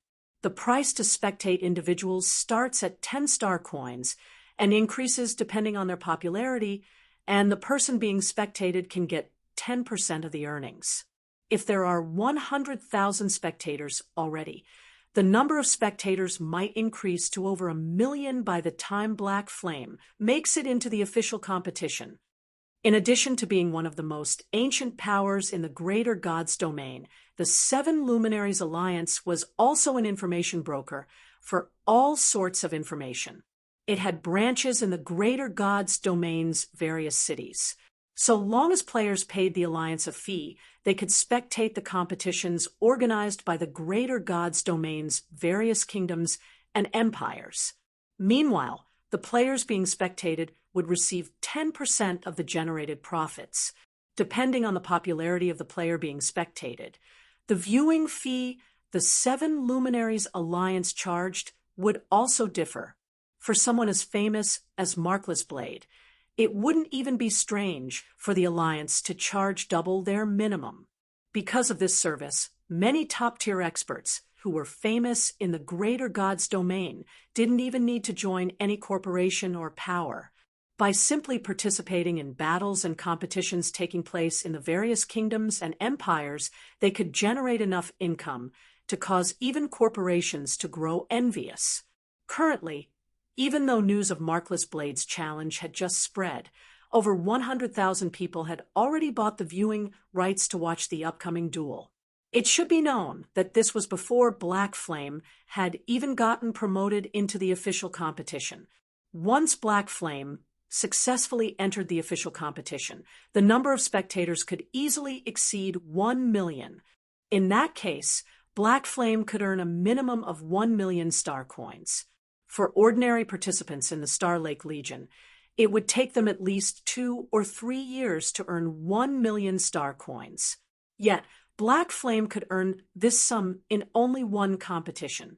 1 million star coins a competition. Thousand Scars couldn't help but grow a little envious when she heard the short-haired girl's words. She might receive a lot of resources as an internal member of the Paimon conglomerate, but competition between the conglomerate's internal members was incredibly fierce. She'd have difficulty competing with her peers if she relied solely on those provided resources. If she wanted to stay competitive, she would need to acquire additional resources. However, if she wanted additional resources, she would have to acquire them herself. She was still in her newcomer period in the greater world, so she could use this advanced training room, which helped her improve her physical fitness and combat reactions rapidly for free. However, once her 1-month newcomer period ended, she would have to pay star coins to use this training room. Not to mention, the advanced training room wasn't even the best training room available in the Gods Domain Association. It was only the best training room that she could use for free during her newcomer period. Above advanced training rooms, there were special training rooms, which cost 10,000 star coins per day. There were also meditation rooms that could help improve mental strength, and those similarly cost 10,000 star coins per day to rent. These were places that many of the Paimon conglomerate's top-tier internal geniuses frequented. Some of these geniuses had even built an exclusive meditation room in their homes to have a greater chance of becoming a 3-star mental strength grandmaster and getting promoted into an executive in the Paimon conglomerate. Although the Flower of 7 Sins had invested heavily into her, the organization could only earn a very limited amount of star coins before their homeworld's world passage fully opened. Moreover, the Flower of 7 Sins couldn't afford to invest all of its star coins into her, since it still needed to develop its other geniuses. As a result, the amount of star coins she received was nowhere near enough to put her on par with the Paimon conglomerate's top-tier internal geniuses. Although the young masters of many companies and corporations in Star Lake City had sent her gifts, 1 million star coins, this sum was far more than what she had earned throughout her time in Star Lake City. Black Flame simply got lucky, Qianhen, the cute girl said when she noticed the envious look on Thousand Scars. Then she smiled and continued, "This will be the only time he can earn such a large sum. Another opportunity like this won't come again for him in the future. Once Vice Commander Markless defeats him, nobody will pay attention to him anymore. Moreover, with your talent and beauty, you can easily get the various corporations' young masters to line up before you. Any one of those people is easily 100 times richer than Black Flame." Thousand Scars nodded to the cute girl and stopped paying attention to Black Flame's matter. Instead, she walked into the reaction training room and started another training session. There were countless geniuses and powerhouses in the greater God's domain. There were also many geniuses and powerhouses who would appear and vanish like shooting stars. Black Flame might have attracted Markless Blade's interest, but his fame would be short-lived. It was simply impossible for a wild expert with no background like Black Flame to make any waves in the ancient River Kingdom and Myriad Forest Empire, places where countless geniuses resided. Only the geniuses and paragons nurtured by the various hegemonic powers could survive long enough to spread their fame across the entire greater gods domain. While Star Lake City was in an uproar over Markless Blade's challenge, Sure Feng's group of three was conquering the rookie competition's preliminaries one round after another in the ancient river secret land. Early morning the next day, the brutal preliminaries involving the participation of over 1 million geniuses finally ended. Unsurprisingly, Sure Feng, Midsummer, and Wu Xiaoxiao passed all 4 rounds of their preliminaries and were successfully promoted into the official competition. As soon as the official competition's 100 participants were decided, they were forcibly teleported to the ancient river secret land's central zone. If you find any errors, broken links, non-standard content, etc., please let us know so we can fix it as soon as possible. Chapter 320, Kingdom's Apex. Chapter 320, Kingdom's Apex, Ancient River Kingdom. Ancient River Secret Land's central zone, located at the center of the island, was a tall mountain. The top of this mountain was completely shrouded in fog, the fog preventing anyone from seeing what was going on at the mountaintop. There were also tens of thousands of magic arrays flickering in and out of existence on the outer perimeter of this fog. These were not ordinary magic arrays, but rather ancient magic arrays composed of divine runes. Even if 1 million years passed, these magic arrays would remain unchanged without external intervention. At this time, 100 streaks of light converged toward the top of the mountain, disappearing into the fog in the blink of an eye. When these streaks of light landed on the mountaintop, they transformed into the silhouettes of the rookie competition's top 100 participants. Compared to past instances of the Ancient River Kingdom's rookie competition, many of the top 100 participants this time were new faces. When they arrived at the mountaintop, they looked at their surroundings curiously, and they couldn't help but be shocked by what they saw. The Ancient River Kingdom's rookie competition isn't all that worse compared to the Myriad Forest Empire's Battle of Geniuses. Not only did the preliminaries give a bunch of star coins and immortal equipment, but there is even such an amazing place in this secret land's central zone. These techniques, Steely, are so ancient and incredible. Are these the rumored ancient Steely? The ancient River Kingdom had a long history, and it was one of the few ancient kingdoms in the Starlight Realm. Yet, the ancient River Secret Land predated the ancient River Kingdom, existing long before the kingdom did. It was also shrouded in a layer of mystery, and nobody could uncover its secrets even to this day. However, no matter what secrets the ancient River Secret Land held, they were bound to be extraordinary. This point could be seen through the fact that the ancient River Kingdom was named after the ancient River Secret Land.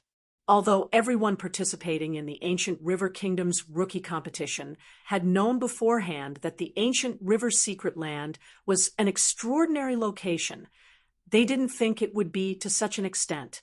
For those entering the Ancient River Secret Land's central zone for the first time, apart from those originating from the Ancient River Kingdoms and Myriad Forest Empire's hegemonic powers, everyone else was greatly shocked when they saw the ancient stone tablets covering their surroundings.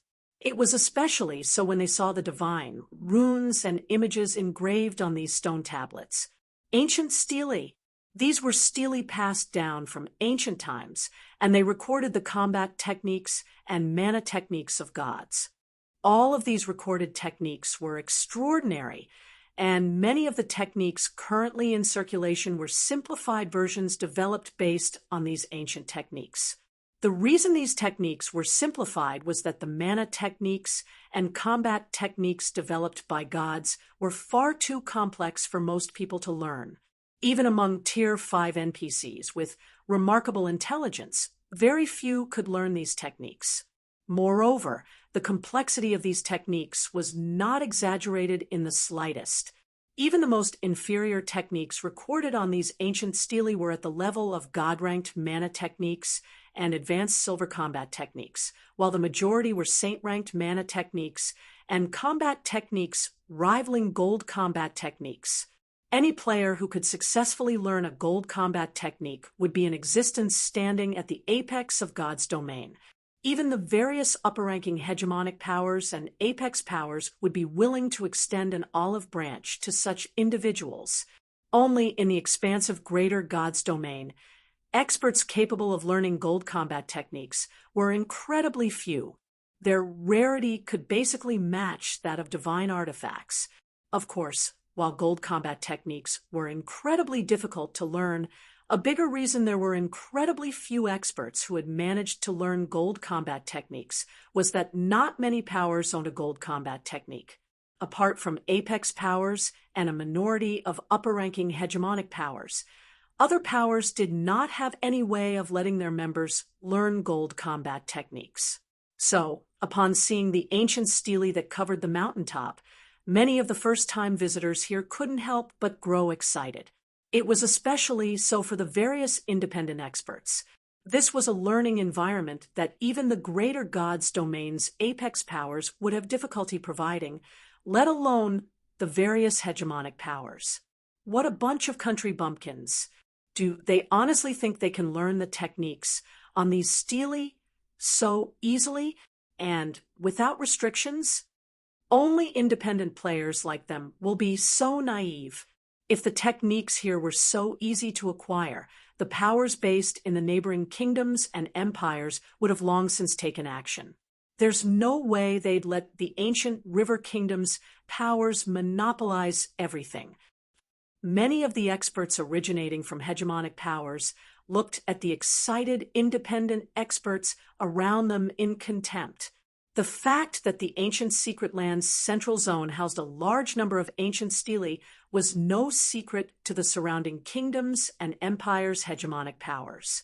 Or, more specifically, this was common knowledge among all hegemonic powers in the greater God's domain. Saint-ranked mana techniques and gold combat techniques were highly sought after in the greater God's domain, valued above even legendary weapons. If there existed a place with many pseudo-gold combat techniques and Saint Mana techniques available for players to learn, the various upper-ranking hegemonic powers and apex powers would have fought to occupy it without hesitation. There was no way the ancient river kingdom's 6 ruling hegemonic powers could retain control over the ancient river secret land. While the various independent players were in awe over the ancient stele midsummer, and Wu Xiaoxiao had their attention focused on something else. Rather than look at the ancient stele, they looked at the various parties protected by magic barriers around them with ugly complexions. Why are there so many experts from other kingdoms and empires in the rookie competition this time? Wu Xiaoxiao's expression grew solemn as she looked at the several parties around her. Although she knew that the ancient river kingdom's rookie competition was a gathering of experts, most of the participating experts typically originated from the kingdom. Yet, the 3 parties around them were all made up of experts originating from hegemonic powers of other kingdoms and empires. None of them were players from the ancient river kingdom. Moreover, every one of these players possessed great fame. So much so that even she, someone who had only arrived in the ancient river kingdom recently, knew about them. The Red Star Kingdom's glorious mantra, the Iron Lion Kingdom's martial quad beast, the Myriad Forest Empire's silent saintess. Midsummer felt her mind exploding when she saw the leaders of the 3 surrounding parties. Are we really taking part in the ancient river kingdom's rookie competition?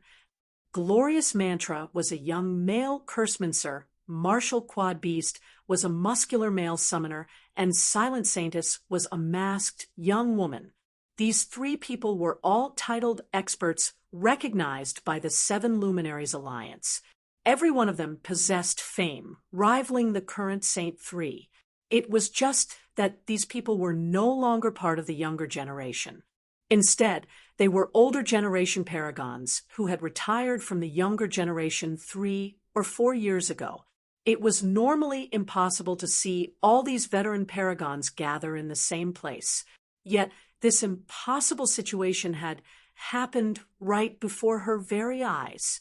At this time, Midsummer wasn't the only one surprised by this situation. Even the players who had paid star coins to spectate the broadcast of Shurfeng's battle were dumbfounded. How was this supposed to be the ancient River Kingdom's rookie competition? This participant lineup could already compete with the annual 100 Nations Paragon Battles participant lineup, while Midsummer and Wu Xiaoxiao were scrutinizing the players around them. These players had similarly focused their attention on Midsummer and Wu Xiaoxiao's party of three. Only their eyes weren't focused on Midsummer and Wu Xiaoxiao. Instead, they were focused on Shurfeng. Before Midsummer and Wu Xiaoxiao could snap out of their daze, a system notification entered their ears, signaling the start of the competition. Immediately afterward, the barriers protecting the various parties disintegrated simultaneously, and a suffocating silence descended on the mountaintop. If you find any errors, broken links, non-standard content, etc., please let us know so we can fix it as soon as possible.